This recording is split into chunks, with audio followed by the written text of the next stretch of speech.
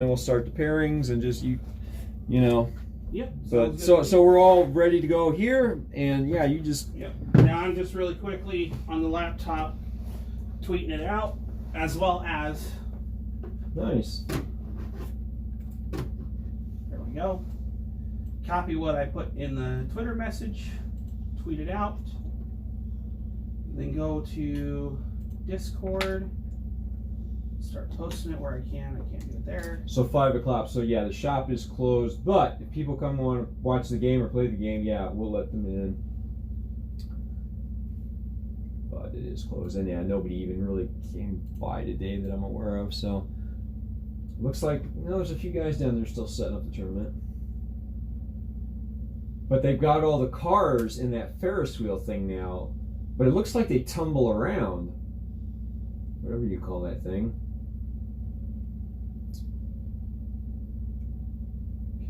Next is, what's that called? I'm trying to read it backwards. No, it's out. What's that say? Into out? Turnabout. Something out. Twist and shout. That's what that's called. Twist and shout. oh, that's cool. Yeah. So you can see the lights on it now, but when it gets dark, man, those lights will be like super bright, man. It'll light up this whole, like, it's daylight. Right. And right. Showing we're live. I'm prepared to be busy. Like I say, people will probably be broke, but they'll be walking around quite a bit. Right. There's like a fun house or something down there. There's definitely eats and drinks. There's the ticket booth. I'm going to say this is definitely slotted for a younger crowd, but that's perfect for Pokemon because the same people that ride these rides are the same people who do the Pokemon, more or less. And then down here is the more, get to be more adult stuff down here. Right. A little more thrilling down there and a little more basic up here. Okay, that works.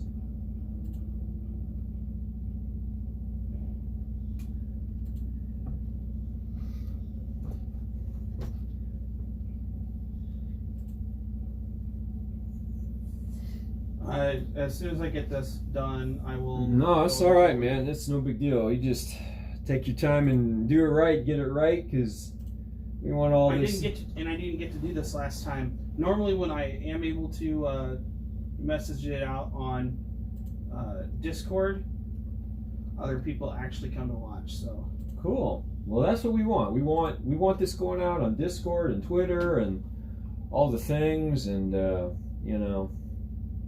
You can be the content creator dude. Dang it, the links. Okay, I got to redo the link. Okay, that's all right, man. The Twitter link's wrong. Dang it. Profile. Shoot. I mean, do you need me to find my Twitter password? It's just no. Oh, okay. No. All right. I mean, I have one. It's just delete. I gotta. It logged me out. I haven't been on it in a while, and so it's like, right. Okay, you got to get your password again. It's like, I got to redo the tweet. Dang it. All right, man.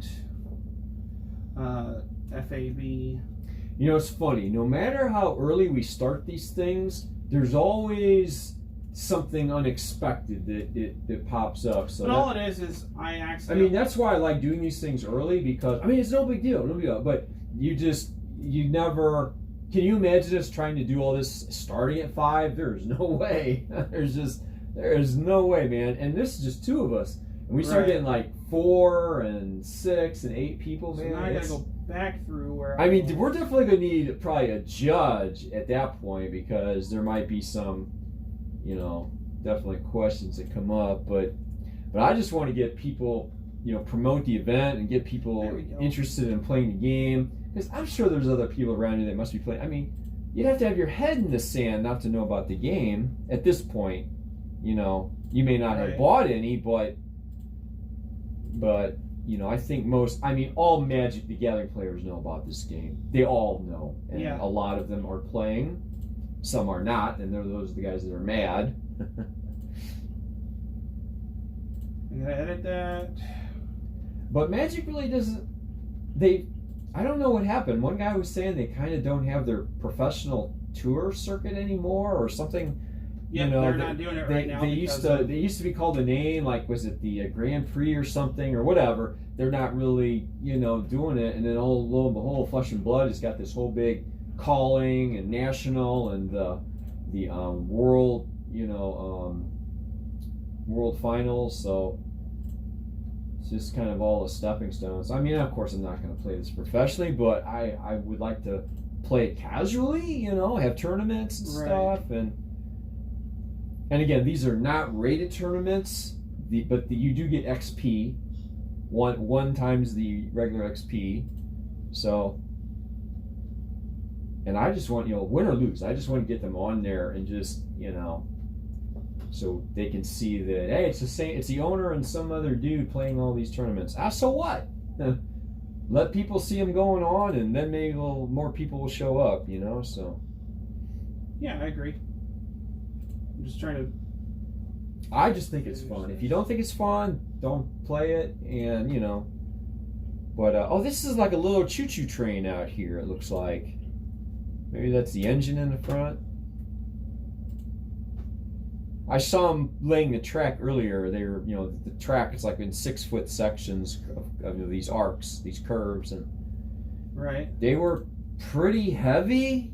These guys were pretty well built that were carrying these tracks, one track at a time. They must look pretty heavy. So, what the heck was that?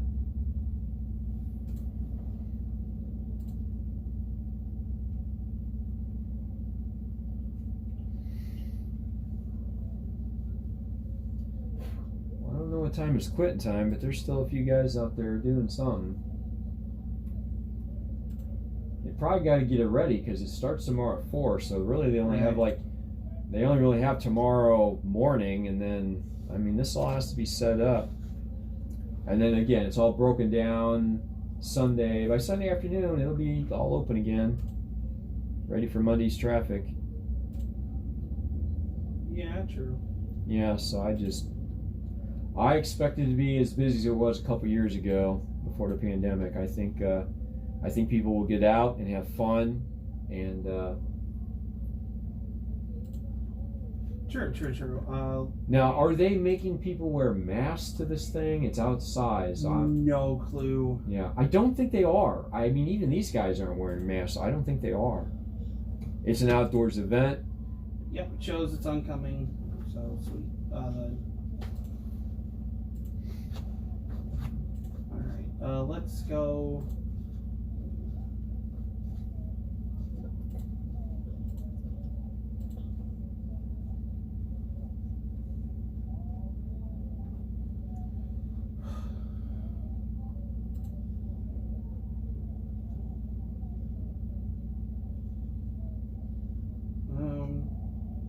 Double checking everywhere else.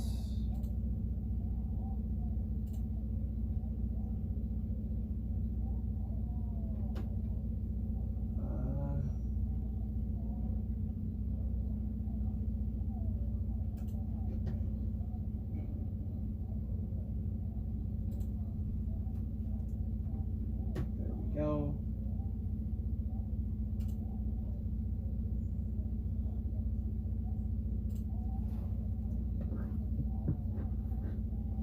I know it's 14 minutes after. I'm almost done. No sweat, man. It's no big deal. And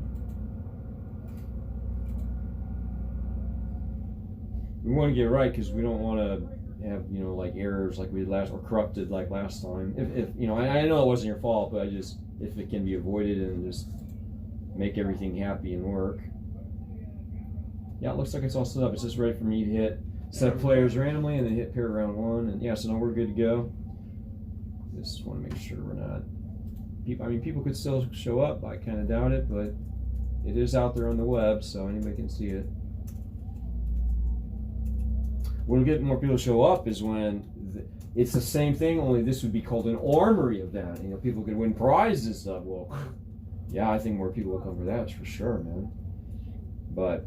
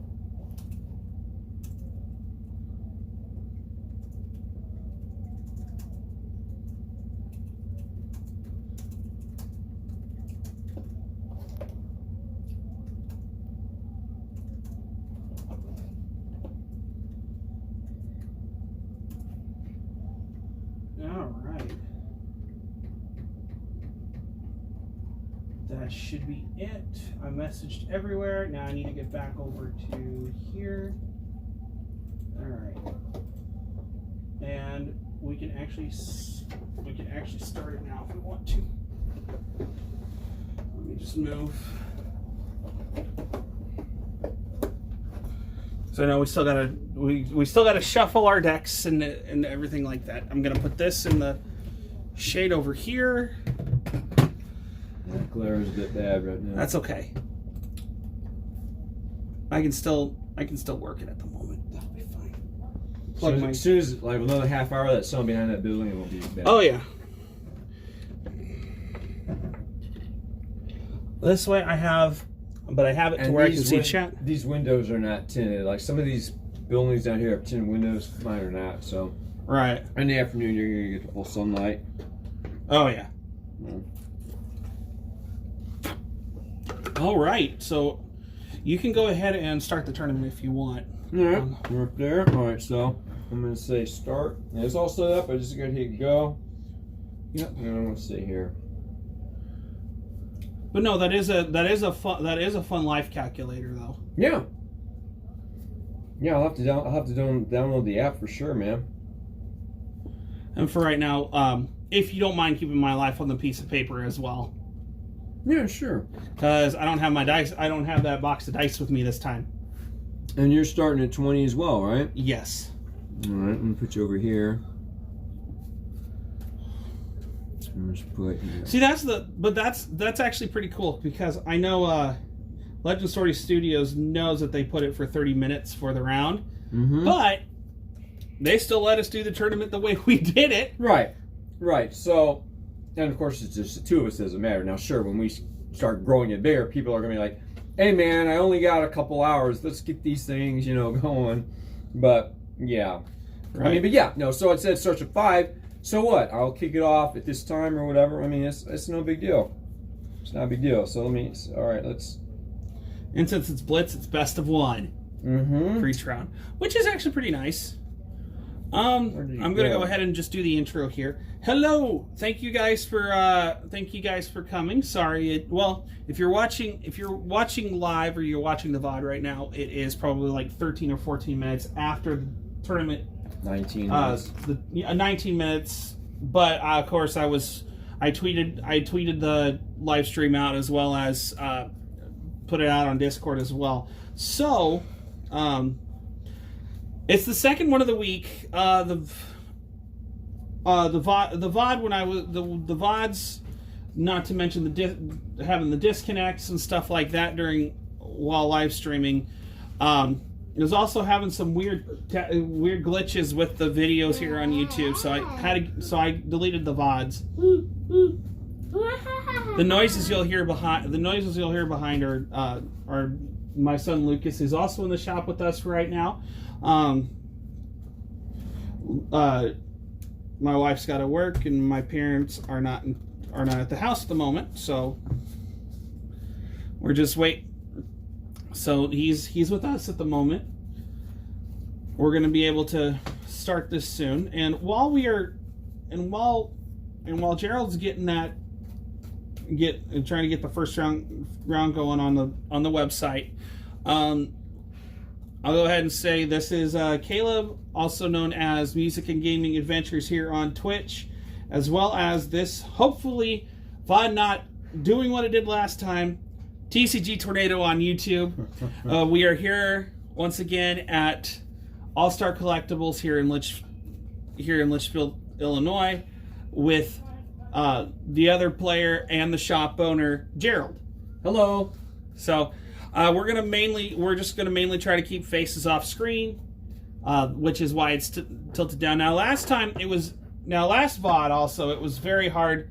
It was actually a lot harder to see the cards and the mats because my phone wasn't sitting up as high. I was kind of hoping to get my camcorder up and going and then just live streaming from the computer. That way I could use my phone as a live counter. However, that didn't happen this time, so we're using my phone again, which that has Streamlabs on it, and the current laptop I'm using does not. I have OBS Studio on that one. which is fine, but I don't have any of my alerts up, whereas I do with the phone. We're just... Yep, looks like we're good. Okay, sweet deal. Shuffling here. Yep. I'm going to reload. There we go, active. Sweet deal. Woohoo! Okay. Now, I think, again, what we're going to do is, like Tuesday, I don't think we're going to bring the time limit into play for now. Because we only did a couple matches against each other. We're still both trying to get the hang of it, especially me with a different deck this time around. Yeah. Gerald's still playing the pre-constructed Prism Blitz deck. I am actually playing a pre-constructed Blitz deck with the exception of 4 cards swapped out. 5 cards swapped out. These are the Monarch Blitz decks. These are the Monarch Blitz decks. Mm-hmm. So both of our heroes are young heroes from the Monarch set. And tell them who you got. Tell them who you got this time. So instead of, I actually can't remember the other person's anyway. So this time I have a hero called Levia, and she is a young Shadow Brute hero. Her intellect is 4, so my hand size is 4, and her life is 20. If a card with 6 or more attack has been put into my banished zone this turn, cards I own lose the blood debt during the end phase. Aha, that's where they lose the blood debt. Okay. Nice. That's so nice. Yeah, it'll lose the blood debt. I'm trying to see how... Bring it down a little bit. Bring it down a little bit, Caleb. There you go. It might not be the best to see at the moment because of the light behind it. That's okay. And I've got a little bit delay seeing what I'm doing on the camera at the moment. So, all right. Gerald and I are still... Oh, yeah. Officially, we both know what each other's armor and weapons are, but officially we have to have them flipped over. Yep. And my character is... Oh, yeah, I already read that. And Gerald is still playing with Prism, which I'm going to try my hardest to make sure he can't wipe me out like he did last time. To be fair, he did have a lot stronger attack cards, too. Yeah, so with these bad boys, with these spectral shields I create. Yeah. So I've got to work. I'm still learning this deck myself, so So I've got to work faster and everything like that. All right. I think I'm good on the shuffling, so we're going to present each other our decks to cut and or shuffle if we want. I think he and I are just going to cut. I'm just going to cut, yeah. Same here. Probably right about there. Right, there you go. All right. So, if you are just tuning in and you're new to the game Flesh and Blood TCG, first of all, it's one that started in 2019 by Legend Story Studios. And the way it's mapped out is as follows. On the left over here is going to be our equipment for our head, our body, our arms, and our feet. In the middle here is going to be our hero. In this case, I have Levia, and he has Prism. And then right next to him is going to be the weapon. Over here, and then also we have an arsenal spot sitting underneath Prism, or our hero. Then we have our deck over here. Cards that go up here are in our graveyard. Cards underneath are banished. And cards over here are pitched. Pitched cards are what we use to get our basically mana resource or whatever to be able to pay for cards to play. And costs can go from 0, and the highest I've seen so far is 4. But they can possibly go higher. We don't know. When the game, with more sets coming out, I have no clue if there's going to be more. So, but those at the end of the turn will go to the bottom of at the end of our turn after we pitch them, they go to the bottom of our decks. So they don't get put into the graveyard. They can be potentially used later on. All right. We need to figure out who's going first. Right. Do you want to do high roll again? Sure, high roll. Yeah. I'll go ahead and roll. 6. Okay. Of course, you get to decide who goes first. 5. 5, so close. All right, so I'm gonna go first. All right, this time. So now what we are going to do is we're going to reveal our armor and weapons to each other.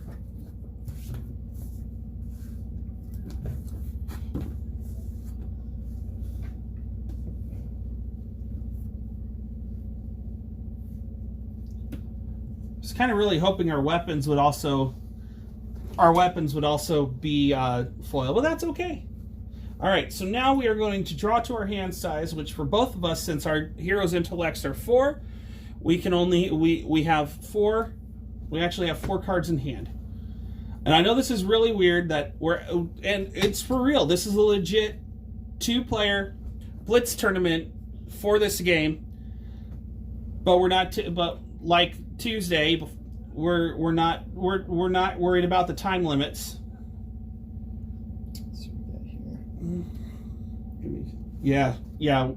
I gotta look at my cards because this is a brand new deck to me, and instead of it being halfway decent, this time it's actually pre-constructed as well. So I'm kind of on the same. So at this point, I'm kind of on the same footing. So. Ooh, this might actually be I wasn't even trying for this, but this might kind of be a counter to Prism. Wasn't going for that.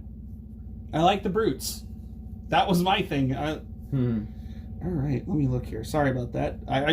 And we've also been like spitballing what we're thinking, even though this is technically an official tournament. I'm actually still very anxious on that with Legend Story Studios, and they probably got a lot of those Google Doc judge applications or whatever.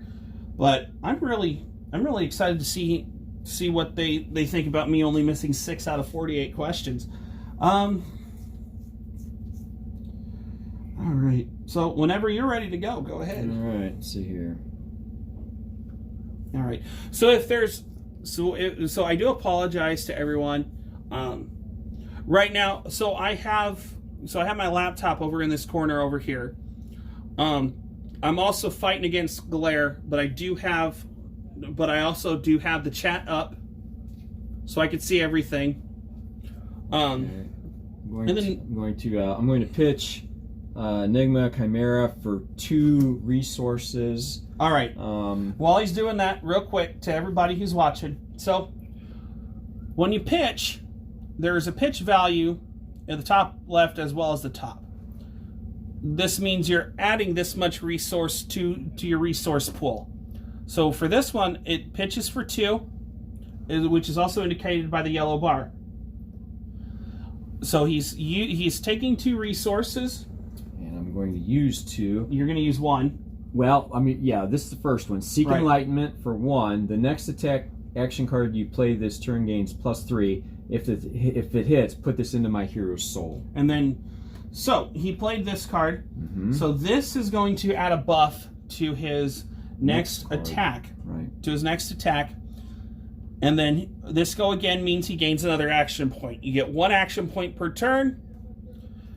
And so he used his action point to play Seek Enlightenment because this is a light action. His next attack this turn. Oh, for this turn, the next attack action card you play, which we'll get to in just a second, gains +3 to its attack, and if any of this damage output gets onto my hero, then this card goes into the hero's soul instead of the graveyard.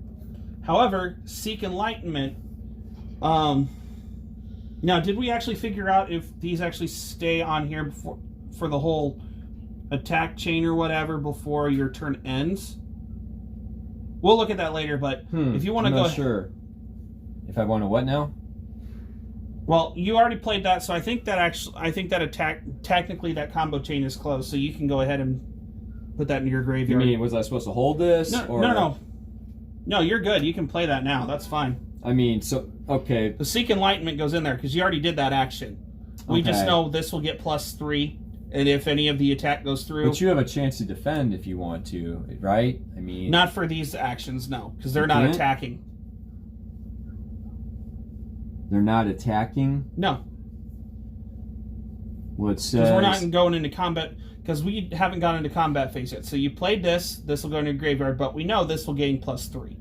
So now you're playing this, and now you're attacking. Oh, so this doesn't stay out here, is what you're saying. Correct. This goes in the graveyard. Well, wait a second. No, it says if it hits, this goes in my soul. Oh, that goes into your soul? Yeah, they both do. Doesn't that say it goes in my soul? The next attack action card you play this turn gains +3, and if it hits, put it into your hero's soul. I think it's meaning this card, not this one. Oh. Yes. It's giving that added effect. The next the next action card you play this turn gains +3, and yeah, it's giving both of those. It's giving this. If this hits, put it in your soul. Okay, yes. So I misunderstood that. That's fine. But you're putting 3 extra attack to it. Right. So I probably would have saved that for one because this already has that. But I thought I thought it was putting this into my soul. If you want to take that back, that's totally fine. No, it's okay. I already played it. That's fine. It's a learning experience. But yeah, no. Yeah. The next attack action card you play. So this card gains +3. And the text, if it hits, right, so this is the card that gains it. Yes. Right, so, and then go again, right, so you're right, that goes in the graveyard. It's live and learn. I thought it meant that one, but this one already has that go in the graveyard. Right. Put it in your heroes, right, but it does add +3 to, all right, so yeah, I'm going to play that. Yeah, all right, so that has the +3. So, okay, you're right, no, you're right, So now, Gerald's going on the attack with he's using the other of his the other resource he has to play War-Tune Herald. If it hits, put it into your hero's soul, which it already has, and it has Phantasm. If is defended by a non-illusionist action card with 6 or more, destroy. Okay, mine actually might be a counter now that I think of it. Mm-hmm. That was not. I was not thinking that when I got the deck. I'm sorry. No, it's okay. With 6 or more, destroy. With 6 or more attack, yeah. Destroy then this just gets destroyed. Destroy and close the combat chain. Yep. Yep. And I am wanting to defend, and I think it's going to Phantasm because. Okay. We'll go with non-illusionist attack. Mm-hmm. Let me think here for a minute. Let's go.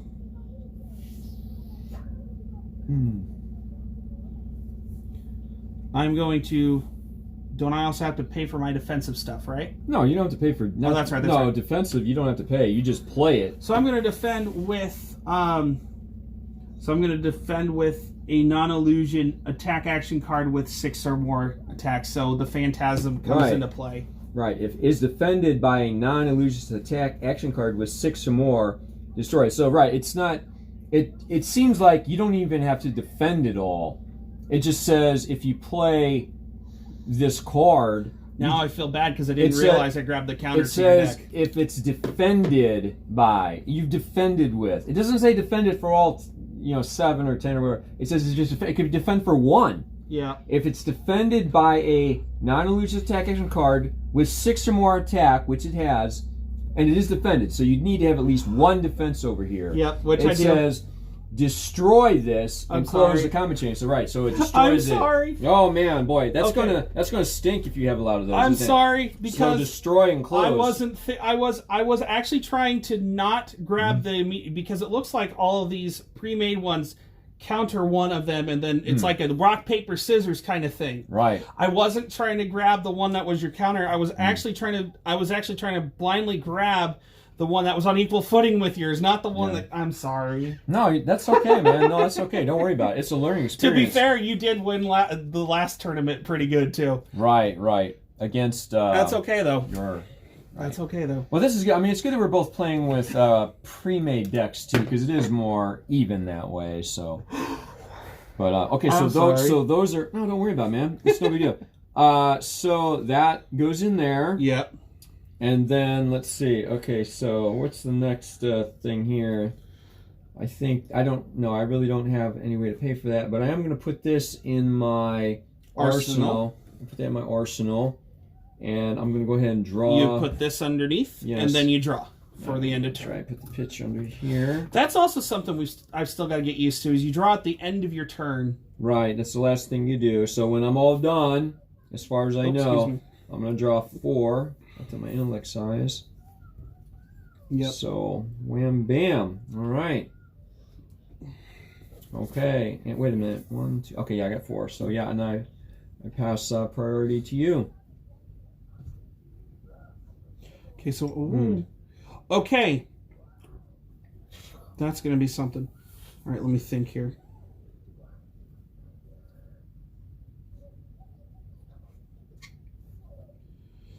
I don't like that I'm having to pitch this for this, but that's so.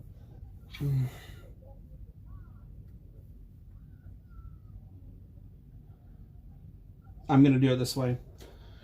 So guess what? The biggest resource cost card I've seen now is 6, and I'll show you why. Really, 6? I'm pitching my Soul Harvest, which is the legendary Levia, which is one of the 2 legendary Levia specializations. For me to play this, I have to pay 6. Really? Yeah. Man, that's expensive. But I'm pitching it for 3. I am pitching it for 3. Okay. And I'm going to play. Consuming Aftermath. As an additional cost to play Consuming Aftermath, you may banish a card from your hand. If a shadow card, which this is a shadow card, is banished this way, Consuming Aftermath gains Dominate. Banish goes down. Oh, it goes Banish. Yeah, that's right. Banish, yep. So what happens now? Consuming Aftermath gains Dominate. Ooh. Which is defended by only 1 card. Yes. Technically, this triggers Levia as well. If a card with 6 or more attack, which this does have, has been put into your banished zone this turn, cards you own lose blood debt during the end phase, but this card doesn't have blood debt, so we're good here. Okay. I'm going to have to remember that this Ravenous Meat Axe, I can actually use that as an attack. So, Okay. Alright. So you're coming at me for a 6 here, and then is there a go again or no? hit? There's no go again. But it just is coming for 6 and with it Dominate. Dominate, right? So I see. You can only defend with 1 card and from the hand. Let's see here.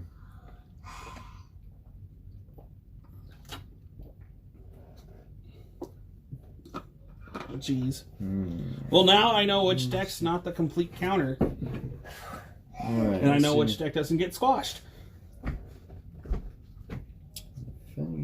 Thank you for the dance moves, Bubby. Okay. Hopefully Mom knows to call the shop phone again when it's time for me to take Lucas back to the house. Yeah, I'm sure, because she did call it, so somehow she got the number. But no, hopefully also this time that the stream gets recorded in one continuous stream. And it shouldn't glitch. And that way I can edit out the breaks as well when we take them. Alright, sorry, I shouldn't. Go ahead. I'm also just trying to keep... Let's see. I'm also just trying to keep, what's it called? Dead air or whatever off of it. Yeah, that's cool.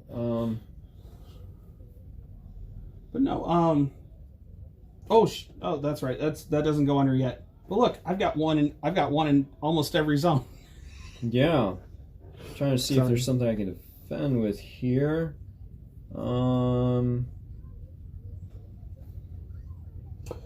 Yeah, this is a complete counter deck to Prism.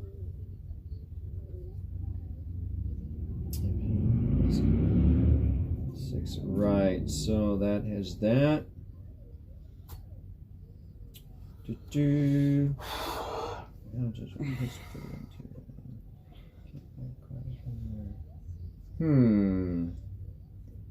This, however, is a resource-heavy deck. Definitely different than the last one I played. Go ahead. Okay, let me see what this one is. I can use this to defend as well.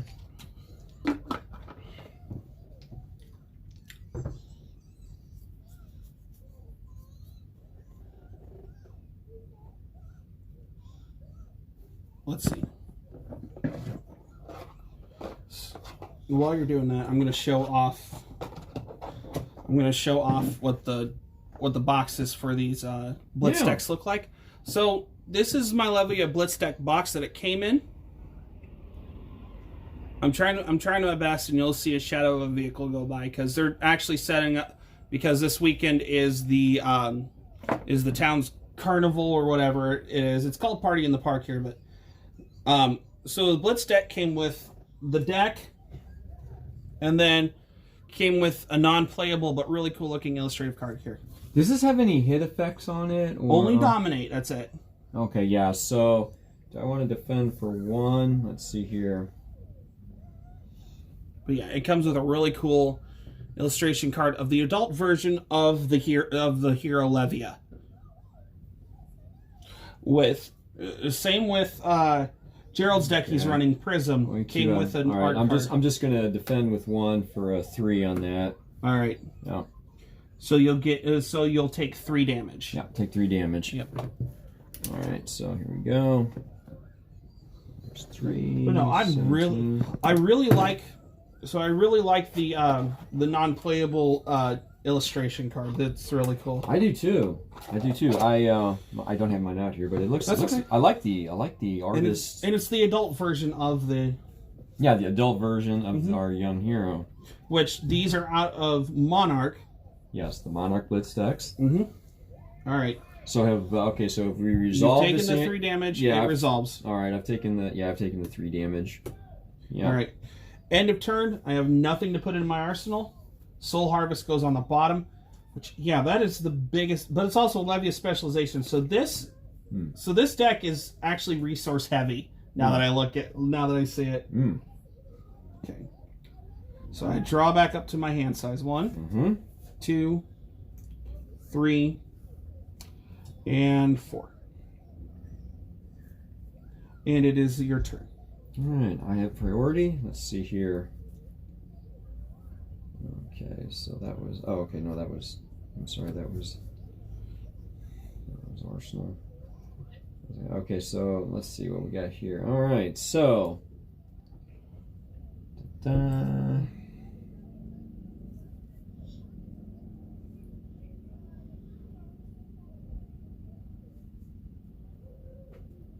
Let's see.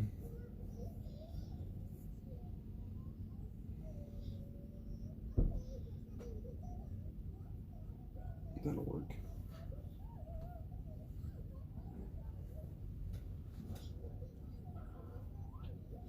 I think.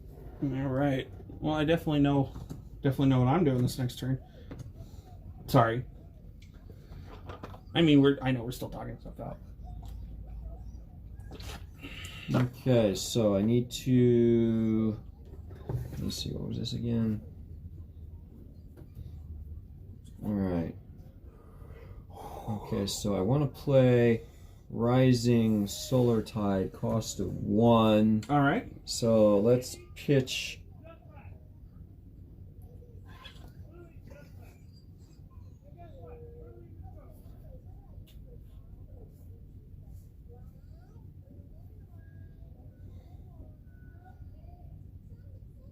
Ooh.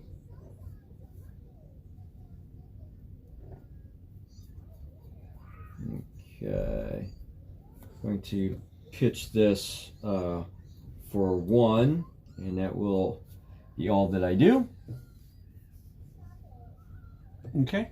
So Rising Solar Tide. If Rising Solar Tide hits, put it into your hero's soul. That's the only text on there. It's attacking for only 4. Yeah, that's fine. I'll take it all. I'm not gonna defend or react with anything. Do you have any reactions before combat ends? No, I don't think so. I don't think I want to do anything else on that. No. So my hero Levia takes 4 damage. Okay. Alright, -4. 16. Okay, so then that just, what does that say? So it hits, put it into your hero's soul. Okay, so it hits, so it goes into the soul. No, hold on. Headphones! Oh, the headphones fell out. Bring it here. Bring it here, Bubby. I'm going to put it back in. Plug it all the way in, Bubby. There you go. Good job. All right. Yeah. So, what do you want to do next? Is this going to be the end of your turn?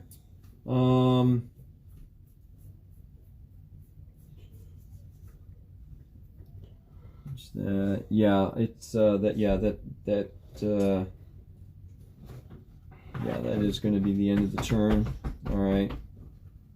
Yep. All right. So I'm gonna go ahead and draw to my hand size here. Okay. All right. I pass priority to you. I need to go party. All right. Hold on.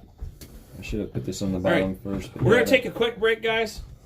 I'm going to take my son potty. I'm going to see if I can... Come on, Bubby. All right. We got one. You going to use the one right there? Yeah, I'm going to see if I can. Okay.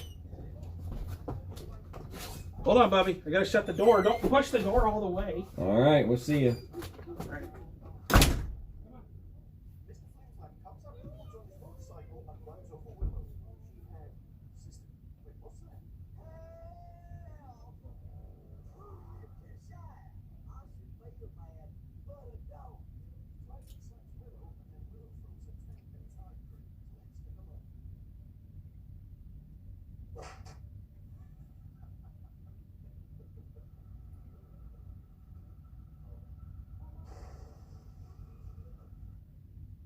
The next one is Katie surgery on giraffe.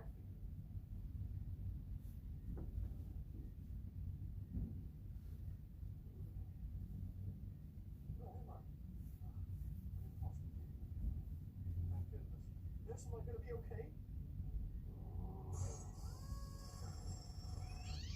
I don't think I'm going to be okay. I'm trying to muddle and I can totally pick you up.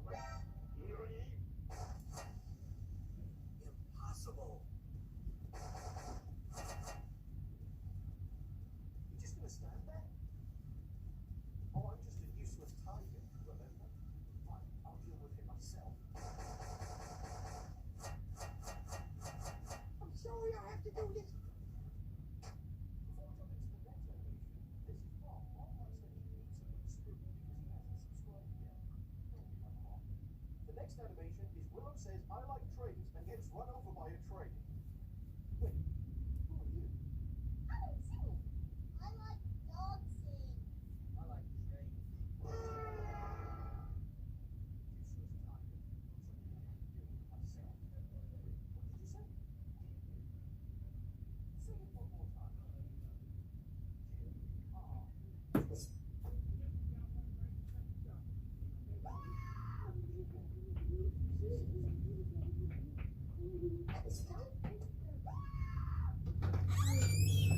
Right there, Bubby. Right here, Bubby. Thank you. All right. I am back, and we can continue. All right, so it is my turn now, right? Yes, I pass priority to you. Your turn. All right, so this is what we're going to do. I'm going to pitch Blood Tribute for 3. Which, if I would actually play that, it would let me opt 1 and then banish the top card of my deck. So I'm going to play Convulsions from the Bellows of Hell. As an additional cost to play... Oh, shoot. I might not be able to do that part right now. Dang it. Nope. Gotta take that back.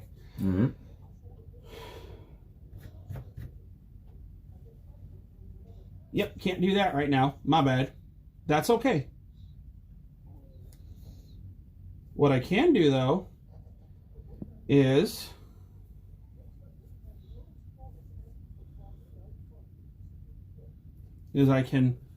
I'll just use one of them to play Savage Swing. As an additional cost to play Savage Swing, discard a random card. Okay, so that's card 1. That's card 2. Odds is 1. Evens is 2. All right. 3. Odd. It's not the one I wanted to discard. That's okay. Yep, I got rid of the top one. Oh, okay. Darn it, that's the one I wanted to keep in hand. Okay. So now I have fulfilled the additional cost. I'm coming at you with 7. All right. Coming at me with 7. All right, let's see what we got here.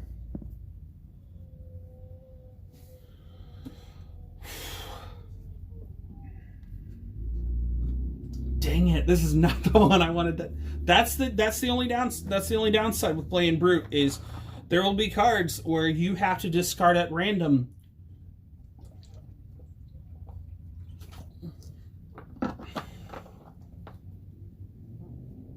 So I figured that's the way we would come up with doing it. I think that works just fine. I was a little disappointed that. That's okay. All right, so Gerald's thinking of a response. It is now, I opened the combat chain. This was my attack step. He's now in his defense step, which he can play any card with a defense on it except for a defense reaction, I believe. Yes, I think yes. So it's because we haven't gotten that stuff, but that's coming at me for 7. No other effects, just 7. All right. Only reason why I picked this deck is I knew it was going to be hard hitting because it's a brute. Oh yeah, it's hard hitting. All right.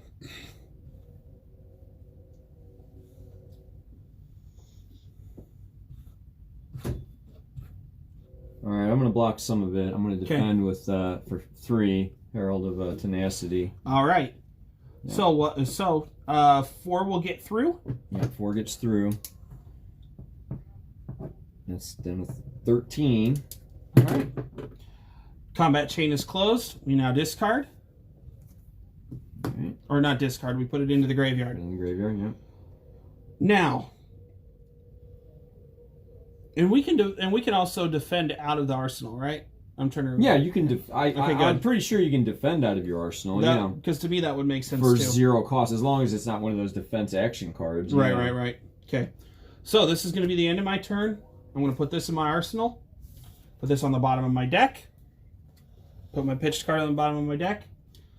My hero's intellect is 4, so I draw back up to my hand size, which is for 1, 2, 3, and 4. This is actually pretty cool. All right, it is now your turn. All right, pass the priority to me. All right, let's see what we have here. We want to do.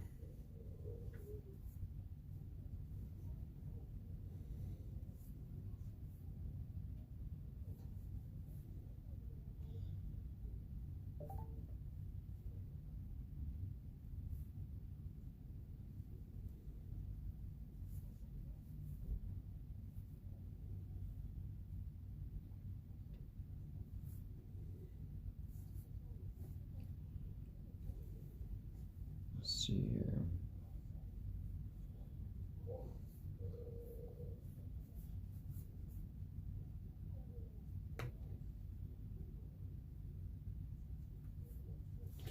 All right. Yeah, I know. Mushroom Knob, I know. Because the Flesh and Blood TCG card game is not a category. How are you doing, by the way? And I just saw your chat, so I don't know how long it's been up. I'm also fighting a little bit of glare, sunlight glare with the window. Card games is? Oh, if card games is a category, it sure is. I didn't know that. Thank you so much. Okay, so yeah, so it's funny. We're still learning this game, but we're in an official tournament at the same time. I know that does not exactly make sense. Because this is our technically second time playing the game. Gonna pitch for 3. And this is our 3rd match that we've played solo. I was about to say, Tuesday, Gerald, the shop owner who's sitting across from me, he won both rounds on Tuesday with the last tournament. Today, this was impromptu. It's like he was able to make this tournament like three hours before we actually played. So, right now... Okay, so what I'm going to do is I want to use my Dreamweavers, my hands armor. Okay. The action is destroy this card. Yep. And my next illusionist attack action card I play this turn loses the phantasm and go again. Okay. Fair enough. So it's going to lose the phantasm because that's kind of a problem I have with your 6 attack and more. So I'm going to spend it right now, right here. Now I can also use this as a spell void 1, which if my hero would be dealt arcane damage, I may destroy these and instead prevent 1 arcane damage. No, we're not going to do that. We're going to do destroy these, and the next illusionist action I play loses and can't gain ever phantasm. So I'm going to burn this to play this, which does have phantasm. That's why I'm doing that, to get rid of the phantasm. So I'm coming at you for 7, but you cannot defend it with a. I mean, I can still defend. you can with that, still it's just you can still defend, but it's not going to be destroyed and close it's the chain. coming at me for how much? 7. Seven. 7, Okay, right? okay. And if it hits, it goes into my hero soul, and I pull 1 card from Phantasm from my graveyard and put it on the top of my deck. So it's kind of a lot of things happening there if Fair it hits. enough. So just want you to be aware because it's kind of a bit of a big deal. But, you know. So I'm going to block 3 of it with Wrecker Romp. And I'm going to let the other 4 come through if there's no attack reaction from you. I don't believe there is. Let's see.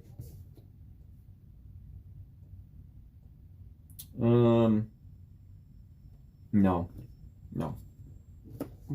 Okay, so what's happening here? All right, It's so 7. 4 goes through. So I'm 4. down to 12. All right, so 4.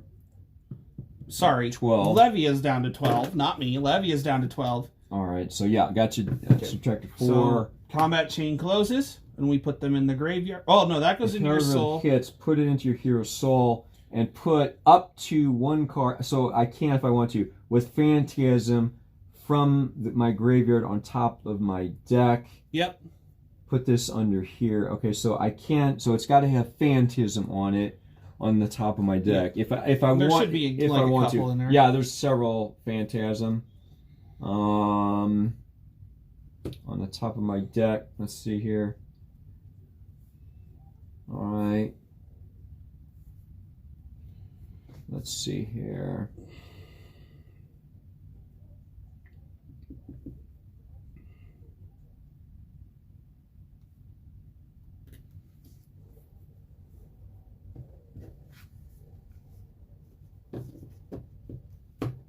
Just checking my graveyard.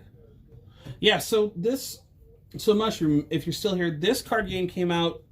The first set of this card game came out 2019, and Gerald and I are actually starting to get into it. We like it. All right, yeah, I'm gonna put this one on the top of my deck. All right. Here. All right. So I believe that's done. Okay, so time to Put the cards you've pitched on the bottom of your library. Yep. And I have already 1 here, and I got 1, so I'm going to draw 3 more, and then I'm going to pass priority to you. All right, sounds good. So now what we are going to do is I'm going to pitch.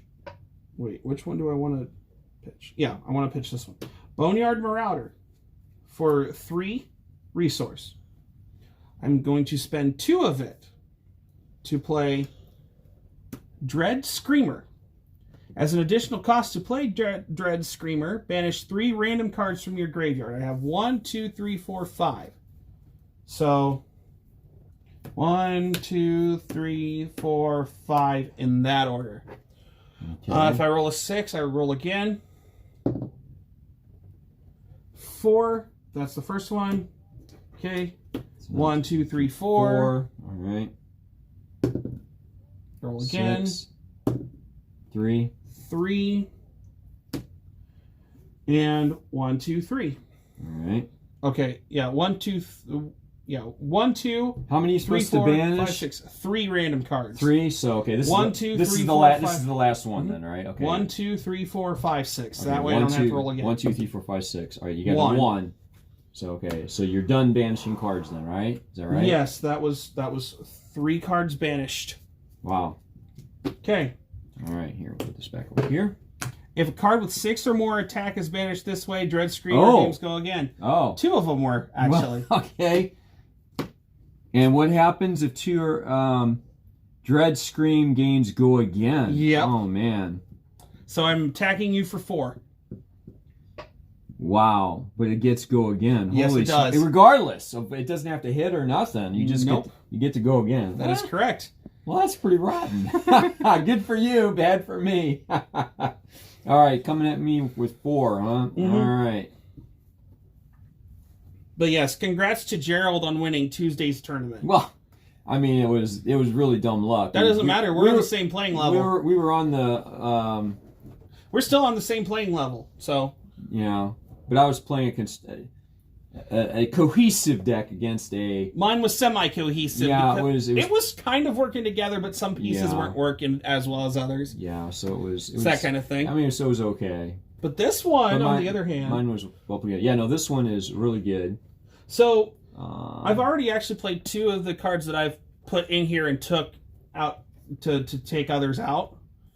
Wrecker Romp and Savage Swing. The only thing is, I do discard a random card, but that also helps with the banishing stuff. So yeah, Savage Swing was up here, Wrecker Romp's down there. All right.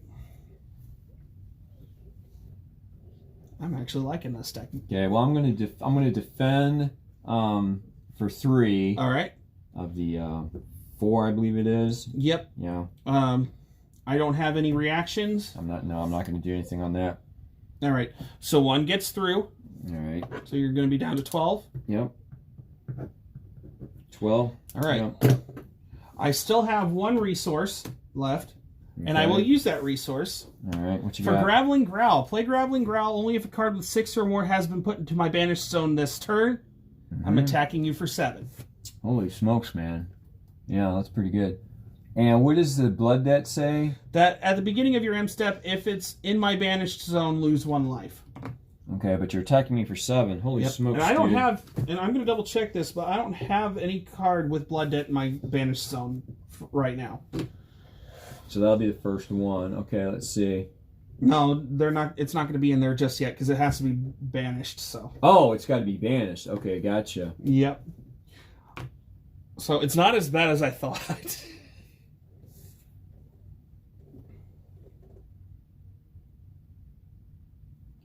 Okay, no, that's not going to work. Okay, so coming at for 7. Goodness. All right. Oh, I could have done that. That's okay.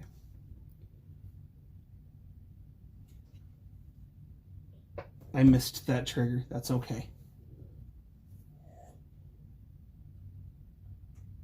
I'm going to have to... Okay, well, I'm going to defend with 3. For 3? Yeah, for 3. And Take 4. Take 4, yeah. So you're going to be down to 8. Yeah. Right, because 7 minus 3 is 4. Got me down to 8 on that, yeah. All right. Combat chain ends. So these go into our graveyards. All right. All right. End of turn. I will put this in my arsenal. Mm-hmm. And I will... Oh, I got to put the pitched card on the bottom of my deck. And then I draw 4 because that is my hero's intellect. And so that is also my card size. That's another thing. We draw at the end of our turn and not at the beginning of our turn, which is a little bit different. But that is still cool. All right. And it is now Gerald's turn.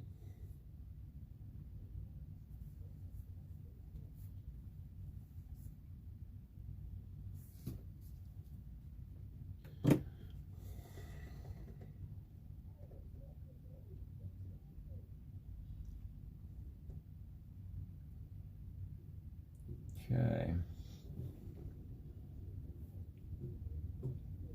It's close. It's a D at the end, not a T, but that's okay. Oh, Gerald. Okay, you're in the middle of your Witcher 3 playthrough. Nice. Wait, playthrough as in, are you just playing it? Are you just playing it by yourself in the comfort of your own home, or are you also streaming at the moment? I hope you're not. First playthrough, but you're just playing it, not streaming it, right? Just curious.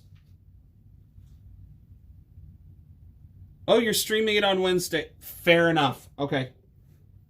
Okay, I'm going to pitch Herald of Rebirth.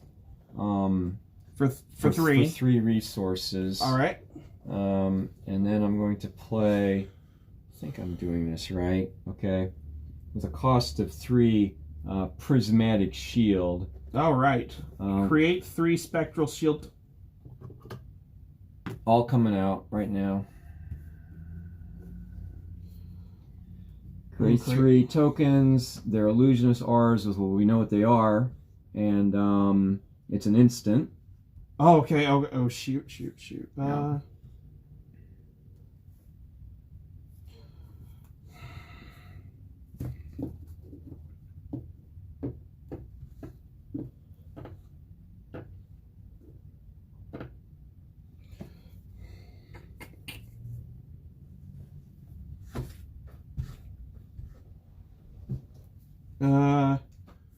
I'm also going to play an instant. Blood Tribute. Off to one and then banish the top card of your deck.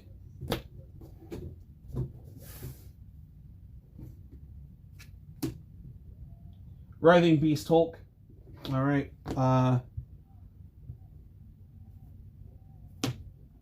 Prismatic Shield can go into your graveyard. Alright. Now that's an instant. Yep, you still have your... I still have my action point or whatever we kind of call it. So, Oh, I can still block these too. I didn't remember that from last turn. I can still block these because you're attacking with them. Mm-hmm. I forgot about that. Mm-hmm. Okay.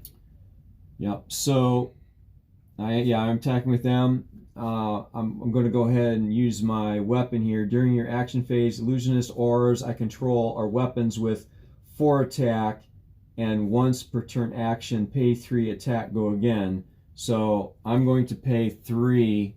I'm going to pitch this to attack with those spectral shields. All right, so you're coming at me for 12. All right, here we go. Mm-hmm. Let me look at stuff.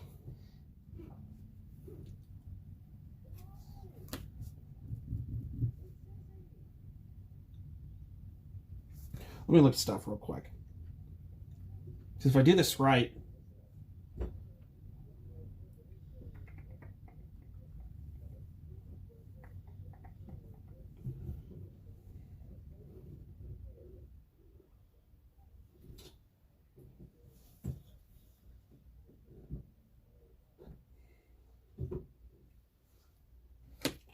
All right, let's do this. I'm going to block 3 of that 12 with Dread Screamer. Okay. I'm also going to block 1 more of it with Barkbone Strapping. So it'll hit me for 8. Okay. Okay. So sorry. Yeah, it'll hit me for 8, and I'll be down to 4. Okay. So if there's no reactions. No, there's no more. All right. So. Oh, that's right. Who's of the Shadow Beast has it as well. Hey, before that calculation, I'm sorry. No. Can I? Yeah, you want to do something else? So block also 1 more of it with Who's of the Shadow Beast. I'd be at 5 and not 4. I'm sorry. All right. So minus 7. So you got 3, 4, 5. So you're defending for 12 5 minus then? 5. Yeah, 12 minus 5 is 7. Gotcha. 12 minus 5 is 7. No. Your attack. No, 7 comes through, and I have 5 life. Oh, you're right. So 7, and you've got 5 left. There you go. Yes. All right. Because you're blocking 5. Yep. So these are both battle worn. So these will actually stay face up here. Hmm. They'll lose 1 defense, so they're at 0. Dread Screamer will come to here. Oh, so they're battle worn. That's cool. You get to use them twice, basically per game. Yes. Nice. So how do you remember they're at 0 then? You just remember that, or yeah? I already used them once. So is there anything else? Is there anything else over there like that, or is that it? Nope. Those are the only 2 that can do that. Okay, that's a pretty cool effect. Definitely. Because that's not arcane damage either. Right. So, yeah, this is not arcane though. That would be like the all right, let me think Wizard here. or Runeblade. Oh. Yep, man, it's the end of your turn. Yeah, let me go ahead. No, you're good. I'm also thinking. Pitch these, and I'm also thinking here, so basically done with that. So I'm going to draw. So you starting your turn then? Let me go ahead and draw. Whenever you're done doing that, then I will. All right, so 4. Yep, I'm all done. Got all my hand size here. All right, here we go.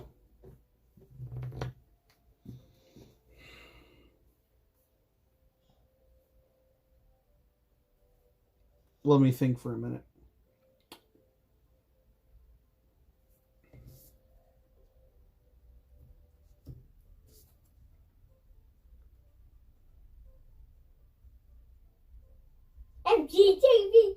I'm going to think for a minute. So, as an instant, I am going to destroy Barkbone Strapping. Roll a 6-sided die. Gain resource equal to half the number rolled rounded down. Here we go. Come on, 6. Come on, 6. Come on, 6. don't get anything. That's a 1. You mean you round 1 down to 0? Well, because it divides it in half. Oh, okay, gotcha. That's okay. Man, okay. So 6 would have gave you 3, basically. Yep.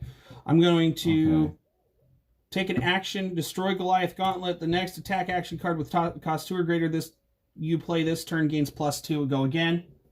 So when I destroyed this, was I supposed to put this in my discard? Okay, I didn't do that. I need to put that over there then. So now I have a thing of +2. All right, so now card with cost 2 or greater you play again gains +2. Go again. Wow. Okay. All right. So it's got a thing of +2. Then I'm going to pitch Wrecker Romp for 3 resource. Mm-hmm. I'm going to play Unworldly Bellow. At an additional cost of play, banish 3 random cards from your graveyard. Next Brute or Shadow attack action card you play this turn gains +2 attack, so that's going to be an extra +4. +2. And I will get to go again. All right. So, how many cards do I have in my graveyard? 1, 2, 3, 4, 5, 6, 7, 8. We don't have an 8-sided die. So, I guess I'll just roll and start discarding from the first 6. Right. When I have my other dice here... How many do you have to banish?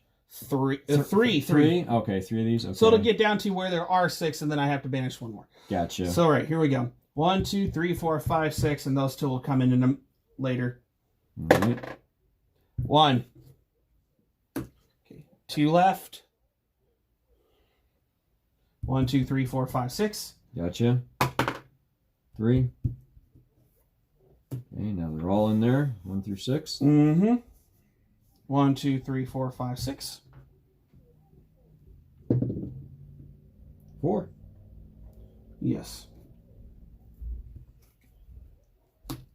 All right. So now I'm +4. Mm-hmm. I still have 2 resource. This goes into my graveyard. I still have 2 more. Whoa. Is the die messed up? A little bit, but not really too much. I can just happen to see it. That's probably how it came, because this is from the right. The Pokemon. It does look a little warped on that side. I mean, that's not from rolling. It must came out of the trainer box like that. Yeah. I just noticed that too. It's like melted on that one side. Okay. Well, just out of curiosity, how many cards in hand? All 4? I have all 4 in hand. All right. None in the arsenal. Oh, did I do that wrong? No, I didn't. Wait a minute. Let me read. So I think... I'm just double checking. I might have done that wrong. No. What do you think you did? Oh, good. You know what? Whenever a card with 6 or more attack is put into my banish zone, I may destroy hooves of the Shadow Beast. I gain an action. No, that wouldn't do anything. Instant. Destroy the Ebon Fold. Banish a card from your hand. If it's a shadow card, draw a card. I'm doing that. Banish. It's a shadow. Draw. I paid 1, right? Yes. Okay, good. This works. Oh. Yeah, this works. All right, so I take the other 2. I'm going to play Dread Screamer for 4, and then it's got +4 on it, so it's for 8. As an additional cost to play, banish 3 random cards from my graveyard. If a card with 6 or more is banished this way, Dread Screamer gains go again.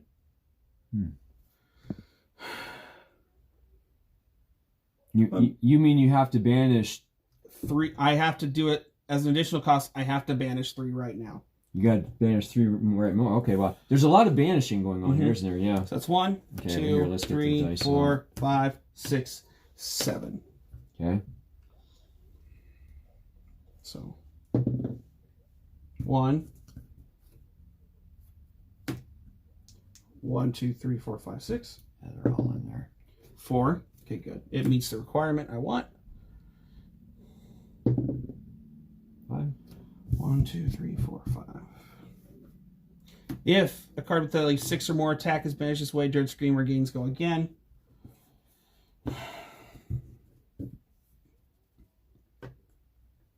And if a card with 6 or more attack has been put in your banish zone this turn, cards you own lose blood debt during the end phase, so I don't have to worry about blood debt.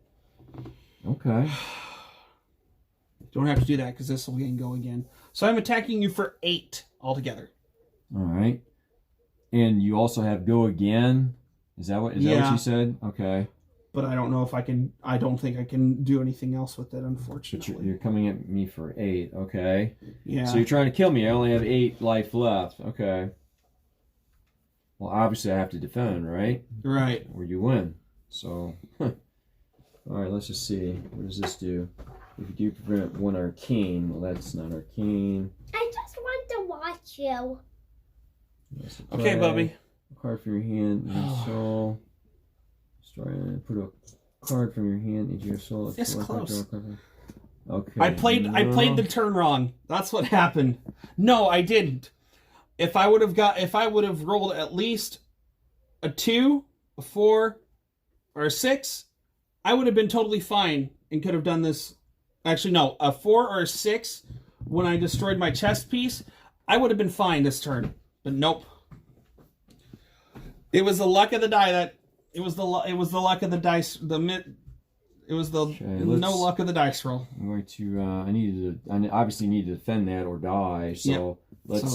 let's defend for 6. Let's defend for 6. Yeah, it's not all 8 as you said, but it is. All right, and then 6. You'll win next turn. So I believe so. Yep, because I have no cards in hand to defend with. Okay. So I'm blocking 6 of the how much then? Of the 8? Of the 8, So I'm taking 2 damage. All right, so I'm at 6. Yeah, but you'll win next turn, so... I'll be coming at you for 12, so is this... Okay, so is this... Okay, good game? That's a good game, yeah. We shake hands, you know. Yep. So... But the thing is, so I want to show you this real quick. If I can find... Absolutely. But that's the thing, as long as I banish a card with attack 6 or more... Yeah, then the blood debt gets lost for the turn. So nice. Let me put all my armor pieces back in here. Yeah, no, that this bark bone strapping chest piece actually plays into it very well. I just got to roll better. Yeah. Because then I could have attacked. Because I could have attacked you with at least the ravenous meat. I could have attacked you with the ravenous meat axe for a second turn or for a second attack. Yeah, and it would gain plus. I love the name, Ravenous Meat Axe. It's like, this is not some holy priest coming after you. A Ravenous Meat Axe is, it's some sort of... All right, so we gotta go onto the Flesh and Blood website and confirm who won and who lost. Yes. All right, I'm going to be shifting tabs on my laptop real quick. I lost. And technically, after seeing the cards in this deck, I actually do have counters to you putting stuff into your soul. Nice. That's good. All right, so I lost. All right, so let me go in here. Where am I at? Okay. And there was one that already came through too. Here it is, on demand, active. Okay, report round 1 in progress, table 1. You versus me. Report results for me. I won, I lost, draw, drop me after. I'm going to say I won. Did it turn? Yeah, okay, so it turned dark. Okay, and I was player 2 that time. All right, so now let me come into the tournament rounds. And let's see here. Yeah, so like that soul harvest that I have, it reads, and I quote, as an additional cost to play soul harvest, banish 6 cards from your graveyard. So not random, banish 6 cards from your graveyard. It gains +1 Gains +1 attack for each card with Blood Debt banished this way. If Soul Harvest hits a hero, banish all cards from their soul. They lose life equal to the number of cards banished this way. Oh, man. So yes, this deck is an actual counter to your deck, and I rolled incorrectly on a dice roll. Like I said, I was actually trying to find the one with equal footing. I found wrong, but... All right, round one's over. Say player. I was player 2, so player 2 won. Highlights me in green, and it puts you as player 2 again. Yeah, it put, but it will do random, so it'll probably toggle it back and forth. And then okay, so we don't want to drop anybody. No, that's done. So technically, we got to flip those back over. Print. We hit print pairings. Something I want to check real quick. Pairing. Camera's getting moved real quick. Print that out. Checking to make sure I have no more missed calls since. No. All right. Yeah, because I'm live streaming this from my phone. So in a minute I'll get to... All right, Gerald's got to print. I'm going to print out the score sheet for this. Oh, that don't look bad. Move it over that way. There we go. Okay, I'm gonna grab those 2 pieces of paper. Hey, if there's any... Also, for anybody watching on YouTube, when this gets uploaded to YouTube, leave a... I'm going to say this. For anybody who plays Flesh and Blood and is watching this on YouTube later... If we've made mistakes during this tournament, please call us out on it so we know for next time. Because we're still learning and we're most likely going to make mistakes here and there too. So yeah, exactly. So yeah. Now hopefully this time the video don't corrupt like it did last time. The videos don't corrupt like they did last time. All right. So now before we get into round 2 even starts, it's got to be check mark 2-1, so player 2-1, which in this case player 2 was Gerald. He is now signing for this to be accurate, which I actually like this because this keeps players accountable. Yep. And then I sign. They must be randomly assigned codes because I don't know if you actually signed up as a player before I did. After you. The shop signed up before and it has a lower number, and then I went on, and when I knew we was going to have a tournament, I went back and signed up for the first one, and so it had like a higher... So there we go. We have to sign these each round too. That just shows you what the... Yep, I lost pairing, one. Right. Gerald won one, and this is for the current tournament, so that was round 1. Apparently I'm supposed to print these out after each round, which when there's more people, it'll fill up more of the paper. It seems like a waste right now, but that's fine. That's okay. So anyway, but all right. Have you So do it. That's 20 fine. life and 20 life. All right. And I think so. Let me go ahead and see. Okay, so I printed the pairings. Oh. I printed the results. We're not going to edit, so back to tournament. We'll head back there. And I'm going to go ahead and start shuffling my deck here. Absolutely. Okay, so all right, so again, I'm highlighting green because I won. Player 2 won, and Yep. I'll probably be player 1 this time. But I'm going That's to fine. pair round 2, and there we go. Pair round 2, and we'll see what happens here. So now I'm player 1. Yes. Okay, I'm player 1, and if I go back, it says round 2 Swiss. So now if I go back into my personal one, let me see what happens. Yes, round 2 in progress, still in table 1. But I'm player, now see how it's total now, I'm player 1. All right, so. Yep, All right. I see it too. All right, so that looks good. All right. So normally there's actually Shuffle. So for those watching, normally there's actually a 30-minute time limit for these Blitz games. However, since we're learning still, we are kind of not worried about the time right now.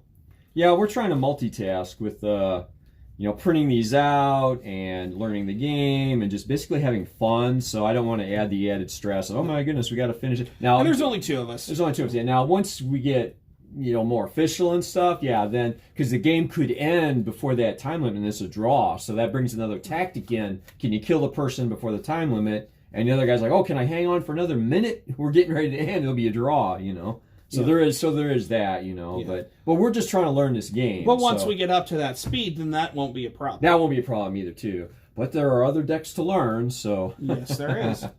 Yeah. But no, knowing that I can. Yeah, that's a good. Can I read the Spectral Shield for a minute? The Spectral Shield token. Yeah, absolutely, man. Yeah, they're all the same. I got 3 of them here. If your hero would be dealt damage, instead destroy Spectral Shield and prevent 1 damage that source would deal. Yeah, can use it to. Yeah. So, like I said, we're probably during these games making mistakes that we don't even see. Probably. So would not surprise me at all. And I did tag, when I tweeted it out on Twitter. I know it's tweeted. Tweeted it out on Twitter. I did tag the Flesh and Blood game in it. I could have. Oh, nice. I could have tagged Legend. What is it called? Legend Story Studios. Yeah, I always LSS. get that wrong. Well, it's a kind of a tongue twister. It's LSS, Legend Story Studios. Yeah, Legend Story Studios. Yeah. All right. Yeah, I think we're.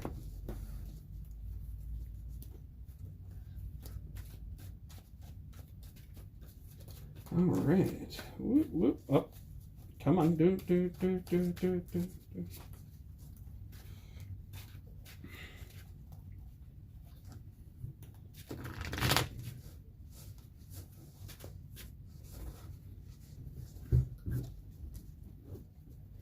All right, give me a minute, and I will be ready to cut. Good, that sun is down behind the building. That's a lot better. And the glare is much easier to handle. Right, something else I want to look at real quick. Practically non-existent. It's Twitter notifications. There you go. Somebody liked my tweet. Nice. Sweet deal. Well, they either like you or they like Flesh and Blood. Either way, it's all good. Oh, that is cool. So I am going to follow.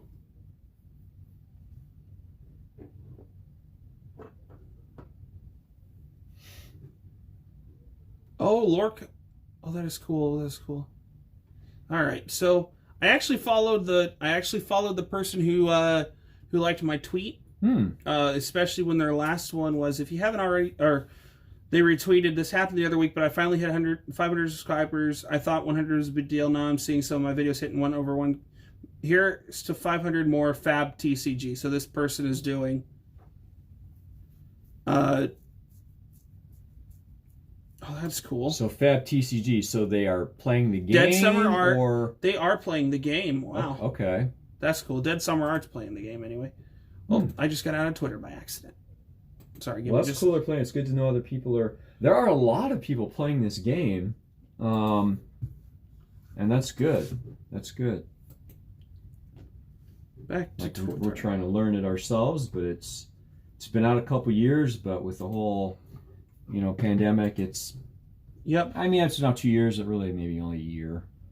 All right. So, now I'm back to where I can see the comments.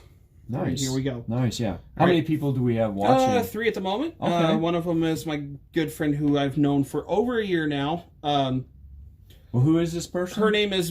She goes by the handle Mushroom Knob. Mushroom I know. Knob? It's as dirty as it sounds, yes. She's actually halfway across the world, so... Oh, somewhere on the in eastern hemisphere. Okay, yeah. Yeah. Well, welcome.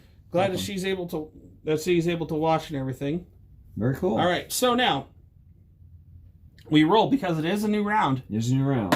Oh, yeah, because each round in Blitz is a best of 1. Right. We don't get to sideboard nothing. I see the Mushroom Knob heart emoji. Yep. Nice. All right, so high roll gets to decide. Oh, I got one. Well, anything but a 1 then.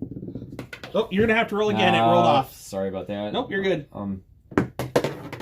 3. All right. So you can decide to go first again if you want. All right, it's still bad. So I'm going to go first. All right, let's flip our weapons and armor over. Yeah. It's the same as before, but we have to do this each round.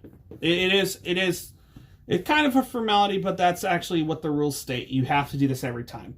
Now, if you're doing kitchen table and whatnot, and I understand this is halfway, but we're still doing tournament. Yeah. We might as well just do it. I also actually took the judges test for this maybe a couple days after I found out about this game from Gerald. And have you heard back on the? No, I have not. Okay. I'm hoping Legend Story Studios can get back to me on that, because I only missed 6 of all however many questions there were, and there were a decent amount of questions. I think you told me there was 48 questions. 48, yeah. So that's quite a bit. I don't think I could have done that. I missed 6 out of 48, and a few of them were like stuff I couldn't exactly find in the rules or how the cards interacted. But oh well, it's okay. I'm gonna draw. Let me draw mine so that way you can start. My bad. What did I get here?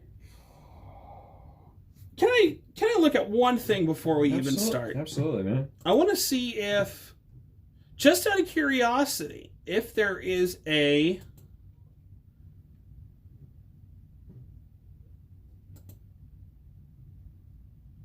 let's see. Deck requirements, card types, zones in the arena, start of game procedure, that's 12. So I would actually like to know if there is a mulligan style thing in this game where if you don't like your hand, you can... Oh, yeah. I don't think so. I don't think so. I've never seen anybody do it. That's why I say that. Fair enough. I just want to see in the rules. Yeah, but I don't know. I don't know. Like, oh, I don't like that. Let me draw again because I don't have anything. Because that's part of the whole thing. There's really hardly ever a dead hand. You can always pitch or play, right, or defend. So maybe not. Doesn't hurt to check. Absolutely not. But I need to go to page 20. That's what happened. There. I have the official. So I have the comprehensive rules PDF. Somebody once told me that I look like I'm 40. Oh no, I didn't get it right. I got. Hey, Disco Bunny. Thank you for. Yeah, this. And then they looked like they felt dumb. Then they held on. It's a parody of. But they turned around and then walked away. It's a parody of the start of. So that Smash happens when that's some special event Disco triggers. my friend Disco Bunny, who lives in South Carolina, she cheered 10 bits saying stopping by to say for some love. Thank you so much, Disco Bunny. Somebody once told me that I have a great rest of your stream, Caleb. Thanks for another. Corrected and said 28. That's gonna be that every time somebody cheers. Then they looked like they felt dumb, and they held on to their bum, but they turned around and then walked away. We want to hear more of those, don't we? Yes, and there's different ones for different things, like for follows, for subs, stuff like that. That's cool. So thank you so much, Disco Bunny, for the 15 bits altogether. Yes, we will. Hopefully you and the significant other are doing are doing great, or as great as you can be right now. I know this. I know the situation. Don't worry. So we're actually getting into round 2 here, and all of a sudden I hear, oh, something. Yeah, I am not seeing a mulligan. So nope, just double checking. So I'm not too thrilled with what I have in my hand, but I gotta roll with it. So let's go. All right, Gerald, your turn. All right. Well, I'm going to pitch Herald of Ravages for the 3 resource. In order, let's see, which one was it? It was this one here. In order to pay for the cost of 2 Herald of Protection. Yep. Just basically, if it hits, it goes in my soul. This has Phantasm. If it's defended by non-elusive attack with 6 or more attack, destroy it and end the combat chain. All right. So. And I am. Well, we know you have one. You got a bunch of them. So the Phantasm takes effect. So Phantasm kicks in. Right. And they just go to the graveyard. Right. So it goes over here to my graveyard, and that is a bummer. Like I said, I did not mean to basically pick the. Yeah. Boy, it's the okay. So anyway, but You still have 2. Yeah, you still have 1. Sorry. still have one, and But no, that was your only action, wasn't it? Yeah. yeah, no, That was your action. yeah, that's a small action point. So I don't have go again. So I really, I can't use anything else. So That's okay. I'm going to lose that. But I do want to put Something into something your in my arsenal, leaving me with 1 in hand, and so I'm going to put the pitch at the bottom. Yep. And draw 3 more to fill my hand size. And I'm going to pass priority, Caleb. All right. Yep. Thank you. Yep.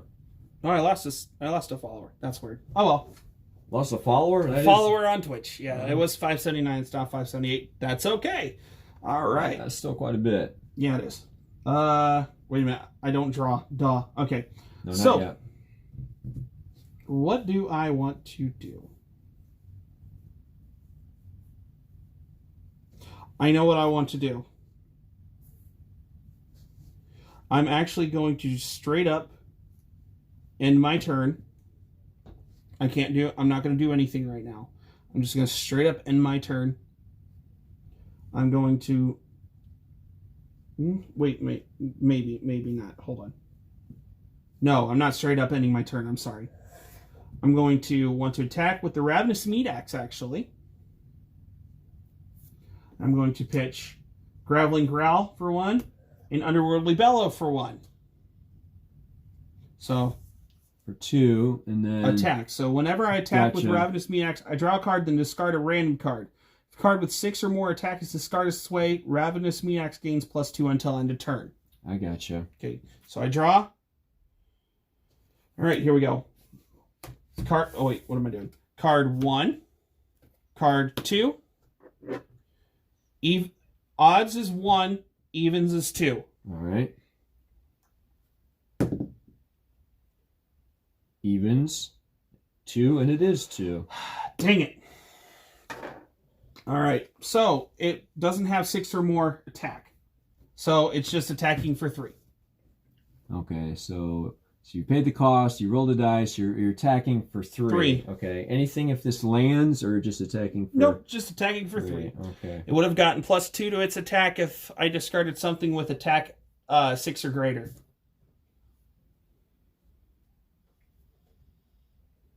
Thankfully, that blood debt doesn't work unless it's in the banished zone. I thought it said graveyard at first. I'm like, holy cow, I'm playing with extreme fire. But nope. Yeah. But no, we're doing good. Oh my goodness. I want to at least win 1 game eventually.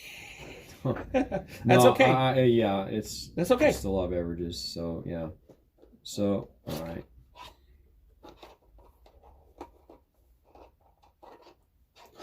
Yeah, so so both of these decks are pre-constructed.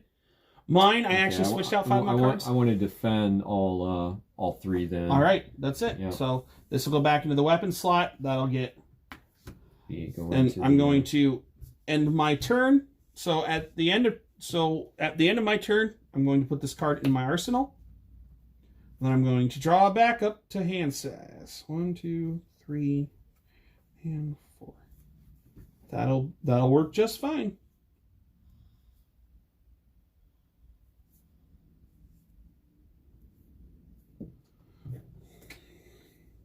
Nope, wait a minute. Forgot to put the pitched cards on the bottom. Oh, okay. Gotcha. All right. It is now Gerald's turn.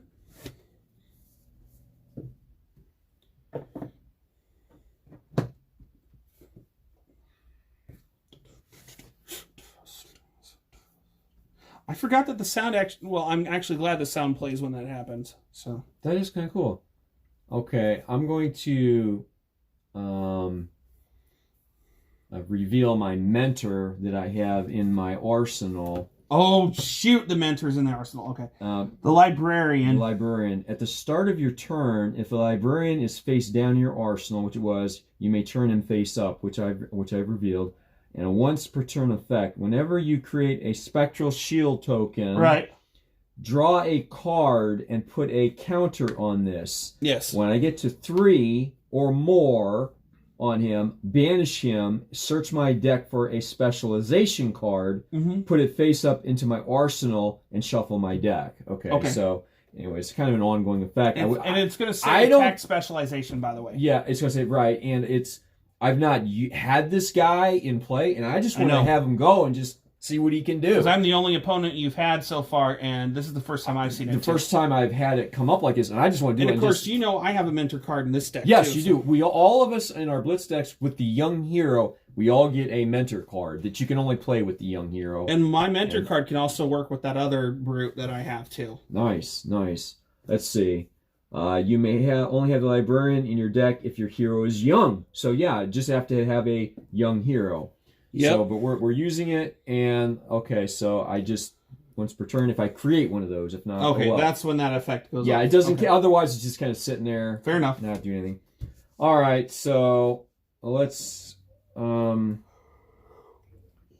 right, so showed that. What do we got here? So round robin, the way round robin works is that if I lose twice, I think the tournament is over. I think that's how it works. On round robin? If somebody loses twice, then it's over. I Okay. think that's how it works. So like a double elimination kind of thing. Oh, no, wait, no, that's not. Never mind. That's called double elimination. My mind is... Yeah, you lose twice and you're Just out. out of So you lose one and then come through on the losers bracket, but you lose twice. How does a round robin... Well, this is a Swiss, is what they call it. Oh, it's a Swiss, not round robin. They're calling this a Swiss, yeah. Swiss round 1, not Swiss round 2. How does a Swiss tournament work? Competitors meet one-on-one in each round and are paired using a set of rules designed to ensure that each competitor plays opponents with similar running. Oh, that means... So if there was more than the two of us, then people who start... losing more gets paired up with people who are losing more as well. Right, because and then winning and winning. It does keep track of the score. So when I do random, it's going to generate based on the score. But yeah, in our case, we're the only two here. Right, so it's not that big of a deal. But yeah, no, I can see it. Now I see why it prints this out. I'm like, why does it keep bringing this out? Well, because it's going to go on that for the pairings on the next round. Yep. Okay, now I see. Okay, it makes sense, the big picture. So, all right, so let me get back down to this here.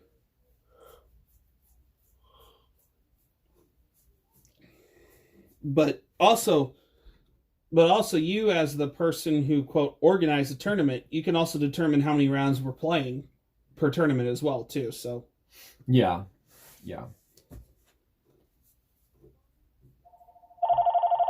That might be... What's the phone number? Might be your mom. I don't have caller ID on this one, so I don't know. I'll just answer it regular, so... All-Star Collectibles, this is Gerald. May I help you? All right, I can take him home. Okay. Yeah. You need Caleb to bring. Lucas home. Okay. Okay. Yeah. He's on his way now. He's bringing him home. Thank you for calling. All right. Bye. For everyone who's watching, give me a few minutes. I've got to take my son home. My parents are at home now, and I will be back. So we're gonna take a little break. You ready to go home and see Grandma? I think she said her name is. Said her name was Gina. Is that Tina. Tina. Okay. Yep. Tina. All right. And then when we get back, you'll be able to eat. What are you upset about? You okay, Lucas? He was doing that thing with his ears. What are you upset? You don't want to leave, do you? Mhm. Oh, you do? Here, give. I said I don't. Yeah, you don't. Here, give me a hug. Oh, I'm sorry, but yeah. Yeah. When he's frustrated and he does that with his hands on his ears, that's what. Here, let's get you out here. So there you Well, go.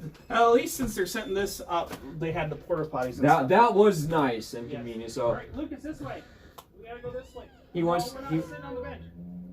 Nana and Papa are at home, and they want you to come home now, Bubby. Lucas, come on. Please. 1, 2. Don't make me get to 3. You obey your dad. I want to see you again, Lucas. So yeah, but. I know, Bubby. Come on. We'll see you later. Okay, I'll see you later, Lucas. Have fun. School tomorrow. All right.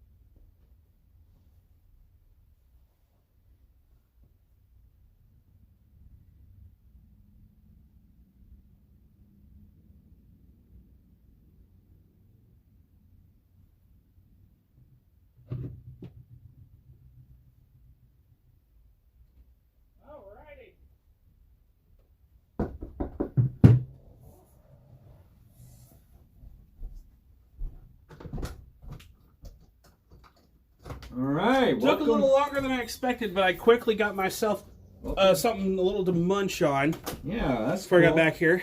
Welcome, welcome. Yeah, something to munch on. Yeah, I got some graham crackers over here and some water, so I'm good. Melted cheese and pepperoni on bread. Oh, okay. So like a pizza, but not. Yeah, kind of like a pizza, but, All right. but not. Yeah. So we were on your turn, right? Yes. Okay. Is everything started up again? Yeah. Oh, everything's still going. Everything's still going. It's still going. Okay. Okay. So right. So I revealed the librarian down here.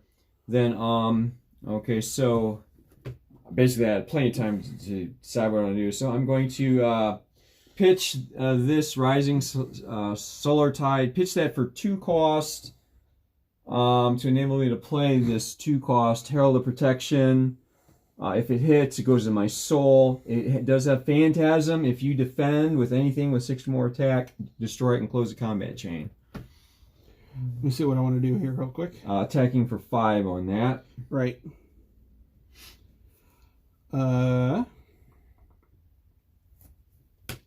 6 or more. 6 or more, right. So very good. This is instantly destroyed as far as I can tell. Nothing more to see on that. And nothing was created here. Right. So I believe, okay. So I'm okay, yeah, I know I'm going to end the turn by putting pitch cards at the bottom. Yep. And drawing to my hand size. So I'm going to draw 3 more. 1, 2, 3. All right, and I pass priority to Caleb. Yes. All right.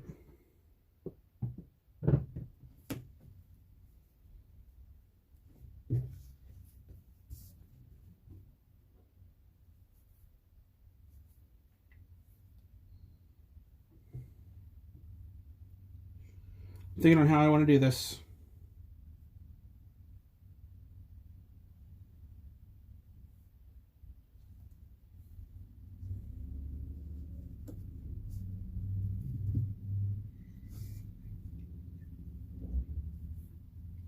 All right, so I'm going to pitch Dread Screamer for 3.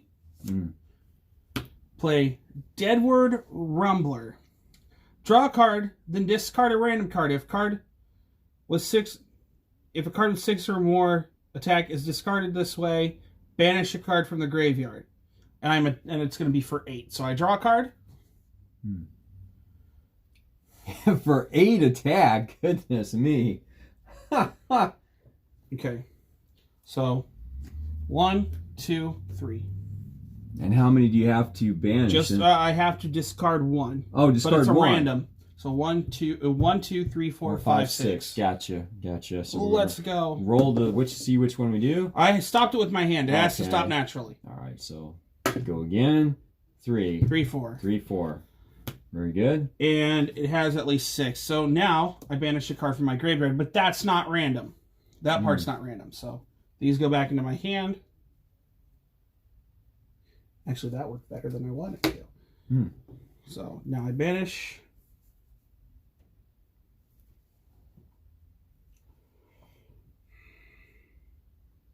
At the beginning of your turn, end phase, if Doomlord Rumbler is in your banished zone, so it just so Blood Dead is just for 1 damage. Okay, yeah. 1 life at the end of turn. At the end of turn, if you have 1 health, does it? Let me ask you this: if you have 1 health, and you don't meet the requirements for this, yes, it will kill you. It will kill you. You're right. Okay, so but this kind of wipes that out, right? That's why I picked one with at least 6 attack. Right. So that won't happen so Blood Debt won't happen at the end of turn. All right, so I'm coming at you for 8 damage. All right, coming at me for 8. Wow, that's a pretty good attack, man. All right, coming at me for 8. Wow, goodness me. All right.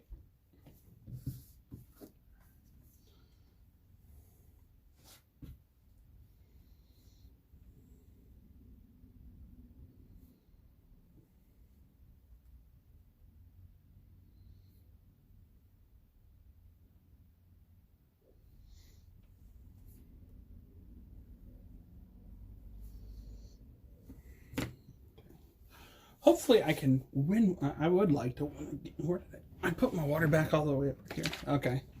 Okay, I'm gonna defend for defend for 3 All right. of the 8. So and, 5 will get through. I'm going to take 5 unless there's another. I don't have step. anything else. All right, yeah. So 5. That was a good attack. That was 8. I don't think I have ever had 8 just on a card that didn't have a little. I missed that trigger. Dang it. That's okay. Did I got to remember that I have a trigger on this thing. Whenever with card 6 or more attack is put in my banish zone, I may destroy it, and if I do, I gain an action point. I have to remember that. Oh, you get another action point. Okay. Yeah, that's kind of a big deal. Yes. Okay. So, end of turn. We are going to put that in my arsenal, and then next would be that on the bottom, and then draw hand size.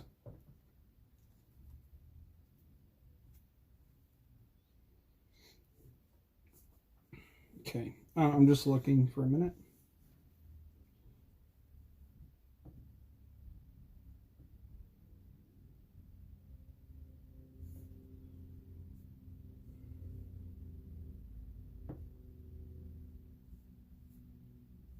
All right, sweet, your turn.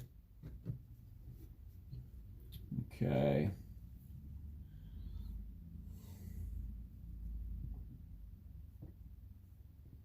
Let's see.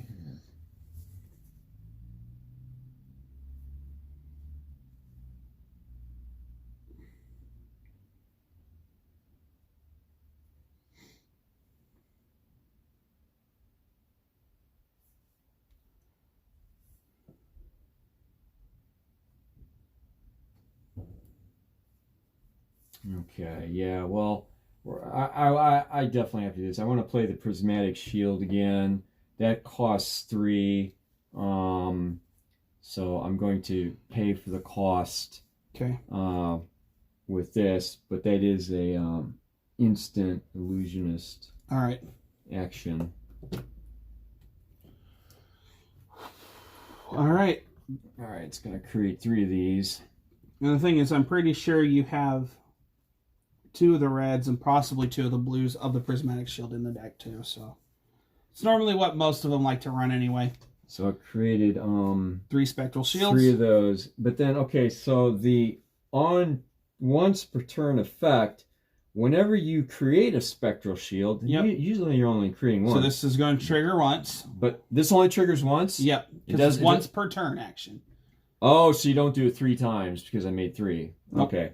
So once per turn effect. Well, it's definitely, and usually it is only once per turn. Mm-hmm. Okay, once per turn effect. Whenever you create a Spectral Shield, and I created 3 of them, so I goes, draw a card and put a lesson counter on the Librarian. All right. I'm going to put our lesson counter on there at 1. Okay. Okay. Draw a card. It's talking about drawing a card. Yeah, because you draw a card. Wait, let me see this for just a second. I'm sorry.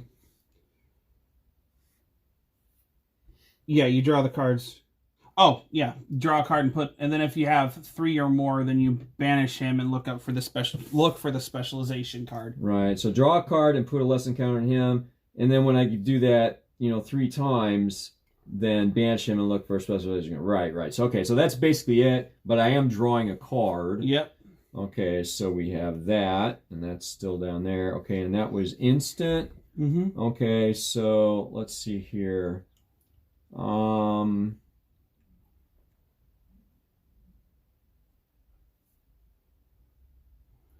Okay, going to pay the cost of 3. Yep. To swing with the Iris of reality once per turn action. So this is it. 4 times the 3 is 12. Attack and go again. All right. So what I want to do now is, how much is that? 12. 12. Yeah. Okay. So.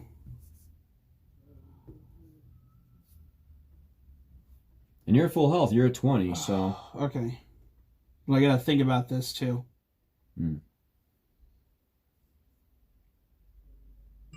Absolutely, man. I know I took my time, so.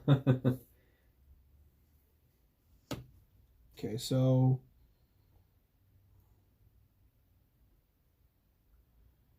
It's 12, right? Yeah. 4 times 3, so it's swinging for 12. Yeah. Okay, so what I want to do I know. Okay, so what I want to do is I want to block with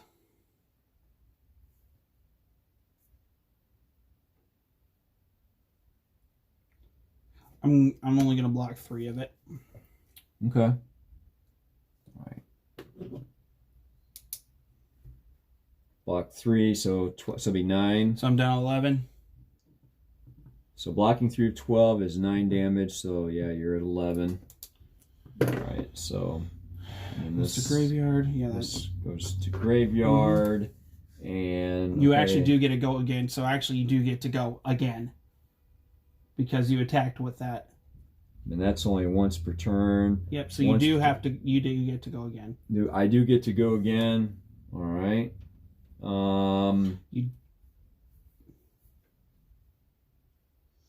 I actually forgot about the go agains last game, so.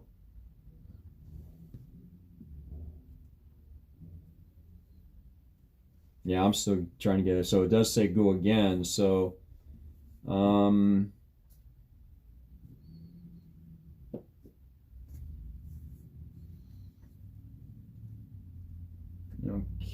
I think what I want to do.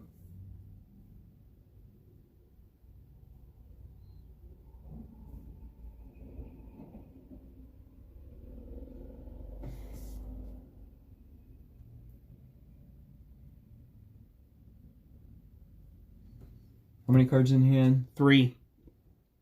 Okay. All right. Let me. I'm going to destroy my Heart and Cross Strap. The next action card you play this turn costs 2 less to play. So it costs 2 less to play. And that goes in here.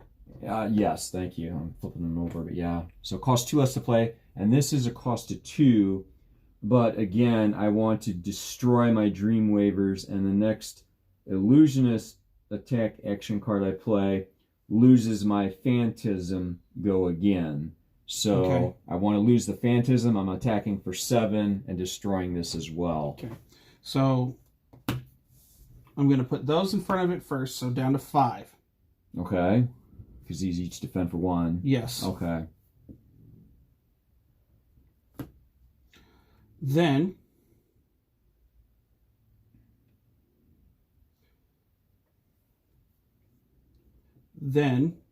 I'm going to play Rally the Rear Guard, or defend with Rally the Rear Guard, and I will, look at this,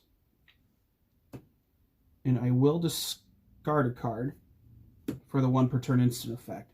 Rally the Rear Guard gains +3 defense. Activate this ability only while Rally the Rear Guard is defending.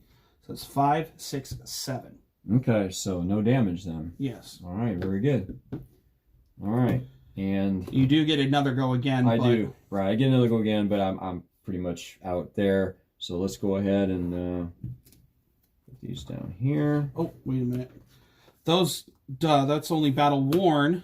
Yeah, battle worn. So you get to do them one more time, is it, or? I can defend with them one more time. Right, gotcha. All right, so now I have nothing. But I mean, I can defend with them as many times as I want, but now they won't defend for anything at that point. I gotcha. All right, so I'm drawing my 4 cards up to my hand size, and I pass priority to Caleb. All right. Let me think here.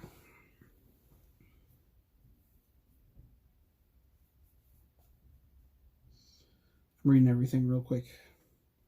Absolutely, man. All right, so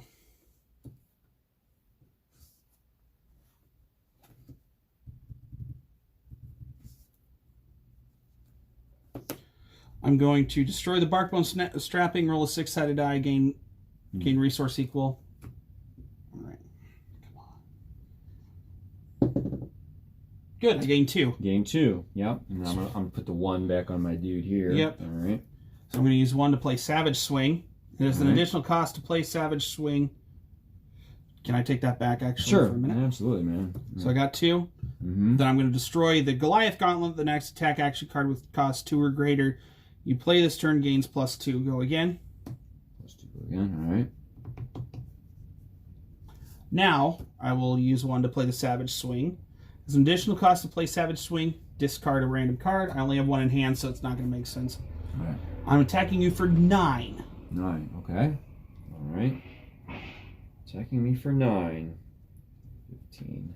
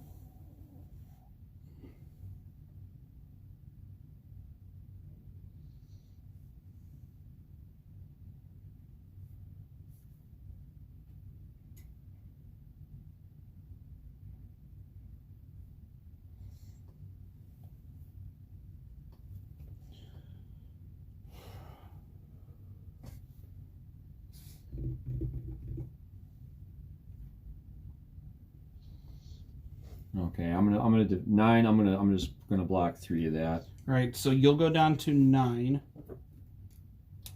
Yeah, because it's coming at me for It's coming at you for 9. You block 3. 9, oh, you go down, but 6. you lose 6, but you go down to 9.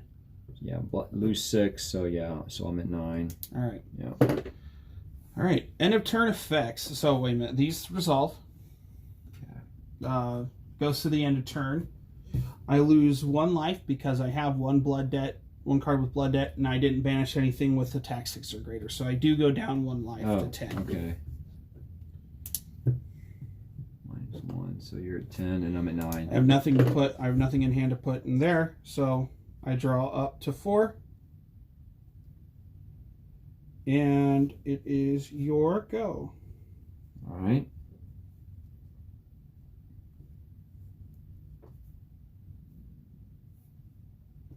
Let's see here.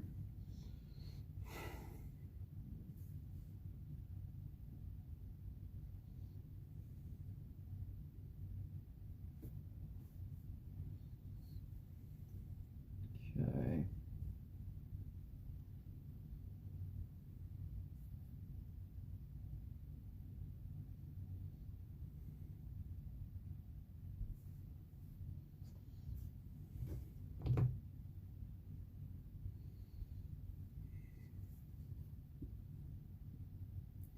Okay, so I need to use my once per turn action, pay 3 to attack, go again. As a resource, I'm going to pitch Relative Tenacity to give me the 3, swinging for 12 with the Spectral Shields. Okay. So you definitely need to defend. You're at 10 life, so. That's 6 defense there. Okay, so you're definitely not dead. And that's all I can do there. Okay, 6 defense. All right.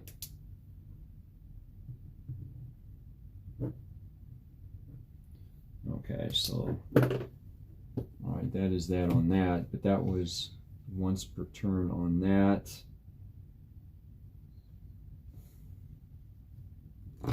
Okay, and then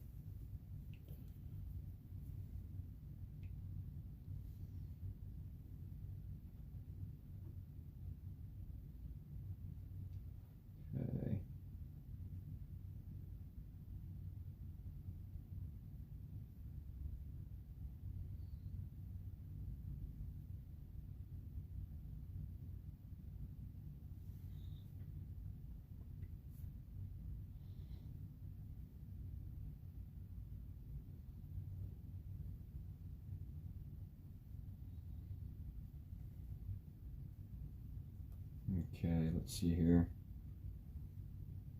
There's no way to do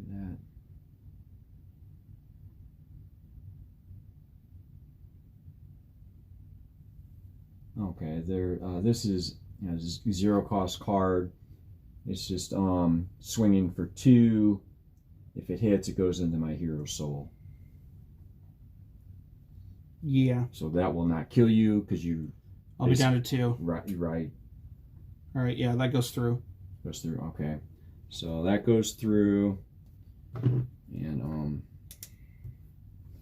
-2. So you're at 2, and then okay, that's all I can do here. End of turn. Let's put that on the bottom. And so I have 1 in hand. I did not create one of those. Okay, so I'm drawing 3 for my hand size. And I'll pass priority to Caleb. Okay.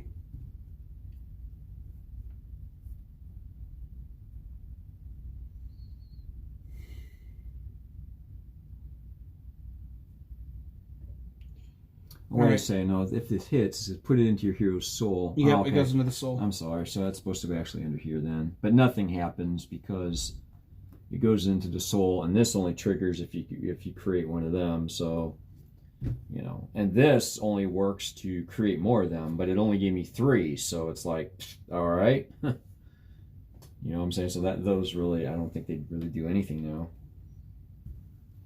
Okay, so I'm going to pitch for 1 consuming aftermath. Oh crap, I can't do that either. Well, I technically can. I can do it this way. Pitch for 3, use 1, destroy this, banish a card from your hand. If it's a shadow card, draw a card. So banish this, Draw a which card. this Triggers this, the blood debt, okay. Yeah, and it looks like, yeah, that was instant, so I'm going to use the other 2 to attack with Ravenous Meat Axe. Whenever you attack with it, draw a card and then discard a random card. If a card with 6 or more attacks discards this way, gains +2 until end of turn. So I draw.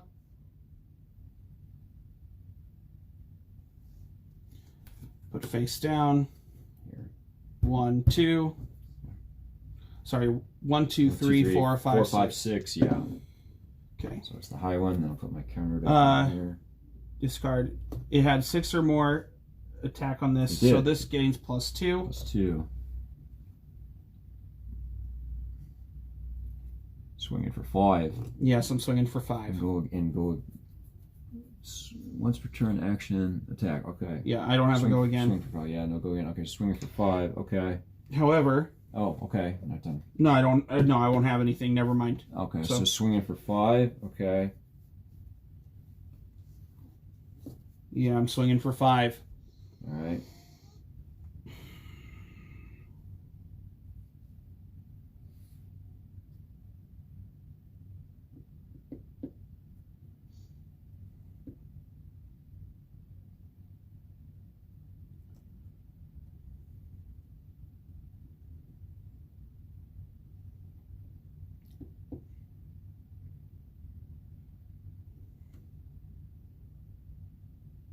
All right, that's different. All right, so 5. All right.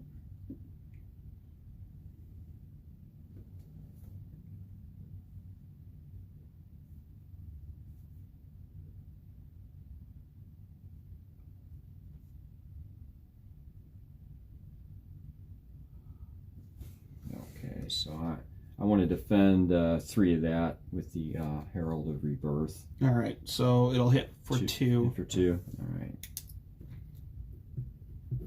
7. All right. End of turn. This goes underneath my 1. Blood Debt doesn't trigger because of that. 6 or more attack, yeah. I'm going to put that in my arsenal. Draw 4.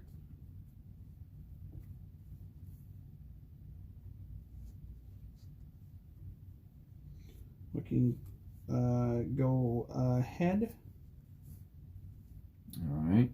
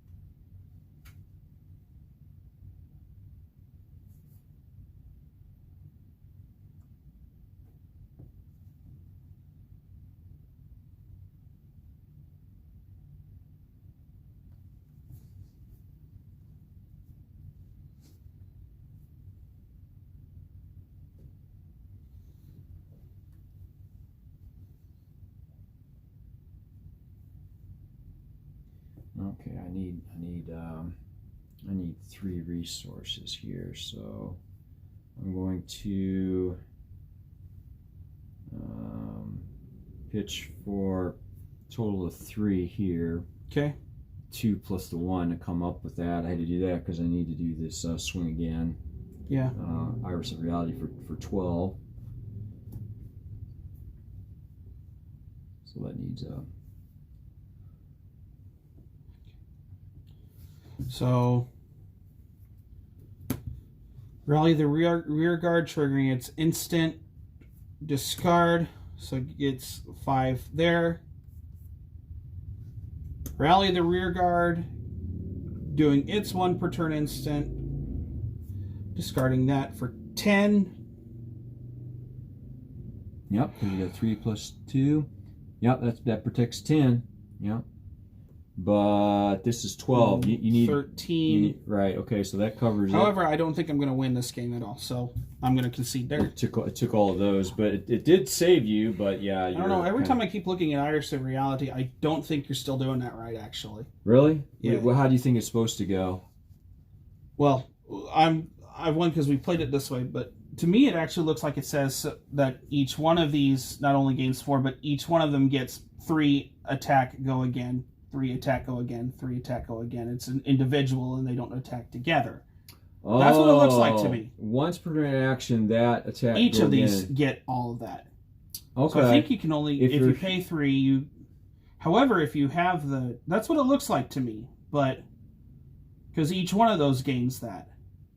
I don't think it all attacks at the same time. Okay, during your action phase, illusionist auras you control they're all weapons with 4 attack. And once per turn action, 3 attack, go again. I think that applies So you for mean- 3 attack, 3... So you mean you have to pay 3, 3, and 3? That's what it looks like to me. But that would be ridiculous because you're paying 3 to attack for 4. I mean... But those it looks like those both get applied to here, to here, to here. But that would be like 9 total cost to do that. That's what it looks like. Oh, okay. Well, we need to research then because I've been swinging just... It's because it seemed... Okay, so here's what I thought. You have to build these up. Right. And if you only have 1, you're swinging 3 for that, so that's kind of lame. If you have 2, you're swinging for... Right. It's kind of break even. And then once you get to 3, it's kind of like, okay, better. But yeah, if you have to do that each turn, that would kind of be... Now, I also wonder, is there a limit to how many spectral shields you can have on the field? I don't know. It gave me 3, but it doesn't say you can only have 3. So I wonder if their primary thing is for you to use these to prevent damage, and so you could use those to attack for. You could use one to pay 3 and attack for 4, but I think their main thing is still prevent 1 damage. But I'm pretty sure if you work at it, you can still like banish souls and play those things to make as many as you want to help with defending as best as possible. I wonder if that's it. We can look at the rules. I wonder if I'm playing that wrong then. Because this is weird. This is technically the deck that's supposed to power out Prism, and yet I'm sitting here for my life with these spectral shields like this. So I wonder if. Well, usually, unless you draw that action, unless you draw that thing that. Yeah, Prismatic Shield, unless you draw... Because the first few games, I never drew one of these. And then now, the last 2 games I drew that creates 3 of them. And that kind of ramps things up. Because ordinarily, if you got 1... Because these are only created when a thing hits. So, yeah, I don't know. Maybe we need to find that out then. Because that would make a big difference if you're... But, however... Because you'd have to pay 3 for this... Right. 3 for this, and then 3 for that. And that would just be... I would just be ridiculously... But I could also see why they did that, too. Because if you're glass cannoning like this every time with this, then this deck would beat all of those. But usually you don't have this. Usually you only have 1. I mean, this game and the last game I hit 3 with that card, but usually it was like build up 1, 2, 3, and it was kind of like pointless, But I could definitely see once you do that. So yeah, perhaps we are doing it wrong because it does seem really strong. Card galleries. Because this does not depend on your 6 or greater attack defending for like 3, but because it's got 6 or more attack, it completely ends the combat chain. Prism Blitz stack. I'm looking at the... So what are we looking at? The Iris of Reality? Yeah, Iris of Reality. I didn't want the picture. I wonder if I have to go to... And then the Spectral Shield, because perhaps we're playing it wrong. I want to play it right. I don't want to keep playing it wrong. Is it S? Oh, Iris of Reality. Like your eye, Iris, yeah. So I think we have this down, the 4 attack, but is it once per turn action, 3 attack, go again? So, I mean, once per turn action, that means you can only attack one of these per turn for the 4, then go again with something else. But you have to pay 3 to attack with 1 for 4. I mean, I really find that kind of weak on a once per turn action. I mean, that ought to be multiple turns. Pay 3, pay 3, pay 3, but it's only... It doesn't make sense that it gives me all 3 of these 4 attack, but then only once per turn pay 3 to attack, and then I can't do that again to pay for the second. I don't think that's the case. But I don't know. I don't know. We're learning. Right. I'm trying to... Because it says once per turn action. Well, I couldn't do 1, 2, and 3. It's a once per turn. And... But it would be once per turn for each of those. That's why. If you have the stuff built up to do that... So ours, you control our weapons with... Once per turn with this one, once per turn with this one. Okay, once per turn with this one. Okay. Because I wonder if at that point it acts like... If it would act similar to like me having, for some reason, 3 of these Ravenous Meat Axes where I have to pay 2 to be able to attack with it. That's why I'm... That's... Right. I wish I... Well, let's find out for sure then. Because that would definitely change how this gets played. Because you'd have to have 3 resource, 3 resource, 3 resource... And then really it wouldn't matter if you had only 1 Spectral Shield because you would need 3 resources for each one, which is kind of a lot. Right. I mean, 3, okay, but 9 to get... You're paying 9 to get 12 damage. That's like... Yeah. You know, that's kind of expensive. It's like a little over 1 per... But then damage. I could also see why they would do that as well, because you do still hit with hard-hitting heralds too. So yes, it does. It still hits hard-hitting heralds. That's right. So it's worth investigating, no doubt. All right. So I'm gonna. And since we're learning, I mean, it may be. Is there a? Well, because I know they can. I know you can connect with them through Facebook and Twitter. I wonder if I tweet them out. So I wonder if Legend Story Studios, I wonder if they have an account. Is this it? I think so. I mean, I think they've got accounts on all those. Twitter, Instagram, Facebook. Seems like they did.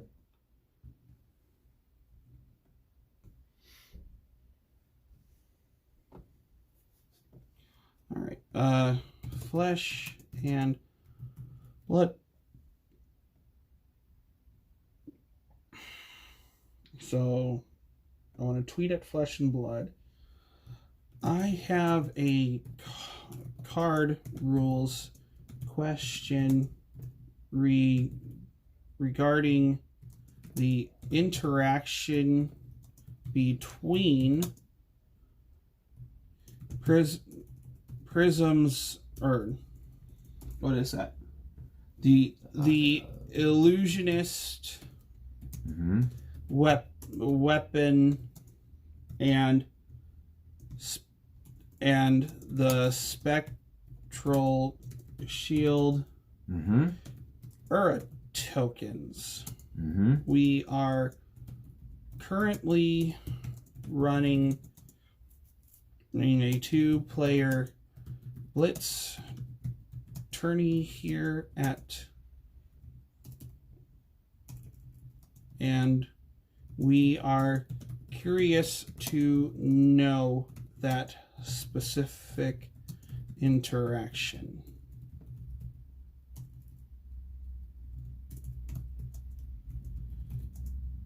Thank you. Yeah, if there's... And I didn't DM it, I tweeted it out. So I wonder. Mm-hmm. Yeah, they're on Twitter. They're on all those, so they'll get it. And if somebody is up and monitoring it, then I gotta reopen my. But we can go ahead and record that you won. Well, maybe we ought to figure out. Thanks, Manny. Oh, sorry. I just had another friend, Manny Paradox. Oh, okay, cool. Message, and I just got that right before because I had vibes. It's worth a shot. Yeah, it is. Yeah, this card game came out 2 years ago. Yeah, it came out in 2019, but really only a year because Welcome to Wraith came out at the end of basically 2020. Okay. So for the first, with the whole pandemic and stuff, so it's. But yeah, the Ira deck that came out I think October 2019 at the end. So I did report that I lost. Oh, okay. We're going with that then. Yeah, let's go ahead and do that. All right, here. Let's go ahead and do it. I mean, it doesn't. It's no big deal. Okay, so let me open up mine. All right, get back here. Where's that? All right, so I'm gonna say I won. Did it get dark? It did get dark. Okay, good. And I am player 1 this time, so now we'll come back to the shop one. And where's that? Got it open here somewhere. There it is. Okay, so player 1 won. And we're not dropping anybody out. Okay. No, because we can go again. That's not. So let's go ahead and print the pairings. Print. Hopefully they get back to us. That would be great. That'd be awesome. Well, considering, I'm hoping we can because, Manny, because Legend Story Studios is who makes the card game. They are over in New Zealand. It is currently 7:44.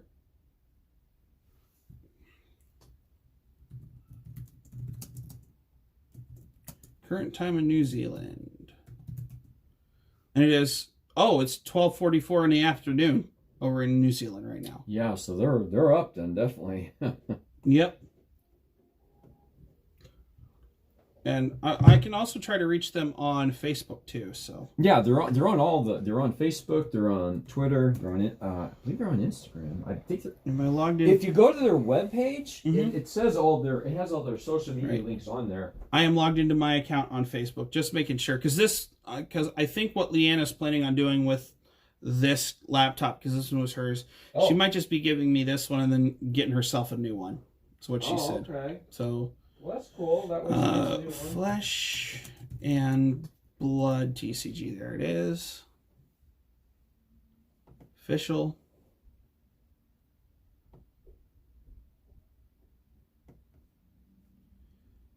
Wonder if we send a message now. I'm just gonna copy what I had. Specific interaction. I know I tweeted this question out to you all as well, but so we hope you can reply quickly. All right, just send it out to them. Yes, we are having rulings issues. So it's not the rules of the actual game, it's card interaction actually. Because something that they might have, but since Flesh and Blood is such a new card game, I don't know if there would be a Google, if we would be able to Google it. Yes, JK, I guess that's how you pronounce it. We're having rulings issues. So what's going on is I'm just curious about this. So Gerald, the shop owner, he is running the Prism Blitz deck. And so he has the Iris of Reality weapon. And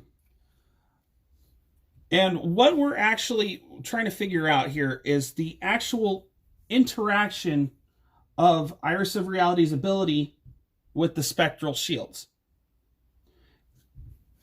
So when it says, during your action phase, illusionist auras control our weapons with 4, and once per turn action, pay 3 resource, attack, and go again. So the way we've been playing it as the once per turn action, paying 3, and attacking with all 3 of these spectral shields at the same time for 12 damage. Which is how I've been taking it, but I keep reading the weapons text over and over. And I think that once per turn action, pay 3, attack, go again, means that you pay 3 to attack with one of them for 4, and not pay 3 and attack with all 3 of them for 12. Not sure what the actual how that actual interaction is set up. Trying to figure out what the actual ruling is on it, because neither of us are judges. Okay. Are you talking to Legend Story Studios? Or? Zashi, one of the people watching is trying to help. Oh. Iris of Reality grants each individual spectral shield that trait. So, are you saying that he would have to pay 3 for one of them to attack, 3 for another, and 3 for another in the same turn?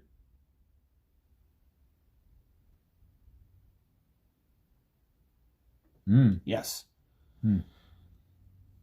Okay. So he's with Legend Story Studios, or he's just a professional player? Or? How long have I can link it in one? Oh, he's got a link for it, or they've got a link for it. Sorry, nice. Didn't mean to misgender. I don't know. Wait a minute. Are you the one that liked my tweet and we followed each other? Yeah, it is. It's the same. It's the same person. Yeah. Cool. Okay. So it grants each spectral shield that ability. Yes. Wow, that's a big difference, man. However, I'm not going to dispute the wins because we've already played it out like that. There's no reason to. Okay.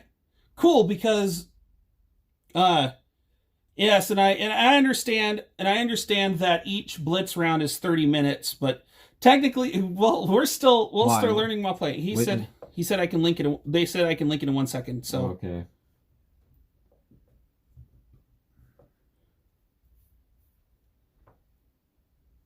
Okay, once per turn action, 3 attack, go again. Okay, so. However, that does give you the option. So that means the 1 per turn action. So this has a 1 per turn action, 1 per turn action, 1 per turn action. Right. So when you attack with it, you do get a go again ability. But you have to pay another 3 costs for each one, though. Right. However, if you do it that way, you can still use some of these to block actual incoming damage to come in if you want to do it that. If you want that. Right. Still. Let me check. All right. We're waiting for the link. No pressure. We just got done with the second. We just got the. Oh, here it is. Resources, rules, and policy. Release notes. Monarch.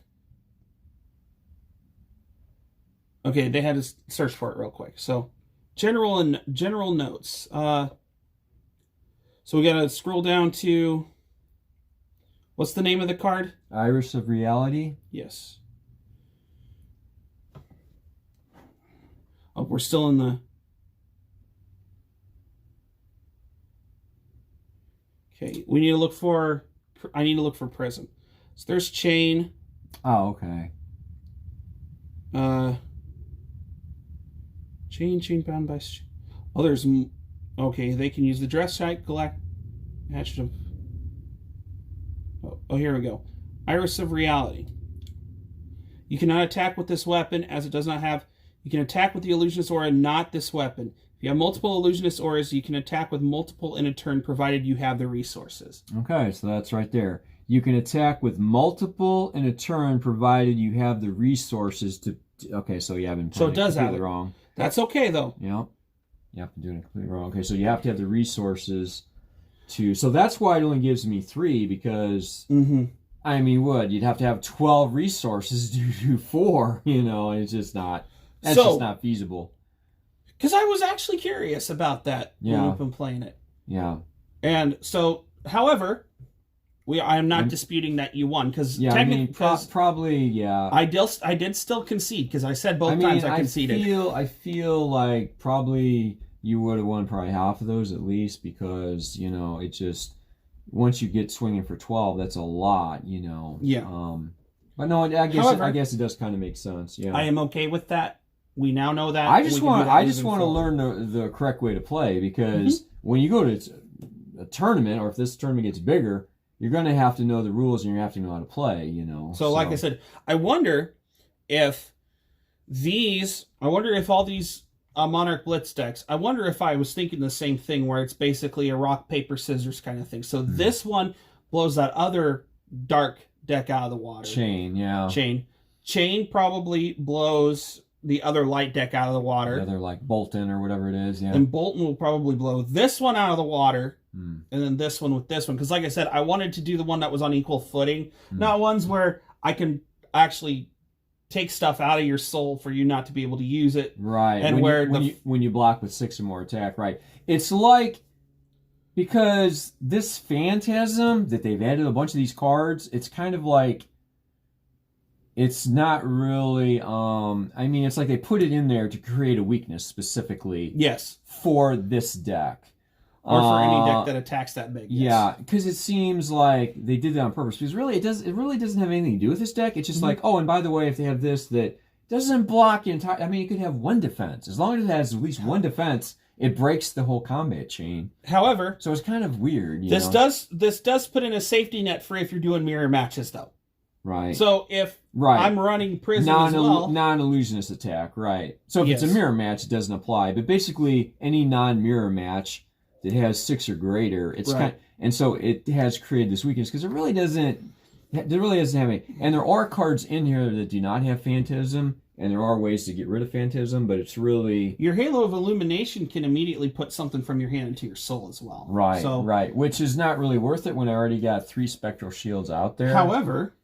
Because in the soul, that's used to create these. Now... And if I've got 3, and they're all taking 3 resources each, that's kind of... So, Zon JK, I have one more question then. Absolutely.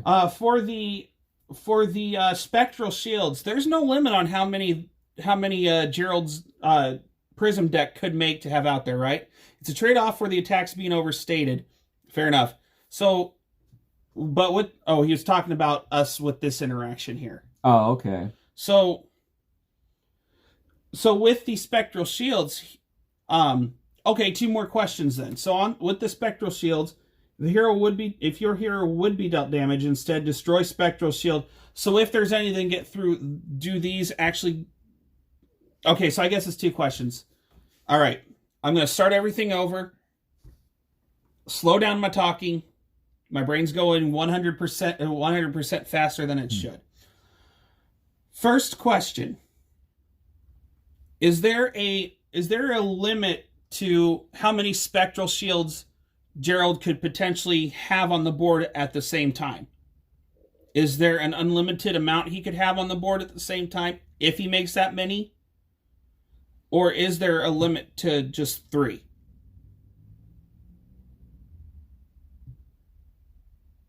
I think that's a good question to ask, because I personally think there's no limit. Right. I think the deck came with 3, because that's probably... No limit on Spectral Shields.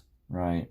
So like if you're trying to get more into there, because now, with the wording on Spectral Shield, if a hero would be dealt damage, instead destroy Spectral Shield and prevent 1 damage that source would deal.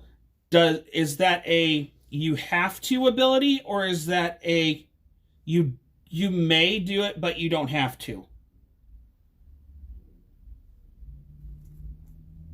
Because that's another thing I would like to know too. Because there's rune chant auras and stuff like that for the different style of decks. I guess I didn't understand your question. What were you asking? Yeah. Okay, so I'm wondering, people usually get dice to count higher, right? So dice to count higher than what? Dice to count higher for how many Spectral Shields you actually have on the field. Oh, okay. Yeah. But no.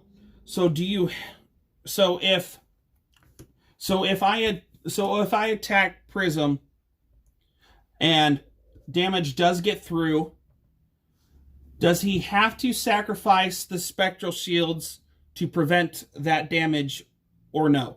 Does he have to, or can he decide whether or not to use these to prevent damage?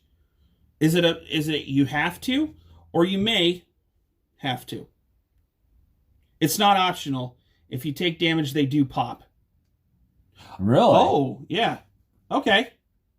It's not optional. If you would take damage, they pop. They automatically prevent the damage. Wow. Okay, so it's automatic then. So basically you're just creating shields for yourself. So they want you to rely on your attack action cards. I see. The most. Okay. Right. Even though that's different than what we thought.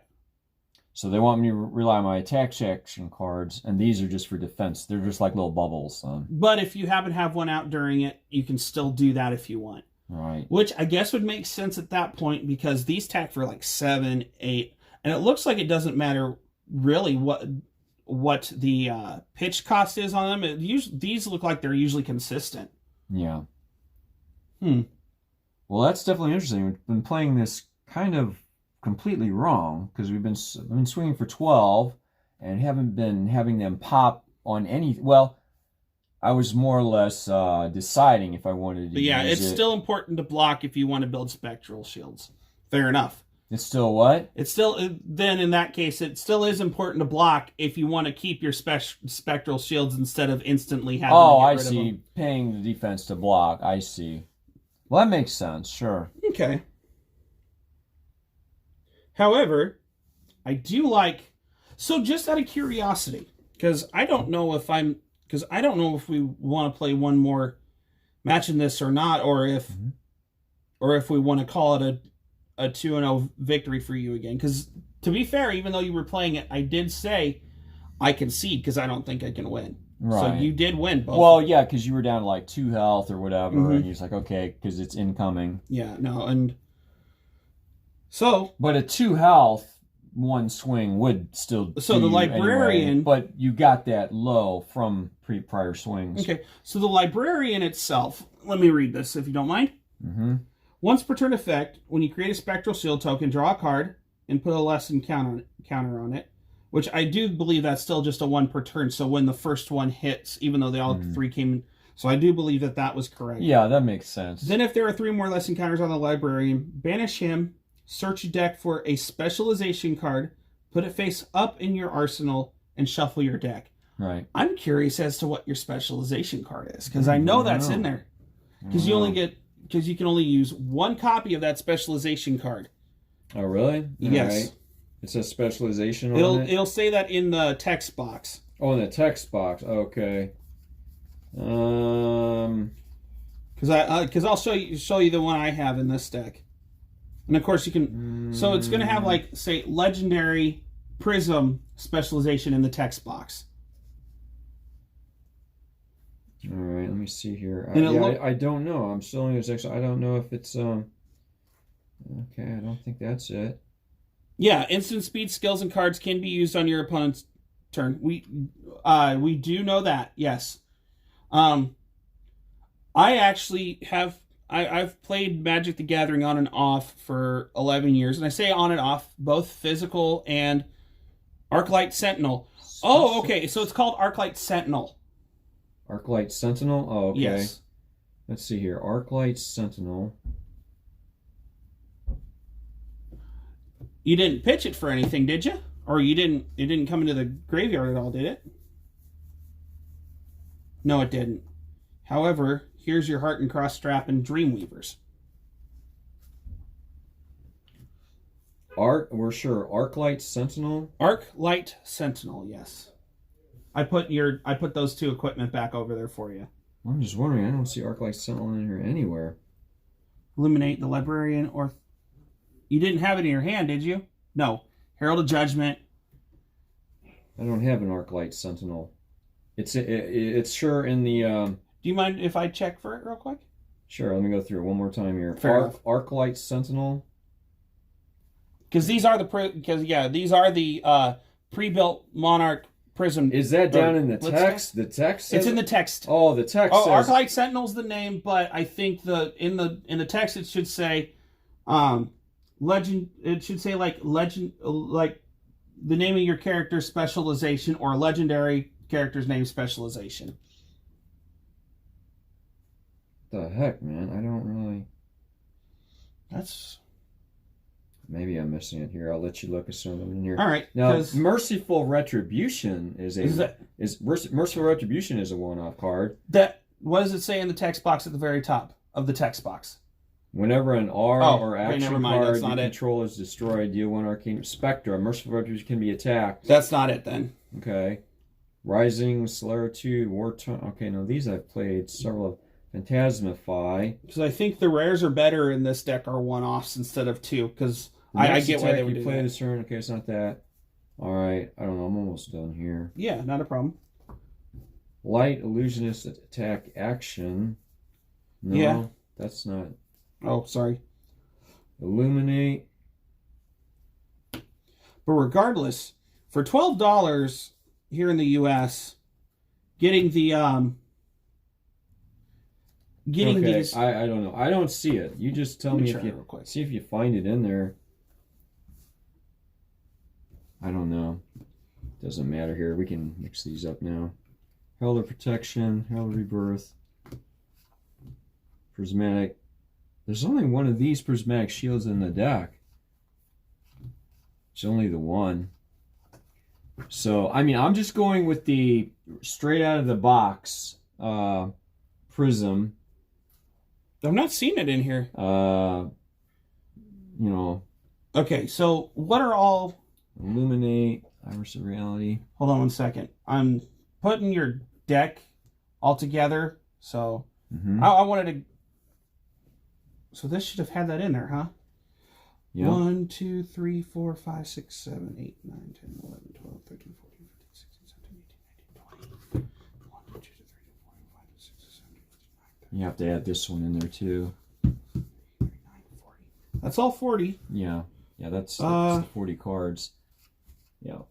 40 cards less the weapon, hero, and armor. Prismatic Shield. So, yeah, this is... Prism Specialization. What's it It's called? the Herald of Judgment. Okay. So for your specialization, it's your Herald of Judgment. Because it says Prism Specialization in the top of the text box right there. Oh, Prism Specialization. Okay, so that's the specialization card. That's your one-off specialization in the deck. Because they're not going to put two in here, otherwise that would be extremely powerful. Okay, or way too powerful, yeah. So if Herald, okay, you may only have one. If Herald of Judgment hits, put it into your hero's soul, and the defending hero can't play cards from their banished zone until the end of their next turn. Okay. And it also has Phantasm, but if it hits, okay. So basically, I'm looking through my deck. So that one, card. I think hits. I think that one is. I think this card specializes. That's okay. That's okay. So I wonder. I think this specializes against the what's his name deck, the other dark deck. Chain. Thank you. Because I wonder if he can play. I wonder if Chain can play cards from their banished zone. Probably, because I know this deck is strong against Chain. So I've heard. Oh, that's okay. So the deck I was playing with was the Levia, the Levia Blitz Monarch Blitz deck pre-made, with the exception of, since I've actually opened, I think it's been 9 packs of Welcome to Wraith and 10 packs of Arcane Rising. Yes. I actually switched out 5 of the cards in the Blitz deck. So I switched and I know which ones they are. So I switched out, and I still have it in here, the Spellfray Cloak for Barkbone Strapping. So that way I could get more resource. And then the other 4 are actually, and I gotta go to the end of Flesh and Blood, are the Smash with Big Tree vanilla brute actions that cost 2 and attack for 7 and 6, because you have the red pitch version and the yellow pitch version. I switched them out for, let me find it. It should be easy to find because of the borders. Oh, I see. That's how that works. Levia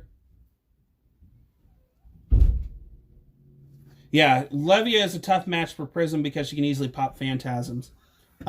So I switched out those Wreck with Big Tree, or whatever it's called, Smash with Big Tree, for 2 blue pitch Wrecker Romps as an additional cost to play, discard a random card. And so 2 of those in the blue pitch, and the other ones being Savage Swing in the red pitch. Because that way they're not vanilla. They actually allow me to discard it. Yes, I have to discard a card. However, that gives me more cards in my... I figured to give me a little bit more card advantage in the graveyard to banish. But those didn't really come into play very much. Because not really. Those are the only... Those ones I switched out were the only straight brute. However, I will say this. So if you note... So I noticed this, Gerald, as well. So let me see. Where is a regular... that's Shadow Brute. So Soul Harvest. So you know how the sides are? So that's the Brute. So these sides are the Brute. These sides are the Shadow. And then they make it to where it combines. So oh yeah, look at that. The Isn't that Shadow cool? Brute. And then I break into your house at night and walk into your kitchen. Now I'm driving and I'm speeding and I'm overly compensating, singing and I'm shouting and I'm eating hot dogs. I'm driving and I'm speeding and I'm overly compensating. Then I swerve around cars and I swerve around a pole and then I roll out the car and then I'm done. Then I'm done. All right. That's good. Thank you. Thank you, Lazarus Horror, for following. All right, so I guess that's how that works. I think these 2 rounds good enough for the tournament. So you still, so we're just, so you. And then I break into your house at night and walk into your kitchen. Now I'm driving and I'm speeding and I'm overly compensating, singing and I'm shouting and I'm eating hot dogs. I'm driving and I'm speeding and I'm overly compensating. Then I swerve around cars and I swerve around a pole and then I roll out the car and then I'm done. Then I'm done. But no, I like the... Yes, thank you, JK, for playing... for following. So yeah, I actually like how this works. Like I said, I wasn't intentionally picking the one that would actually be a counter. Right. If I would have realized that the 2 light decks would have not been a mirror match, but on the same level. Right. Same with how the 2 darks, I guess, are. Yeah. I would have went for that light deck, but I saw Brute, and I wanted to grab Brute. Absolutely, man. That's what I say. Buy what you like. Buy what you want to play. Right. So, I mean, because eventually you'll get them all. Like, and I'm going to open, one of each, and like I say, it's for people to look at and see how the decks are. Yeah. And I know it says on there what they are, but you're like, well, what does it look like, and stuff. Yeah. And it's all good, man. So I'll be, putting a chain together, a bolting together, whoever the other guy is, putting him together. Oh yeah, and I think that's which you need to go onto your store account and end the round. Yeah. Did you already do that? No, or- I didn't do that Okay. yet. It was waiting for us to do another. Are we okay? So we're definitely all right. I think we're Okay. going to be done with the tournament for tonight, unless you want to play a third round with how we know how this deck works. We now. can play. We can play another round. Yeah, you know what? Let's play another round. Let's play another round. Let's play another round the right way, how it should be done, because we're you know. I mean, if I've been winning incorrectly, then that's not really, you know. Okay, fair enough. So, having said that, go ahead and sign your loss. Will do. That's fine with me. I'm pretty sure that will be your last loss. Because Did we have any more questions, Gerald? I mean, I'm sure, but not at the moment. I mean, are they getting ready to head on out? I mean, you ask your questions if you have some, because if they know this game, then absolutely, man. Let's. Right. So, if you want to know more, really quick, because this will also go up on YouTube, by the way. You don't have to really. It doesn't bother me if you go onto YouTube either to watch the whole thing. Just note that. Just note that we are actually technically brand spanking new, basically this week with Flesh and Blood. Yeah. 2 days ago, Tuesday, for the shop, we actually did our first Tournament. I'm still listening, so no rush. Fair enough. So, yeah, so we're both brand spanking new at the game.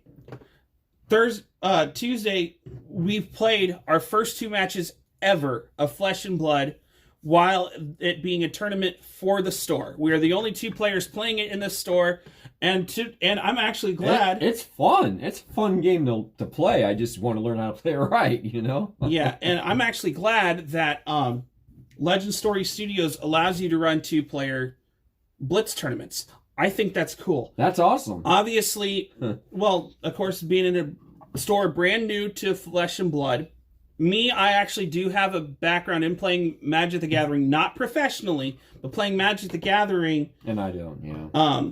For off and on for 11 years. I've played both in person at like Friday Night Magics and other like drafts and stuff like that. And I also still play the online version, which is the Magic the Gathering Arena. I don't funnel any money into that. I normally just get the objectives done, buy my packs, and then get off the game. That's what I normally do. However, I like how this runs. I love how this game runs. Yeah. I like the fact that what I kind of feel about this is, even though this is a card game, to me it feels like a RPG style game, because Kind of, yeah, it does. the reason why it gives me that kind of feeling is because you get equipment. You don't have to have equipment, but it always helps to have equipment for your character. Sure. Because I mean, you kind of have to have the bow for the rangers and the arrows to go in it, otherwise you can't use. However, you can still use attacks and everything like that, even if you don't have unless you do have to have the weapons. I'm not quite sure. That can be something you can correct me on as well. However, we are both new at this. I've kind of caught on how the cards work depending on how their pitch cost is, as well as so if it's like lower pitch cost, that means numbers are higher in some area somewhere on the card, depending on if it's attack, if it's how much damage or how much help goes to something on the card. If it's a lower pitch cost, it's higher in that stat. If it's a higher pitch cost, then whatever the number somewhere on the card is going to be lower than if you have the lower pitch cost version. That being said, I like how this runs. I actually like the flow of the game better with this. I do, yeah. I like the fact that that nothing is specifically a card to make a resource. You can use the cards in hand with their pitch costs to make the resource. Now I know there's cards that can go up to 6 to play, because there are cards in this Levia Monarch Blitz deck that does that. That you have to have that requirement of 6 to actually play it. Yeah. It is a steep cost. However, if you can is, yeah. figure out how to do it correctly, fair enough. And to you, bow is the only one that locks attacks behind it. Normally, attack actions can be played from your hand. What I was specifically going for is if you're wanting to play a character,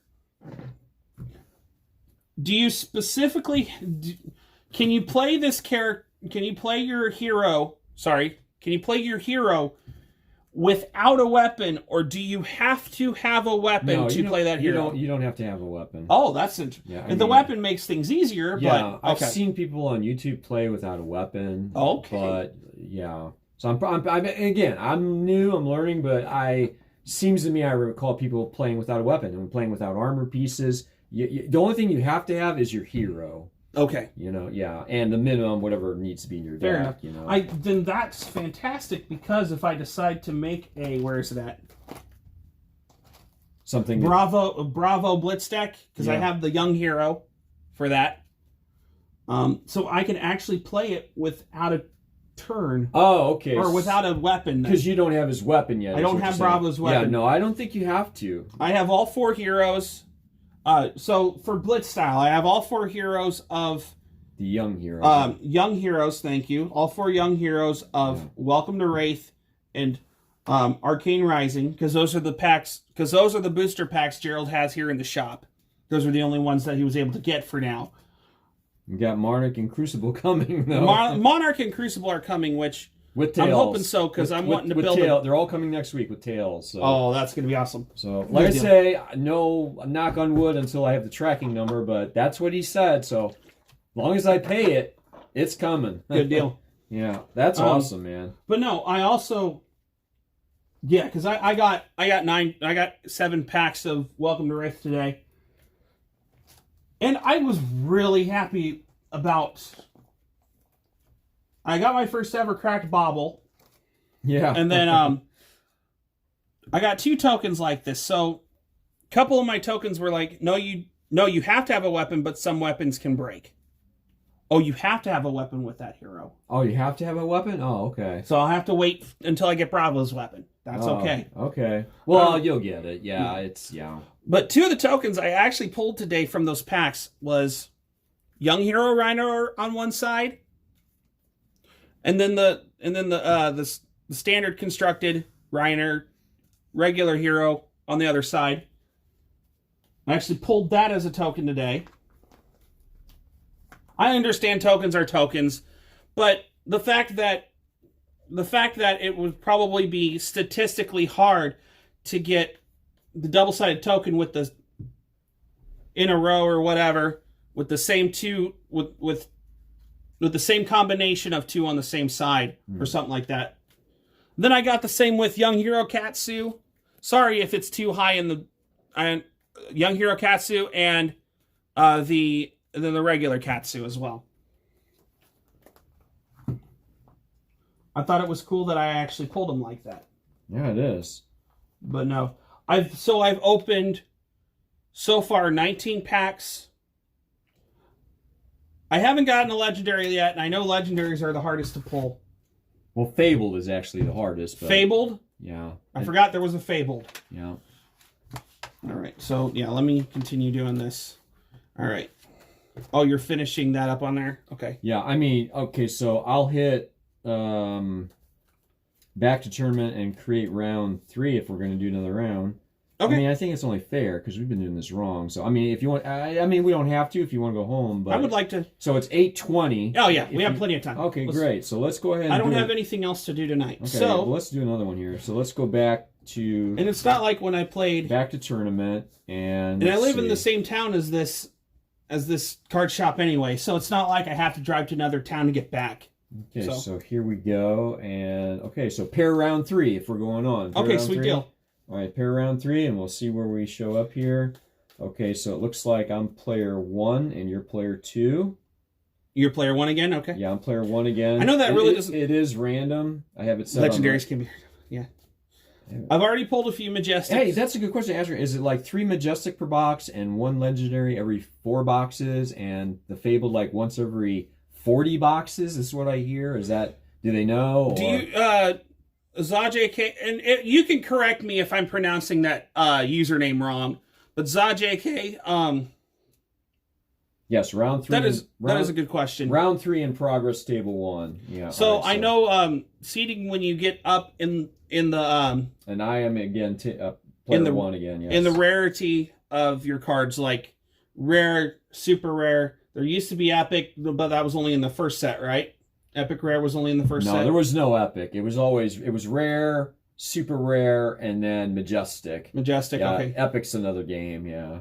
So. Okay. Sorry about that. So you got the rare, super rare, majestic, legendary, fabled. Yes. So it's, and they did away with super rare and just made them rare and majestic. That's what it was. Yeah. Okay. They did away so with. Yeah. With that in mind, as far as I understand. Do you happen to know how, when you're trying to open booster packs, like basically how many booster packs or boxes it is to get like legendaries and fabled?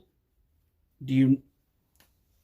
Just curious, because I mean, I've heard it's 4 boxes per legendary, but I don't know because we haven't opened.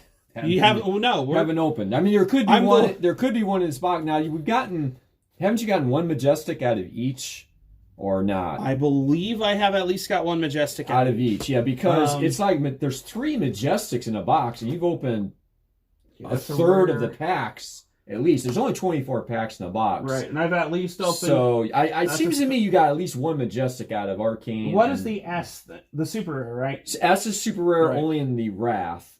If I don't know. It's in Arcane as well. It is in Arcane. Okay, well that's it. They're not doing super rare anymore. Yeah, because my foil Tome of Aetherwind is okay. S. Oh, so maybe it was after Arcane then. They stopped super rare and just made it rare and majestic. Okay, rare. Super rare. I don't know. This is what people say, but again, like I say, I haven't opened any. So. Rare. Super rare. Majestic. I got a majestic Blood Rush Bellow from Yellow Pitch from Welcome to Wraith. Okay.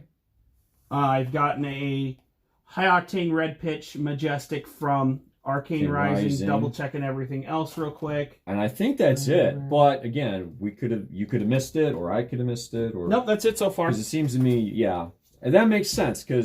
But you're well over, because it's about 3 in a box, so 1 every 8 packs. So you're definitely over the one majestic quota because you open like 10 packs and more. So it's And I'm the only one that's open. That's pretty accurate. Get about 3 to 5 majestics per box. Well, five would be awesome, but we're kind of only on pace to get 3. Right. Legendary per 4 boxes. It's not a hard rule, though. It's possible to get double legendary cases or a legendary and a fable. True. Cool. So a legendary or better, right? Because the fabled's like once every 40 boxes, and it's probably going to go in, Yeah.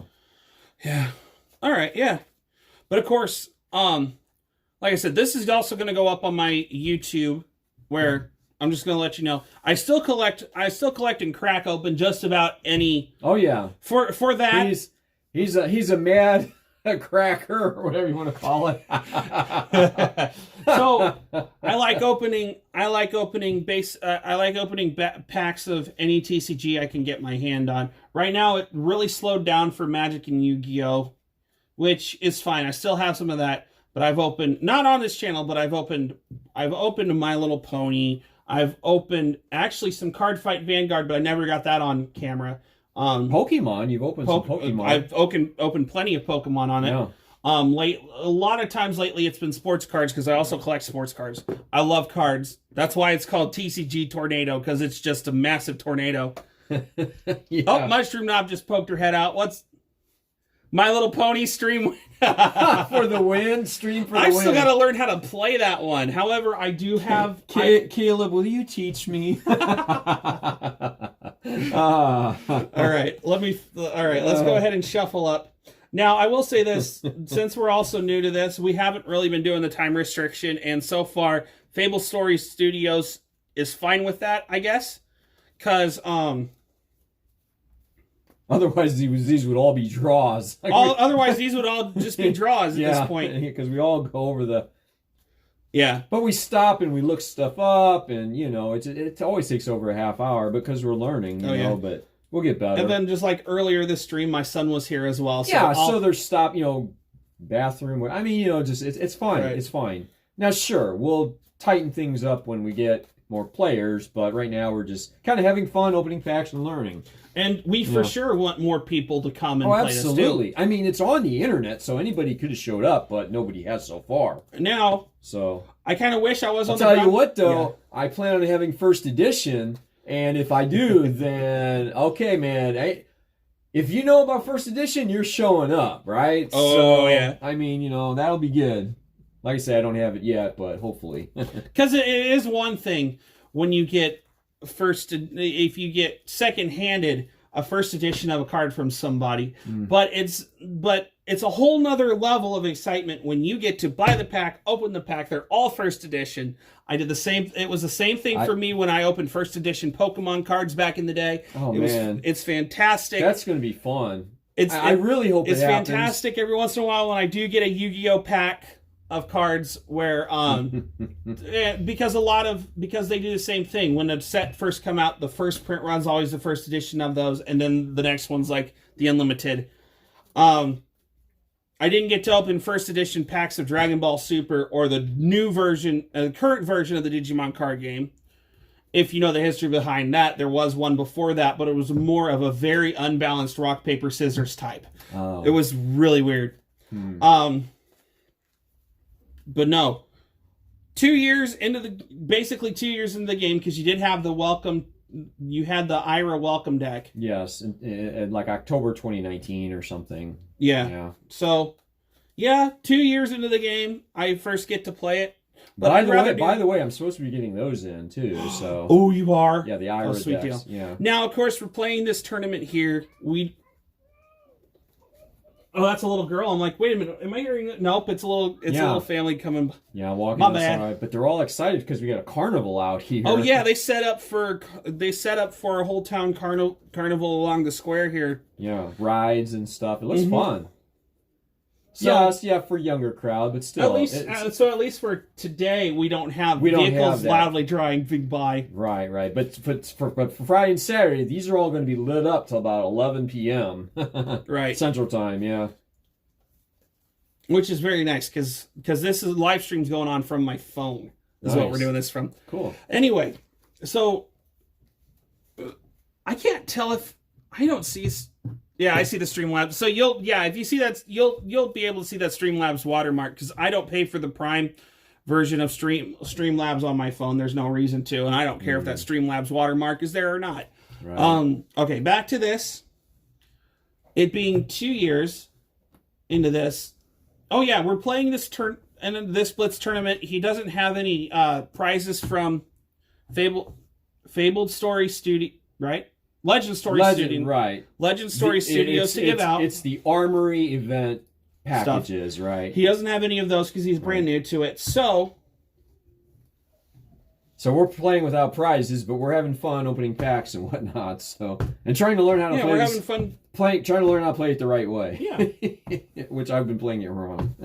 That happens. Yeah, but that's okay. Oh man, yeah. It's a learning experience. Yep. Hey. Even though and I didn't realize that until we were playing that tonight, you won your first tournament 2 days ago. Yeah, I know. That's okay, though. I'll tell you, this is cool. I think we've learned quite a bit tonight. Yeah, we have. Even if nothing else, it's pretty good.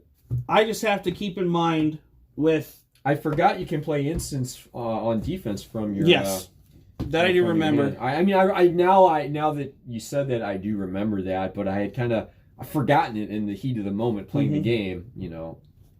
That's why the prism. So your prism effect is an instant, so that can happen at any time. Yeah. So like, I need one of those spectral shields to help block damage. If you want to do it that way. Right.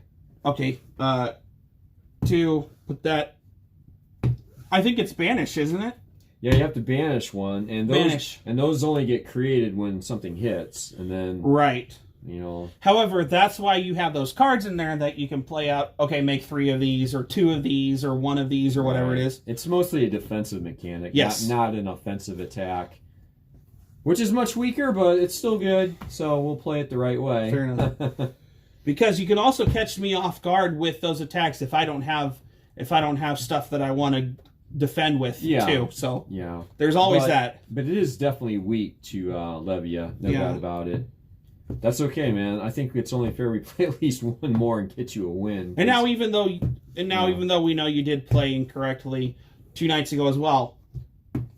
However, I think you were going to win regardless. Well, I think when I was playing some of the other decks, I would have won, but not this one. Well, yeah, this one is just because I had built. I'm just going to say it this way: it was my first time ever trying to make a deck. I had got, and it was the first day I had playing a Ranger. Azalea, the Azalea Ranger hero, which I'm really excited for Tales of Aria because it's an elemental Ranger hero coming out. Lexi. Yeah. I know she's like the most popular one out of all 3 of them. Yeah, she is. But I like the fact that she can be a Ranger as well. Yeah, she's a Ranger. That's her class. Yeah. All right. But is this a Shadow Brute weapon? Nope, this is a regular Brute weapon. So this Ravenous Heat map. Any Brute, yeah. Mm-hmm. Yeah. So if I want to go that route, I can go that route. But yeah, ZaJK and Lazarus Horror, thank you both again for following. JK, thank you so much for answering our questions and everything. Yes. And thank you for pointing us to that rules text too. It's much appreciated because we want to learn how to play the right way. Yes. And I plan on seeing myself playing this for the long haul. Me too. I think it's fun. And even though I've not played Magic really ever, I could see myself playing this game. Not professionally, but I enjoy it casually. You know, oh, yeah. For sure. And even doing stuff like, I think this game's going to be around for years to come if it keeps, going this way. I don't think this is like a flash in the pan type game. No, it's not. I mean, they had 877 at the Vegas Calling was the number of registered participants of players. Even for I can't say that word, so sorry. I stopped myself. Even for the pandemic standards, right? That's a decent number to show out for this. Yeah, that's pretty good. And I've still got to watch the VODs on that. That's not counting because you had a bunch of people doing the cosplay and dressing up, and they weren't playing in the tournament. You had other guys that were there just like dealers selling cards and stuff. Yeah, but mostly it was people playing the game. Okay, so I have a question. Not for the cards, but for before the Las Vegas Calling itself. Do you happen to know where I can watch those videos on demand for this past Las Vegas Calling? Because I would like to watch that, the professional play to see that. I think that would be fun to watch. Yeah. I'm just curious to know. I'm just curious if you know where I would have to go to watch that. Because I would definitely go there in a heartbeat to watch it. Of course, I can't now because we're streaming, but... And I don't know. I just watched like random YouTubers who went there and were playing in the tournament, and they reported that, I don't know, but somehow he knew it was like 877 players registered. So I am really glad to meet a fellow person tonight that actually loves this game. Yeah, I think it's awesome. All right, once we're done shuffling and cutting, we can play. Like I said, it's awesome. It's awesome. But when I'm first playing, I would like to play against somebody with an equally as strong deck and not a tough matchup. Yeah, but that's okay. All right, so yeah, round 3 in progress. Table 1. There's only one table. Let me refresh my account on. So it should say your Studios. It's not that. That was Dungeons, or that was my Dungeon in a Box. Should say you're in round 3. All right, let me reload. Round 3 in progress. Reporting results for Caleb. I am cutting your deck. Channel Fireball Twitch channel. Yes, Channel Fireball, yes. Now that you said that, thank you. I do recall them saying Channel Fireball isn't as big, just like they were big into Magic. So they have the VOD. It was a very good deal. Yeah, I'm gonna be watching some of those matches. Yes, they are big. Of course, we all know about Channel Fireball, but yeah, they've kind of taking the reins up with this thing. But yeah. Also, I already cut your deck, but that's okay. I'll cut it. You can recut it. I'll cut it again. You go ahead and cut mine. Go ahead. That cut works. Mine. Go ahead, I cut didn't mine. realize you already cut it. I wasn't thinking. I cut it and you're reshuffling. I'm like, wait a minute. Well, here. that's not illegal. But No, but I get to cut again, right? right. All right. So, all right, So there you go. you cut mine. All right, very good. Now, All right. because this is the third round in this official tournament, So I roll or yeah. okay. I was putting your deck in the proper spot. I'm sorry. All right. So who rolls? You roll or I roll? Well, we both will have to roll anyway. So. Oh, okay. Highest again. All right. You keep low rolling here. Your turn to roll. 5. Yeah. So I've rolled decent each time. You've rolled miserable.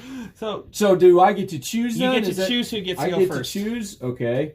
We can go ahead and All flip right. these Well, over. I'll go ahead and go first. So, if you're wondering, like I said, so his is exactly out of the should watch the Okay. finals at least. Wait a It's minute. great match. Wait a minute. What hero are you coming with here? I'm just I know. no. I'm just reiterating again. Can I just say Za? XAH. Can I just say Za? Is that okay? He is playing with the Monarch Prism Blitz deck right out of the box. Mine, there's just like a few cards I switched. 5 cards I switched. The brute actions that came in this deck I switched out for ones that I think was actually straight upgrade, but aren't really much more powerful. And I switched the chest equipment that came with it for the bark bone strapping. That's what I switched it for. I kept the ravenous meat axe because I like what that does more than the other one. Okay, Za is fine. Sweet. Okay. All right. So you've already drawn your 4. Let me draw mine. And so yeah, we haven't been worried about the time limit since we're still learning. So. All right. Yeah. Whenever you're ready, Gerald. All right. So.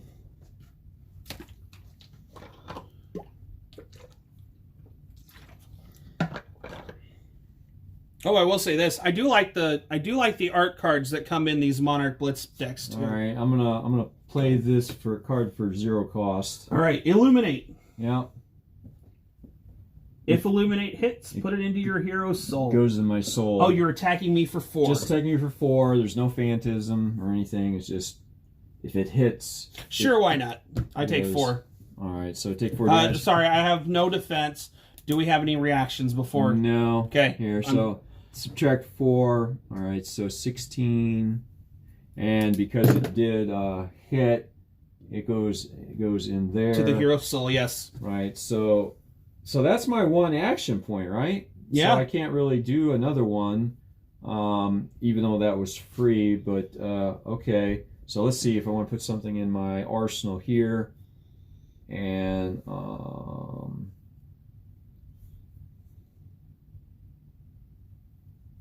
let's see. All right, I'm gonna put 1 in my arsenal. So I'm drawing 2. And there was nothing to pitch, so okay, yeah, okay. So I passed you. It's okay. All right. Prism can definitely still win, but her turn sequence is more difficult than most decks. Fair enough. yeah, and I'm trying to learn how to play this deck. It's my first deck ever trying to learn. I'm like, this is kind of a complicated one to start with.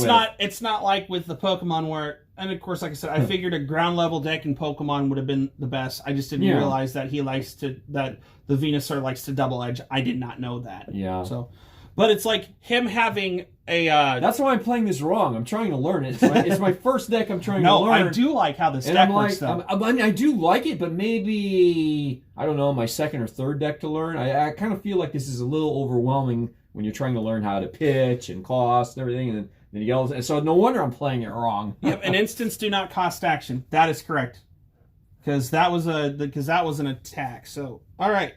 So what I want to do, Right, that was an attack, not an instant. Yeah. I am going to pitch Dread Screamer for 3 resource, and I will come at you with Consuming Aftermath. I paid the 3, As an additional cost to play Consuming Aftermath, you may banish a card from your hand. If a shadow card is banned this way, Consuming Aftermath gains Dominate. Okay. So you gotta figure out what's. It's a shadow card, Shadow Brood action. So I discard Unworldly Bellow. It's not at random. Oh, it's not random. No, it's not at okay. random. So you just pick. Oh, okay, very good. Yep. Unworldly Bellow. Oh no!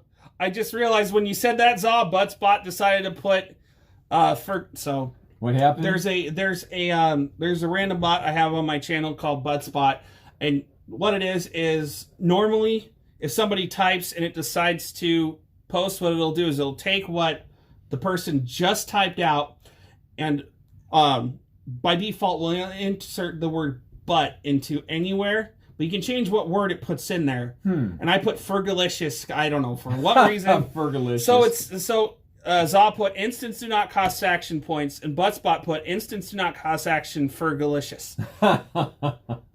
That's funny. But instants do not cost action points. Yeah. All right, so I banished that. So I'm coming at you for 6, and you only may play one card from your hand. Okay. You've got Dominate. Okay. All right. Ooh. Before we go on, yeah. Zaw, I have another question for you. If we have a card in the arsenal, follow Buttspot on. Go to Buttspot on Twitch.tv. It'll give you the options to tell you how to add on to it, and it'll tell you the option how to change the word if you don't want butt for it to be the word it automatically puts into other words. All right. So Zaw, it's one of the downsides of the Monarch decks, Blitz decks. They're a little too complicated for beginners. Fair enough. One of the downsides of the. That's one of the downsides of any of the Monarch Blitz decks. Of any of the Monarchs. So, okay. So, but the funny thing is, yes, I played with a half okay deck I made myself last time, but now I'm playing a possibly equally as hard to play deck as Gerald now, and we're both beginners. It is equally as hard. However, I feel like I am at a disadvantage going up against you. And in this matchup, but you're going to have that in tournaments. You're going to have you're always going to have that in favorable and unfavorable. So it just means it means I'll have to break out another Blitz deck. I got all 4 of them. So a good example of a really bad matchup. So it was back in 2013. That was my 3rd year in playing the Magic the Gathering. I played a deck with the only creature to attack within it is called Ravenous Rats, and the reason why is because you could have as many of those in your deck. You played them out, and they buffed each other while they were all out there. One guy played this one card where it basically said, look in your opponent's hand, graveyard, and deck, and pull out all of one name a card. I'm just going to defend for 3 on that. You name a card. You look at the opponent's hand, graveyard, and deck, and pull out all copies of that card and put them into your exile zone, or in this case, banish zone. That was the only creature I had to attack with. That was my only win condition. He did it once. I still had a few. He bounced all those rats to my hand, did it again. I'm like, well, I can't win this matchup. All right. So I'm defending for 3, and how much did you have coming in? 6. All right. So and I can only do 1 card, right? Because you have Dominate, right? So all right. That's okay. That brings me to my question, Zaw. Can you? So -3, right? I'm taking 3 damage. Yeah. Can you defend with cards from your arsenal? I'm just curious. 17, and you're at 16. Yes. Said yes. Yeah. No. He didn't say yes. I'm sorry. I was saying yes to me being at 16. Yeah, you're 16 and 17. Yeah. All right. So these resolve then. Yes, those resolve. Okay. All right. I don't have another. So I was just curious if we can actually defend with cards from our arsenal or no. Because we've been playing that way. I know at least I have been. And so have I. As a no-cost play from your arsenal, not pitching from the arsenal. We know we can't pitch. Right. Yeah. But we know we can play offensively. Yes. From our arsenal. Can we react defense like when it's our defensive in the when it's our turn to because you have the attack phase, the defense phase. In the defense phase, can we use a card from our arsenal that is allowed to be used during the defense phase during that defense phase? You can only defend with defense reactions from arsenal. Okay. If a defense reaction is in our arsenal. Oh, well, yeah, we haven't been doing that. Yeah. Well, now we will. Only defense reaction cards from arsenal. So that means I have some in my deck, but it's not as many as just the regular defense. Right. You know. A lot of people, and unless you're a specific like reaction style deck, which I'm pretty sure that there are those kind of decks out there. All right, but you can play offensively from the arsenal. Okay, so I'll bear that in mind then. And mostly I have been offensively, but I've used it a couple times on defense. And they must be paid for. On defense? Wait, defensive action? Oh, okay. Wait, defensive reactions must be paid for? Okay. Oh yeah, defensive reactions do have to be paid for. Yeah. Okay. That's right. Offensive and defensive reactions do have to be paid for because you're doing this you're doing those on the reaction steps. Okay. So yeah, that makes sense. Okay. That does make sense. But when you're defending with something, you don't have to. Right. Because you're using the defense. But you cannot defend from just this. Only defensive reaction you have to pay. Okay. Right. Okay, that's good to know because we've kind of probably not playing that accurately either. And that's why we're doing this. It's this weird, complicated thing we're doing. But thank you, Za, for being here and helping. Yeah, absolutely. Seriously. This is helping us out. All right. So I do not have another action point. All right. So that means this is the end of the turn. End of turn. All right. So first, I am playing this card from hand into the arsenal. Yep. Next, put the pitch card on the bottom of the deck. Yep. Draw 4 cards. 1, 2, 3. Oops, sorry. 4. I did not see the one underneath. That's okay. Yeah. All right. And it is your turn, Gerald. Correct. Right. Okay, good. Za said correct. What was the question? I'm sorry, what were you asking? When I said I forgot that what we were talking about. just only when the defense and offensive reactions have to be paid for. Okay. But when we're specifically defending with the card, we don't have to pay for the cost on it. Gotcha. Because we're not using it because we are not using those in the defend step. Well, it's good to know we've been playing that correctly anyways. All right, but yeah, okay, so no, that's good to know. All right, so my turn. Let's see what we got going on here. Yes, go ahead. All right, good sir. Go for it. Let's see. I do also like the unique aspect of, and I'm pretty sure you can see my face at this point, and that's the case. I also like the very unique aspect of drawing at the end of turn and not at the beginning of turn. Also, drawing up to hand size and not just drawing one card. Okay, my face was halfway cut off. That's okay. I really do think that is cool. It's like a kid opening a Christmas present and being extremely excited about it. Know what I'm saying?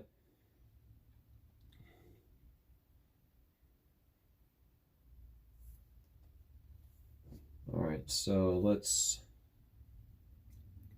go with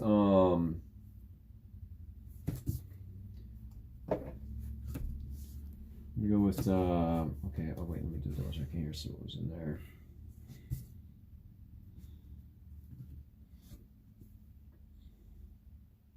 Let's see. Okay, yeah, I wanna play this Herald of Protection. So I need 2 cost. All right. And let me see what we got here. 2 cost. I need to pay for that with. When it hits, when Herald of Protection hits, put it into your hero soul and create a Spectral Shield token. Okay. All right, so I need to pay for that with Yeah, it's what's most of the tension comes from. It's very good design. I agree. This is a very good design. All right, so I'm going to pay with this. Pitching for 3 on that. All right, so that's my cost. There's all right, coming at for 7 attack. Basically, same deal. Has Phantasm. And if it hits, you put it into the soul. Goes into the soul and creates a token, right? So, but it can be destroyed with any 6 attack or greater. So that actually makes it a little harder for me because when I attack, if you have Spectral Shields, those automatically block 1 anyway. Yeah, so. they automatically pop. So, Yep, that's how they're going to be used from now on, I guess, and not so much on the offense, although they are there for offense. But so what I want to do here, that definitely impacts how I play the game for sure. I think I want to. Let me think here. Yep. We'll go.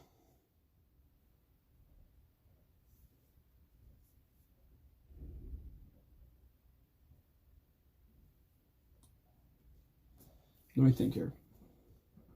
Okay, I know what I want to do. So,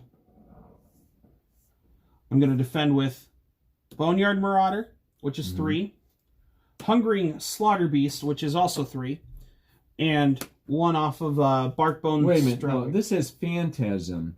Oh, that's right. It has Phantasm. If you defend with just 1 point of defense. I forgot about the Phantasm. I was going to block it. Yeah, I know. I'm like, yeah, please do. But you don't have to, because this little 6 attack. That's why I'm weak to you, because you instead of spending 3, you spend 1. I forgot. Yeah, it's really a bummer for me. I wish you would, but yeah, it's just so weak to that. So don't worry. But yeah, so that, and it ends. All right. Let's see. Fair enough. If it's it destroyed. It closes the combat chain, so that's the end of that chain. All right, so that's it. Fair enough. And I forgot. I've paid. Yeah, no, I think I'm done. So I'm going to put something in my arsenal. Oh, also, all illusionist auras become weapons, not just spectral shields. Even though spectral shield is, I don't know if there's any more auras that you get as a card. So all auras? All illusionist auras.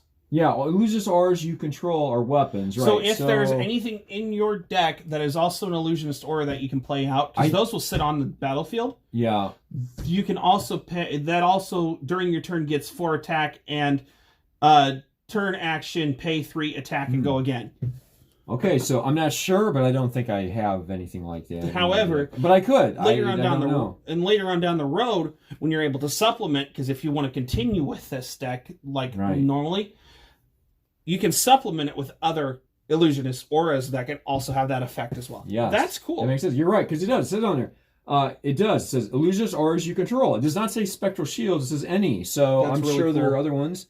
But I believe that those are the only ones I have. I believe. I could be wrong. Okay, so I'll pass to you because I've drawn up to my arsenal and drawn up to my size. Put the pitch on the bottom. Yeah. Also, Zajic and Lazarus Runner, you are the 579 and 580th follower on Twitch. Woohoo! That means 20 more until I get to 600. I think that's awesome. That is awesome. And I understand that sounds low considering I've actually had my Twitch account since 2013.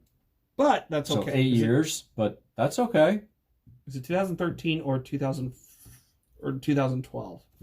Well, so 8 or 9. I don't remember. 8 or 9 years, either way. I'm gonna look. 2012, October 17th will be my 9th year on Twitch. So that 17th, that's tomorrow. October 17th. Oh, October. Okay, so in a month. Okay. Yeah. We'll have to do something for that. You don't have to. I just figured, I'm like, wait a minute. Thank you.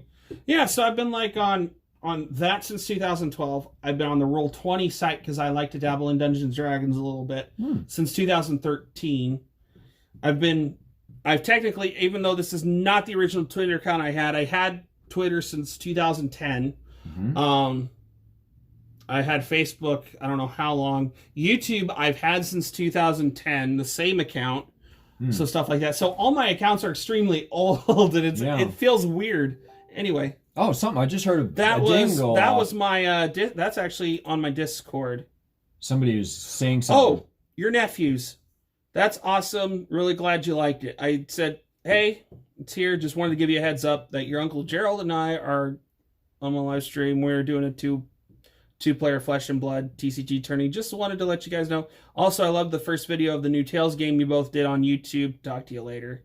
That was back 4 minutes after that. Never mind.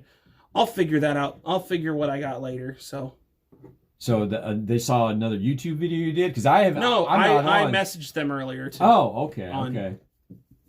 I messaged them on Discord earlier today. Gotcha. Okay. All right. So it is my turn. That's what you said, right? It's my turn. Yes, I All right. deferred. It's your Enough chit-chatting, Caleb. Get back to the tournament game, whatever. Okay. Well, that's why these games takes a little bit longer too, because you got all this stuff running, and we're learning the game. So it's I don't.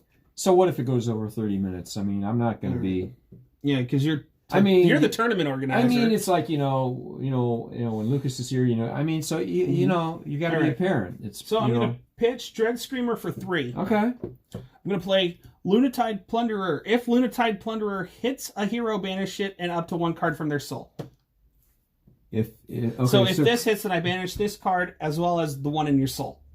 Oh man, that kind of stinks. If it hits for any damage. For any damage? Oh man. Yeah, if it hits a hero. Wow, that's a lot. Let's see here. That's why this is the. That's why Prism has. That's why it's a hard matchup. It's definitely weak, man. I mean, I'm sure you can win, but when I'm trying to learn this deck, it's going to be a struggle, man. I can tell you that right now. That's why I was kind of hoping I actually picked the deck that wasn't the counter to it, or that being the counter to the chain deck. So what is this? Okay, so if you create a Spectral Shield token and coming through for 6. All right, let's see here. We can defend.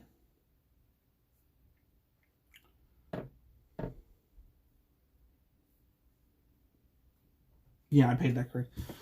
I'm looking at costs weirdly in my hand. I'm like, wait a minute, did I just misplay that? No, I didn't. Okay, that works.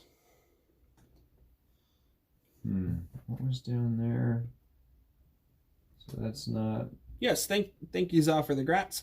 Yeah, I'm hoping that that would be nice to do something special. I'm going to I mean, it's coming through, but I'm going to defend for like 3 of it. All right, so you'll be taking 3? Yeah, taking 3. I can't really. That's just a lot to. Okay, so 3. All right, yeah. Yeah, I can already see the way this deck's going. So yeah, all right. So I'm gonna take 3. Yeah. Did we resolve? Yeah, we resolved it. Okay. Yep. Resolve the attack chain. Yep. All right. End of turn time. So obviously I can't put this into my arsenal. I still have one in my arsenal. Dread Screamer. My pitched card goes on the bottom. Pick the whole deck up, Caleb. There we go. That goes on the bottom. Draw back up to hand size. 2, 3, 4. Yeah, your turn. Okay. Well.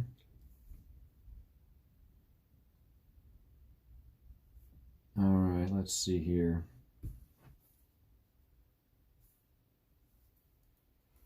Just out of curiosity.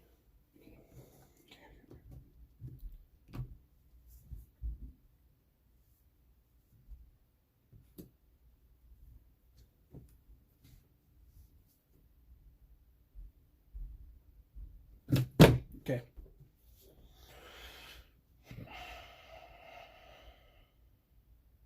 All right, let me think here. That costs 1. I'm gonna take my binder down off the table. There we go.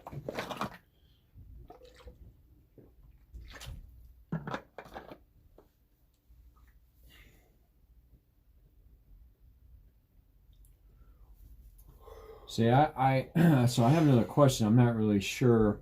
All right. How this works, but it says, for example, I want to do an effect where I lose my phantasm. I'm thinking about destroying this, but this is like the next illusionist attack action you play this turn loses and can't get right and go again, but then it has to be the immediately next card because there's another card I want to do that is going to add damage to it. The next illusionist attack action card. So if it doesn't have the attack it on doesn't say attack, right? It just says action. Yeah, so this would not affect the next immediate card. It's the next attack action. The next loses attack action. Right, so it's not. So it's a... If it's just a regular action... It's just it loses action, and then I play the attack action, which... Okay, so thank you for clarifying that. I think... So let me just see if I have enough to pay for all this, you know. Right. That may be another concern. Let's see. Okay,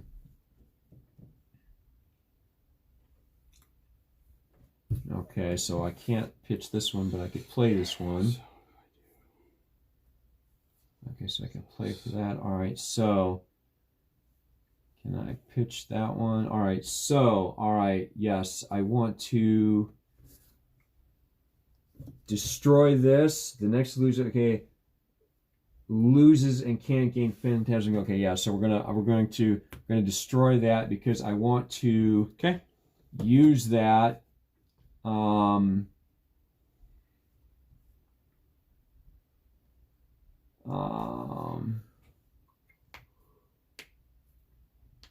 Sorry about the knuckle popping. So I have to... This was in my arsenal, so this one cannot be pitched. This one needs to be played, but first I want to play... Okay, so it's 1 and 2... This let's just do this straight. Okay, so I'm having to pitch 3 for resources on this one. Right. And this one I have to play. I cannot pitch that one. So I have to play this one. But before I do, I think I know what it is. Go ahead. I want to this costs 1. The next attack action card you play this turn is Illusionist in addition to its other class types. Okay. Okay. So what that means is so the next attack action is Illusionist in addition to its other class types. And gains +5 in Phantasm. So you're actually playing this correctly. So you used your Dreamweavers so that way the next Illusionist attack action that has Phantasm loses it, can't gain it back. Which is this card. So then this is not the attack. This is just the... Right. So when you play this down, that doesn't trigger on that then, right? Correct. Okay, that's so what I thought. So the Phantasm will not trigger on your next one. You will get the +5. Right. But you won't have that's what I was going for, but I don't know what... That's what I'm understanding it as. So it costs 1, then this costs 2. I pitched for 3. Right. So that's what I'm doing. So I'm wanting to add the +5 to this, which is only 5, but then +5. So anyway, that's what I'm going for. We're going to try it anyway. And I've destroyed my hands to make this happen. That is a really good card. Wow. I'm like trying to do my best here, but that's a one-time kind of thing deal. Zaw just said, "Yep, good play." That's a very good play. I'm like, all right, so you're attacking me for 10. Yeah. Alrighty. Now something I'm gonna do damage calculations in my head for not just for something. So give me a second here. No, absolutely. You'll get to fill back up anyway. All right, so yeah, if I let this go through, what it does is, let me read this. So as it goes into my soul. Oh, and it deals 1 arcane damage to you as well. Yeah, that's what I'm reading about. Yeah. So now you may have something that prevents arcane damage. I do. So this is weird. This is like one of the only things that does arcane damage. Because I don't think Prism's known for dealing arcane damage. No, that's the wizard and the guy with the rune blade, I believe. So if it hits, put it into your hero's soul and deal 1 arcane damage to target hero. And I like the target hero part because that's still insinuating that you can play the multiplayer version. Yes. Which at some point when we have more people to play with, yes, I want to do I may want to hit you and target this person over here. Yeah, multiplayer. I will say, back in 2010 during college when I first learned how to play Magic the Gathering, we had like a group of 5 or 6 people that would always get together and play. Everything was multiplayer. We would just roll dice for the different type of multiplayer game it was, and it was so fun. So yeah, anything multiplayer games is fantastic, is fun. All right, so coming at me for 10, 6, Okay. Now let me think about something here. Actually, you know what? This is gonna be a bold strategy, Cotton. Let's see if it pans out for him. I'm gonna take all 10. If it hits, it does 1 arcane damage. I know. Too. I'm well aware. Oh, okay. All right. You're okay. So this is all going through then. Yes. All right. Because what I'm wanting to do next turn, I can't get rid of anything in my hand. All right. So it says if it hits, so you just dealt 10 damage, and then you deal 1 arcane damage. So that's 11 damage altogether. All right. So 11. So I'm down to 5. All right. So minus minus Levia 11. is down to 5. So yeah, 6 minus 5. I'm playing right. dangerous here too, so especially with the next turn. I'm going to put this in my arsenal, and okay, pitch goes on the bottom. Yep. And I'll draw my 4 cards here. If you're Zaw, if you're saying I'm a madman at this point, you can say that in chat. I'm fine with it. What did she say about you taking all 11? Zaw hasn't responded yet. No. Okay, because you need your hand for what's going on. Oh yeah. It makes me. Something's coming, man. All right. You know. We are going to. I'm doing the instant on Barkbone Strapping. I understand this is instant, but I want to do it now. Destroy it. Roll a 6-sided die. Gain resource equal to half the number rolled. Rounded down. Come on, 1. Whoa! Oops, it was gonna fall off the table. Let's try that again. Going too far. 2. So you get. I do get 1. You get I 1. do get 1. I get 1. Yeah, you get a 1. That is actually enough. Bummer. Funny enough, that is enough. Bummer. Yeah. All right. So next. Yep. So next, what we are going to do is I'm going to discard Boneyard Marauder for 3 more. Holy cow! You need 4. Another good play. You got to take damage to deal damage. That's what Zod just responded with. So I'm gonna pitch Boneyard Marauder for 3. Mm-hmm. Endless Maw, and it's an additional cost to play Endless Maw. Banish 3 random cards from my graveyard. If a card with 6 or more attack is banished this way, it gains +3. So 1, 2, 3, 4, and 3 of them have at least 6 attack. Right. So at least 2 of them are guaranteed to get in there. Then. So you mean 1, 2, 3, 4. But how many rolls do you have to do here? I have to do 3. Oh well, 1 of them's going in. So we're just deciding which ones get banished then, basically. Yep. Yeah. Gotcha. 3. So this one's banished. 1. That was the only one with blood dead anyway. I was hoping that wasn't one in there. So is it 1, 2, 3, 4, 5, 6? Is that what you're doing then, or? Yes. Also, when that goes in there, I'm going to do the Hooves of the Shadow Beast. Whenever a card with 6 or more attack is put into your banished zone, you may destroy Hooves of the Shadow Beast. If you do, gain 1 action point. Another action point. Okay. Yep. So that's now in my. That way I get an action. Don't you still have another 1 to use? Because nope. You don't have any. No, don't you have? I still have 1 resource to use. Yeah, 1 resource. Yeah, because you had 4 and you've only used 3, and you have another action point with 1 resource. Oh yeah. So yeah. I'm well aware of what I'm trying to do here. All right. All right. So 1, 2, 3, 4 again. 4. Who's the my armor is banished, not banned. 1. 1. All right. So 1. Oh wow. Okay. Oh, either way, one of them already went in. So Boneyard Marauder has 6 attack. So I am attacking you with 9. 9. Okay. Attacking you with 9. Gotcha. All right. So and these are part of the combat. Oh, sorry. These go back into my. Oh, okay. Those go back into my graveyard. Thank you for saying something. Attacking me for 9. Yeah, boy. This. Yeah. Goodness.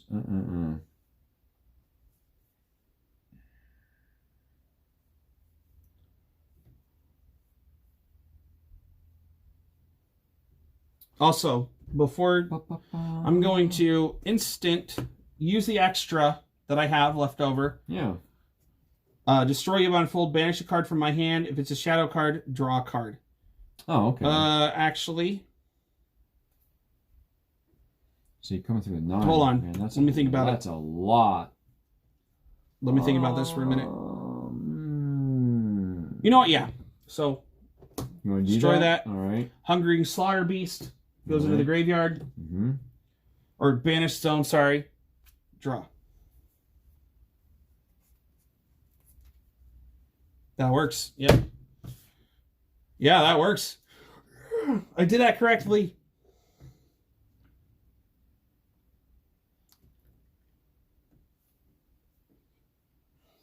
No, I think I am. I think I'm. You're taking all 9? Yeah, I'm gonna take all 9. Yeah, I think so. Yep. All right, so you take. Here we go. Minus 9. What are we down to here? Is it 5, 9, 10, 11, 12? Yeah, I'm down to 5. Question. So we're tied at our health. Did my Lunatide Plunderer hit you when I attacked with it? Do you remember? I mean, it's way past that now, but... I don't remember. Oh, well. Don't worry about it. Don't worry about it. Where was that? We probably missed I something. took 3 damage, and now I just took 9 damage. So It was one of the attacks with 6, but I'm not going to worry about it now because I was supposed to banish it and the thing from your soul. Don't worry about it. We're way past that now. oh right, I was supposed to lose this, wasn't I? And I didn't take it out of there. I forgot to banish Yeah, mine. you know what? It was like you were hitting for 6, and I think I only defended for 3. So we played it incorrectly because weren't you supposed to lose one and I was supposed to lose this? Because I was supposed to banish this. I only had the 1 in there. I know I haven't added 1 since there. Right. So I'm not yeah, going to worry about it. we played that wrong. I'm not going to worry about it. We played that wrong. So Okay. So all right. you're taking all 9. Yeah, I'm taking all 9. I'm down to 5 health now. All right. So this goes here. Yep. Then pitch 1. Mm-hmm. That's exactly how I wanted to play. Mm-hmm. I'm going to attack you with Savage Swing. And as an additional cost to play Savage Swing, discard a random card. I only have 1 card in hand. Mm-hmm. Oh, Goodness. I'm sorry. Can I take it back real quick? Yeah, you can do whatever you want to. We're learning this game, so. First off, action. Goliath Gauntlet. Destroy Goliath Gauntlet. The next attack action card with cost 2 or greater you play this turn gains +2. Go again. Okay. That goes to graveyard. Mm-hmm. Now, pitch 1. Play Savage Swing. As an additional cost to play Savage Swing, discard a card. Attacking you for 9 again. Wow, attacking for 9. Well, if I can't defend that, I guess I'm dead. So let's see what we got here. Yeah, that's not going to do anything. The next action card you play this turn costs 2 less to play. Yeah, possibly. 1 arcane. No, that's no help. Alright. No. Alright, yeah, this is pretty lame. Alright, so it's coming in for 9? Yes. Because the base attack is 7 and the +2 from the Goliath Gauntlet. Alright, let's see here. Whew! Yeah, this was a really big turn. Yeah, that is a big turn. I can see why you took all the damage last turn. So let's see here. Alright. And I still get to draw back up to hand size, too. You do. Whew. Yep. I used all my armor in 1 turn. Yeah. Alright, let's see here. 7. Oh, my. Oh, So, I'm glad that was caught on camera, too. Yep. Sorry, go ahead. Sorry. Yep. Let's see here. There's a offended by 9. Let's see. So you're coming at me for how much? 9. 9. So, really? You need to at least block 5 to be alive with 1. That's the threshold you're working with. Yeah. Technically, that's also the threshold I'm working with at this yeah, point. it's gonna take damage. Let me just see what we're working with here. All right, I got that there. All right, so I'm gonna take some damage, but let's just see what we got here.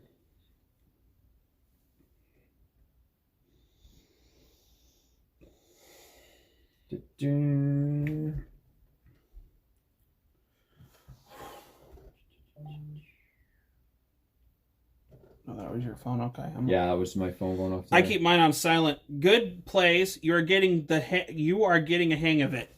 Sweet. To be fair, all I needed to roll for was one of that resource off my chest. Yep. Off my chest equipment. Yep. That's all I needed. Anything but a 1.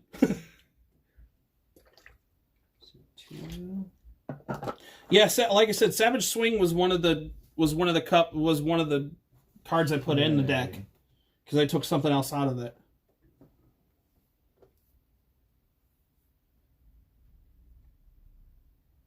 So that will, all right, coming at me for 9. So, all right, let's, we need to defend here, obviously.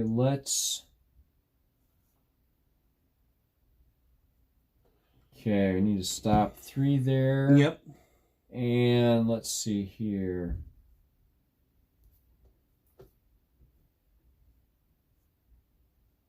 Yeah, we're going to do here. Need to stop. Blocking 6. Blocking 6 of it, yeah. You take 3, you're down to 2.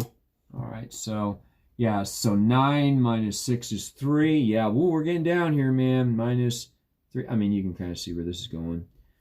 Minus 3. It actually all depends on what you do on your turn, too. So, yeah. So right. we'll see, but... Chain resolves, stuff goes to the graveyard. All right.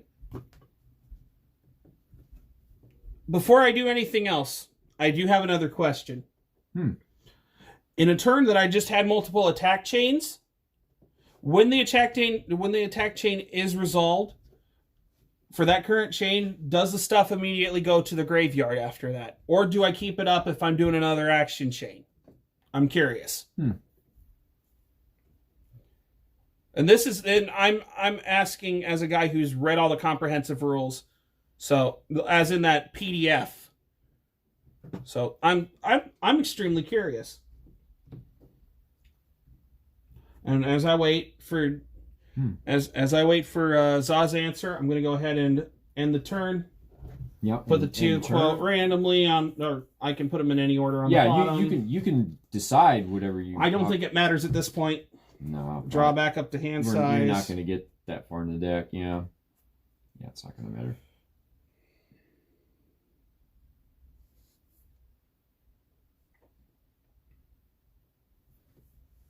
Yeah, go ahead.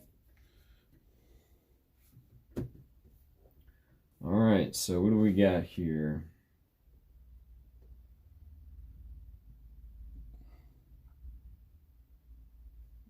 Okay.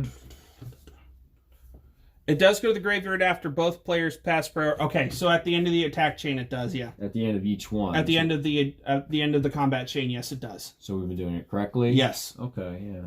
All right. Thank you for letting us know. Because I'm glad you're sticking around, because I knew questions were still going to pop up. And not just to Zah, but everybody else who's currently watching on Twitch. Thank you for sticking around this far. I know I started the stream over 4 hours ago. So yes, this is technically supposed to be 3 30-minute games that's went on for 4 hours, but we've had breaks, everything like that. So thank you so much for sticking around. Go ahead. I'm going to attack with Chimera. It does have Phantasm. Okay. And I'm going to pay with it with another one over here. All right. So that tells... Now, let me look at my stuff real quick. Attacking for 7. Yeah, it's attacking for 7. So I'm trying to kill you now, so you need to either defend or destroy that with a 6 attack or more. All right, so what I want to do is... I'm going to... Oh, I got to do it this way. Okay. Right. Oh, no. Wait. It's, No, I did it right. Okay. Yeah, you just have to defend with a card with 6 right? So it doesn't... Technically, every time you use a non-attack action, it closes the chain. Okay. Well, every time you use a non-attack action, it closes the chain anyway. Oh, okay. That's good to know. So okay, it defends. Non-illusionist attack action with 6 or more. It ends the chain, right? So that is destroyed, goes over there. And, yeah. No, that's, I think that's all I can do on that. So we're going to be at 2 health. And let's see, that's an arsenal, so I'm going to draw 1, 2, 3, 4. Okay, there we go. Yep. All right. Okay, here we go. I'm going to pitch for 3, the Deadwood Rumbler. And I am going to play, or I'm going to attack with Dread Screamer. As an additional cost to play Dread Screamer, banish 3 random cards from your graveyard. If a card with 6 or more attack is banished this way, Dread Screamer gains Go Again. Okay.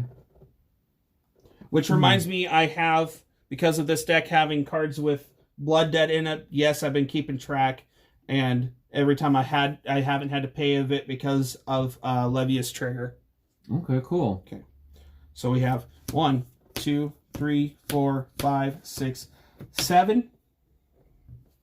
So, what we've been doing every time, because we only have 1 6-sided die, I didn't know I was going to be doing all this. Otherwise, I would have been bringing bigger polyhedral dice. Polyhedral dice for this. But I will know. I know next time, though. I guess I should get some, but I don't have any. I know. I don't even have a paradise. All I have is 1 die. That's pretty lame, but...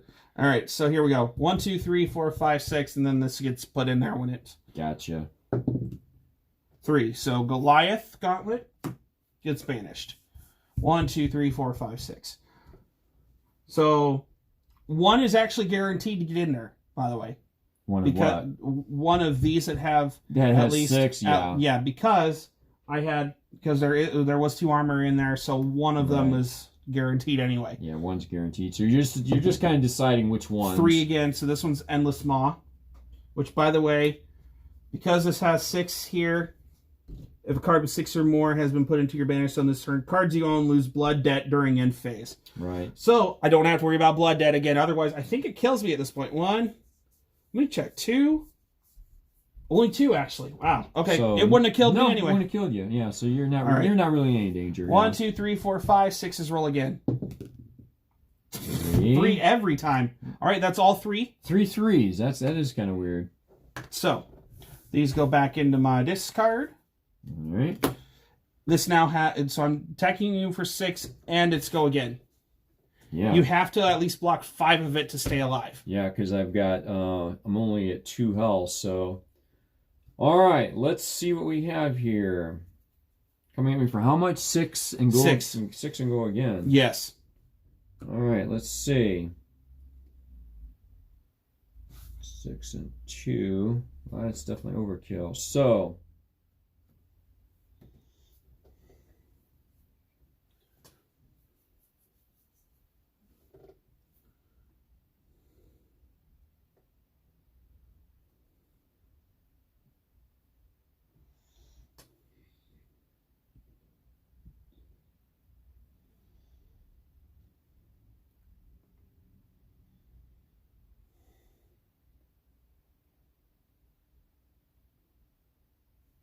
I'm also gonna, when I get back home, I'm gonna clip that play I did where I used all 4 of my. Yeah, that was pretty awesome. Okay, so coming at me for 6. 6. All right, let's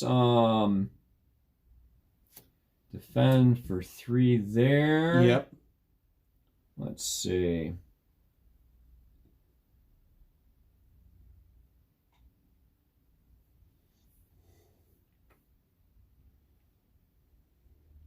No, I really like how Leviat plays.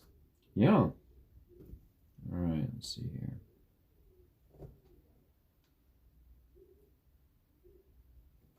Oh, it's upstairs. Okay. I mean, that's really weird wind making a sound like that, if that was. But yes, once again, glad to have met you through Twitch, and now I know if we need any questions resolved about anything.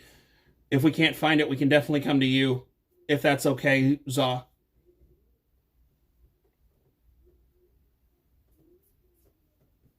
How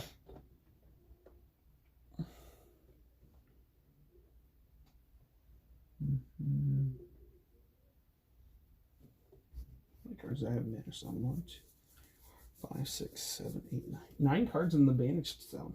Okay.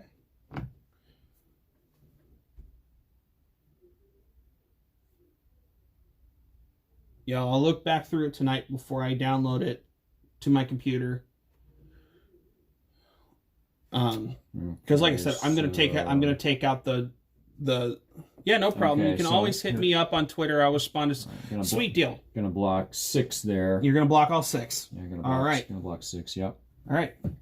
All right. Sweet deal. So, combat chain is ending. I have nothing else. So, combat chain ends. All right. And they all go to the graveyard. I have go again. I do have something I want to do. All right. I still have 1 left over from this pitch. All right. I'm going to pitch for 1 more. I'm going to attack with the Ravenous Meat Axe.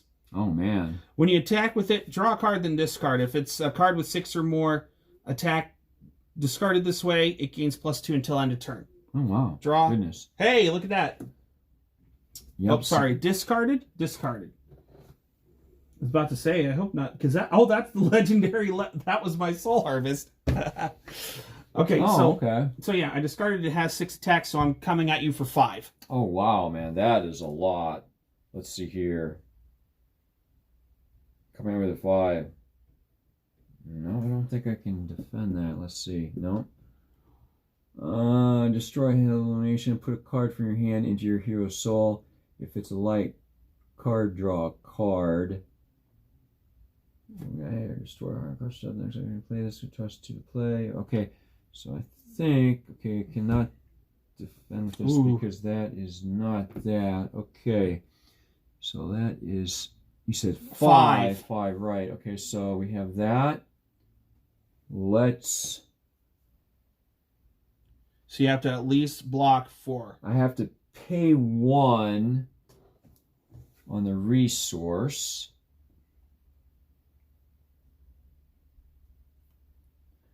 Okay, that's got a spell void on it. Nice. Yeah. Okay, instant. Destroy it. Put a card from your hand into your hero's... Oh, soul. Okay, that's not any good. It's going to the soul. If it's a light card... Okay. If into your hero's soul. If it's a light card, draw a card. Okay, well, I'm going to do it anyway, just to see what the heck's going on here. So it costs 1. Yep. Costs... instant and spell void. Okay, so it costs 1 to destroy. Okay, so let's pay 1 resource. I'm gonna pay with this. I don't want to, but we're kind of going to be dead here. So gotcha. I'm gonna pay 1 to destroy this, to put a card from your hand into your hero's soul. All right, let's just go through the motions here. From your hand into your hero's soul. And then if it's a light card, because they're all light cards. It is a light card. Yeah, it's a light card. Draw a card. All right, so then I don't know what this is, so we're going to draw a card. Right, so okay, so we did that. All right, so what do we have here? All right, so we did all that to get this, and this only has play this turn, cost 2 less to play. Yeah, no, that's not going. Okay, nope, that's it, because I can only play this to defend for 3. So I think I've exhausted everything. Yep. So if I did not get that off the top, now, granted, I think the majority you have a lot of 6. The majority of them are. There's a couple that are 4, but because they're for the resource to pitch for resource and not to attack with. Yeah. All right. So how much came through here? 3. 2. 3, because I defended with 3. That was 5. So 2. And that's exactly 0. Yeah, that's too bad I didn't have 1 more defense, because that's exactly 0. All right. Good job. All right. Good job, sir. There was one mistake, but what it was that's probably the soul and the banished. Yeah, so we didn't do that. So perhaps it would have been over sooner. But I think that was probably the correct result, the way that these probably should have been going. But yeah, okay, awesome, man. All right, well, let's report that. Yes, we got to... All right. Round 3 in progress. I won! Yeah, all right, so here we are. All right, so here, I lost. Feels good to hit the I won button, doesn't it? So reporting results for me. So I lost. Hit I lost. So let's see. Did it come up and indicate it? Yes, it did. Okay, so now let me go over to the shop page. Best 3 out of 5. No, I'm kidding. I'm kidding. I'm kidding. It's what time? 9:31. Yeah, because I would like to go to. I would like to get home and go to bed. Yeah. You're player 2. I am so player 2. Player 2 won this game. Yes. Player 2 wins on this one. So done with player 2. Yes, it highlighted you in green, and then we're not dropping anybody there. By the way. Okay, so accept all reports. Oh no, and let me print this out. You could have made Spectral with Prism's skill. He wouldn't have had enough cards in hand to be able to. He wouldn't have had enough resource to be able to do that and block enough. What was said you there? Could have. You could have probably built up your Spectral shields earlier. Yes. To help with blocking. Yes. Okay, you could have. Yeah. No, that makes sense. Za. Great games. Yes. But this costs 2 each time you do that. Yep, and you can do it. And it's a 1 per turn instance, so you can do it on your turn. You can do it on my turn. Yep. Also, but you still have to pay 2 each time, and it only blocks 1. I mean, it's nice, but it's nice. However, but this deck is going to lose to your deck. I mean, let's be real. If it's another deck, you can build them up. Yeah, I mean, let's be real here. This was probably the outcome it should have been. This is nice, but that's like too little, too late, really. I mean, I'm gonna say this before we did that though. You did win games, so. Yeah, no, absolutely. All right, check this out. Ready? Okay, print pairings. Let me print this out. Yeah, 2 and 1, 1 and 2. All right. Thank you. Yeah. No, I like doing this. So it's fun playing, man. Yes. So all 4 of my I hear the printer going. All 4 of my equipment ended up in the banished zone. Yeah. Well, they're there to be used, so I mean, yeah. But yeah, I mean, I rolled them at random to get them in there too, and I love Levia's. I love how Levia works because yes, the blood debt, but as long as you can get it in, as long as you can. That's awesome. I mean, I'm glad you picked that deck because I mean, as long as you like playing it, then it's fun. That's awesome. Yeah, that Barkbone strapping. If I didn't have that, that would have made that turn that wouldn't have made that turn work. I'm just saying. Yeah. Because that's not the original equipment, chest equipment that's in the deck either. Right. I know you did. You replaced that. That was a smart move by my part. Yeah. It was, man. All right. Oh, my leg fell asleep. Oh, that was so fun. That was, man. I know we're not. I know this was the last round of the night, but I'm shuffling the deck anyway. Yeah, that was fun. I'm glad we played that more because I kind of feel this is maybe how they should have gone anyway. Right. With these 2 decks. I mean, you can just kind of see. All right, so let's see. Make sure we put it out. Yep. And yep. All right, good. We're going to have to invest in some toner, I think, some ink and some more paper. Okay. Because you got to print these out after every round. Right. Now, yes, I'm wasting paper because it's the 2 of us, but eventually, once it gets to the it'll fill up. But yeah, you got to print these out every round, just to be. I say the tournament's over, don't you? Yeah, I think so. I mean, it's up, whatever. I know it's up to us because we're the only 2 in there. Yeah. All right, so let's fill this out. So. And then while you're doing 2 and 1, 1 and 2, right? That's fine. And then this, so we'll tick. Player 2 wins. That's you. So officially, I got my first tournament, or I got my first win in a tournament, even though I technically didn't win the tournament. But that's okay. All right. Yeah, I mean, and it's a learning process. I think you would have done. And if we would have known that that's how you played that deck in the first place, I'm pretty sure you would have beaten my halfway put together deck in the first tournament anyway. So. Yeah, probably. But this, I think, is more even. Both of us having the same kind of, Same learning curve, too. Yeah. We're both learning. So, all right. So, win. And here's the results. 2 and 1, 1 and 2, but we know that probably would have been a little bit better. And since you're a brand new store to this game as well, there's no prizes to hand out anyway. So right. But that's why I want to get the Armory events, because there will be prizes every time we do this. Yes. But it'll have to say Armory event. And of course, I don't have any prizes yet. Right. But we will. But that was fun, man. Here's my Flesh and Blood deck going into this Pokemon deck box. Yes. That's okay. We like Pokemon. We like all games, really. But right now we're having fun with Flesh and Blood. Yeah. Oh, I had the mentor in my. That I figured that's what it was because the way you were talking was like, well. It was it's too slow for this deck you're playing. It's good and Okay, so our shop is located, Gerald, because this is Gerald's shop, and to be fair, I'm really glad I'm friends with Gerald. No, I don't get any. I am too. I'm glad we're friends. No, I don't get any. I don't get any perks like any free packs or anything like that, and I don't want him to do that either because I would rather pay for my packs.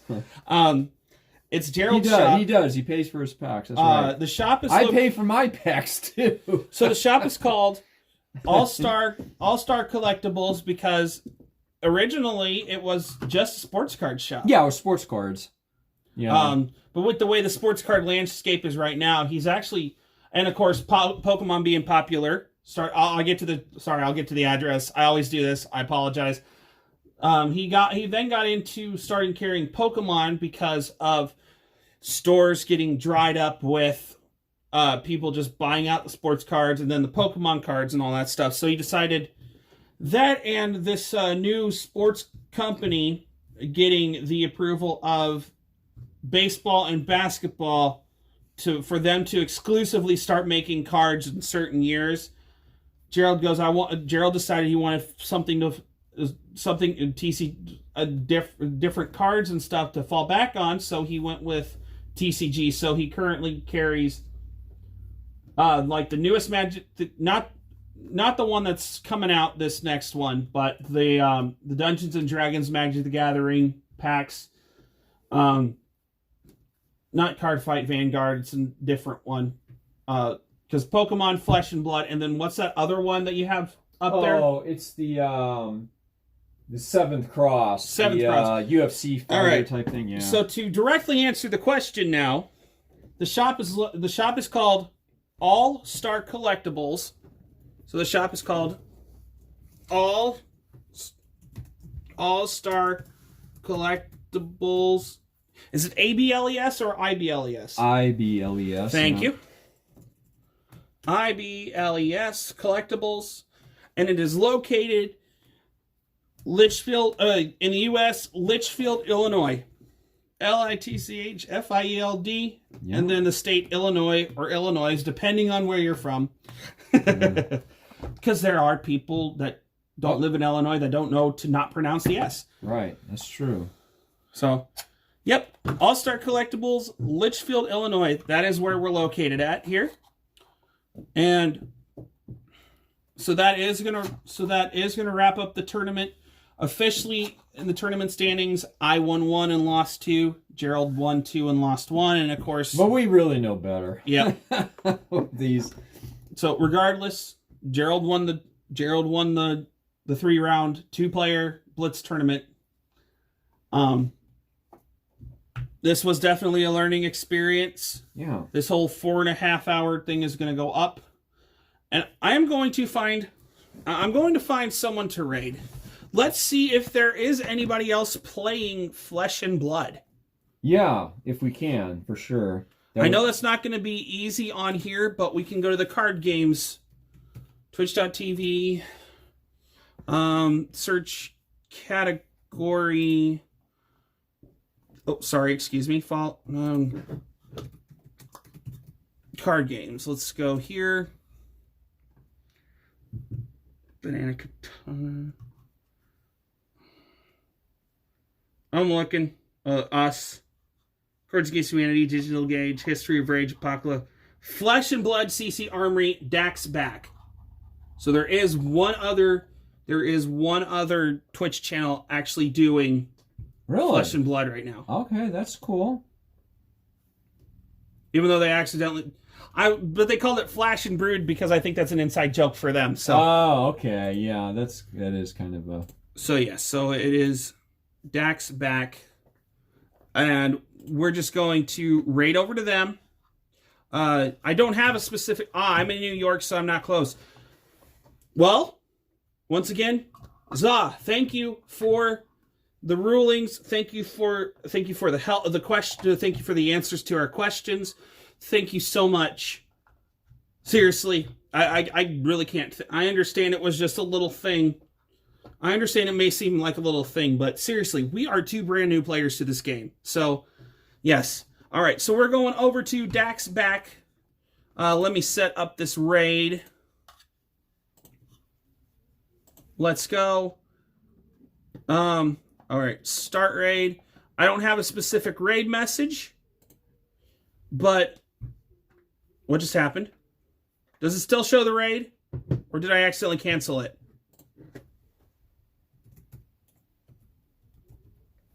Uh-oh. There we go. Oh, okay. So, yes. Thanks to everybody who's come through the stream. Thanks to everybody on the watching the VOD afterwards at TCG. And the VOD is going to be on TCG Tornado on YouTube. Not later tonight. It'll probably be tomorrow. So, thank you, everybody. Please give Dax back some love and hype in the chat and everything, because I don't have an actual raid message. I do apologize. This has been, I think, this has definitely been a really good night for, I think, both of us learning in this game as well. This getting to be a learning tournament, which probably the first I've ever done. Everyone have a good night. We'll see you again sometime. We're going to try to be back on Sunday afternoon. I don't know what time. It depends on when I get here. It's listed at 1 p.m. Central, but, whatever. It's whenever I can get here. Yeah. Well, hopefully whenever. I mean, it won't be at least until 1, perhaps a little later, but right. Central time, so. All right. So, everyone, thank you so much. Have a good night. That's what's advertised. I mean, I doubt. There we go. I doubt if anybody else will show, but it is advertised for that. So that was nice. That was very cool. So how many people were like in and out? Most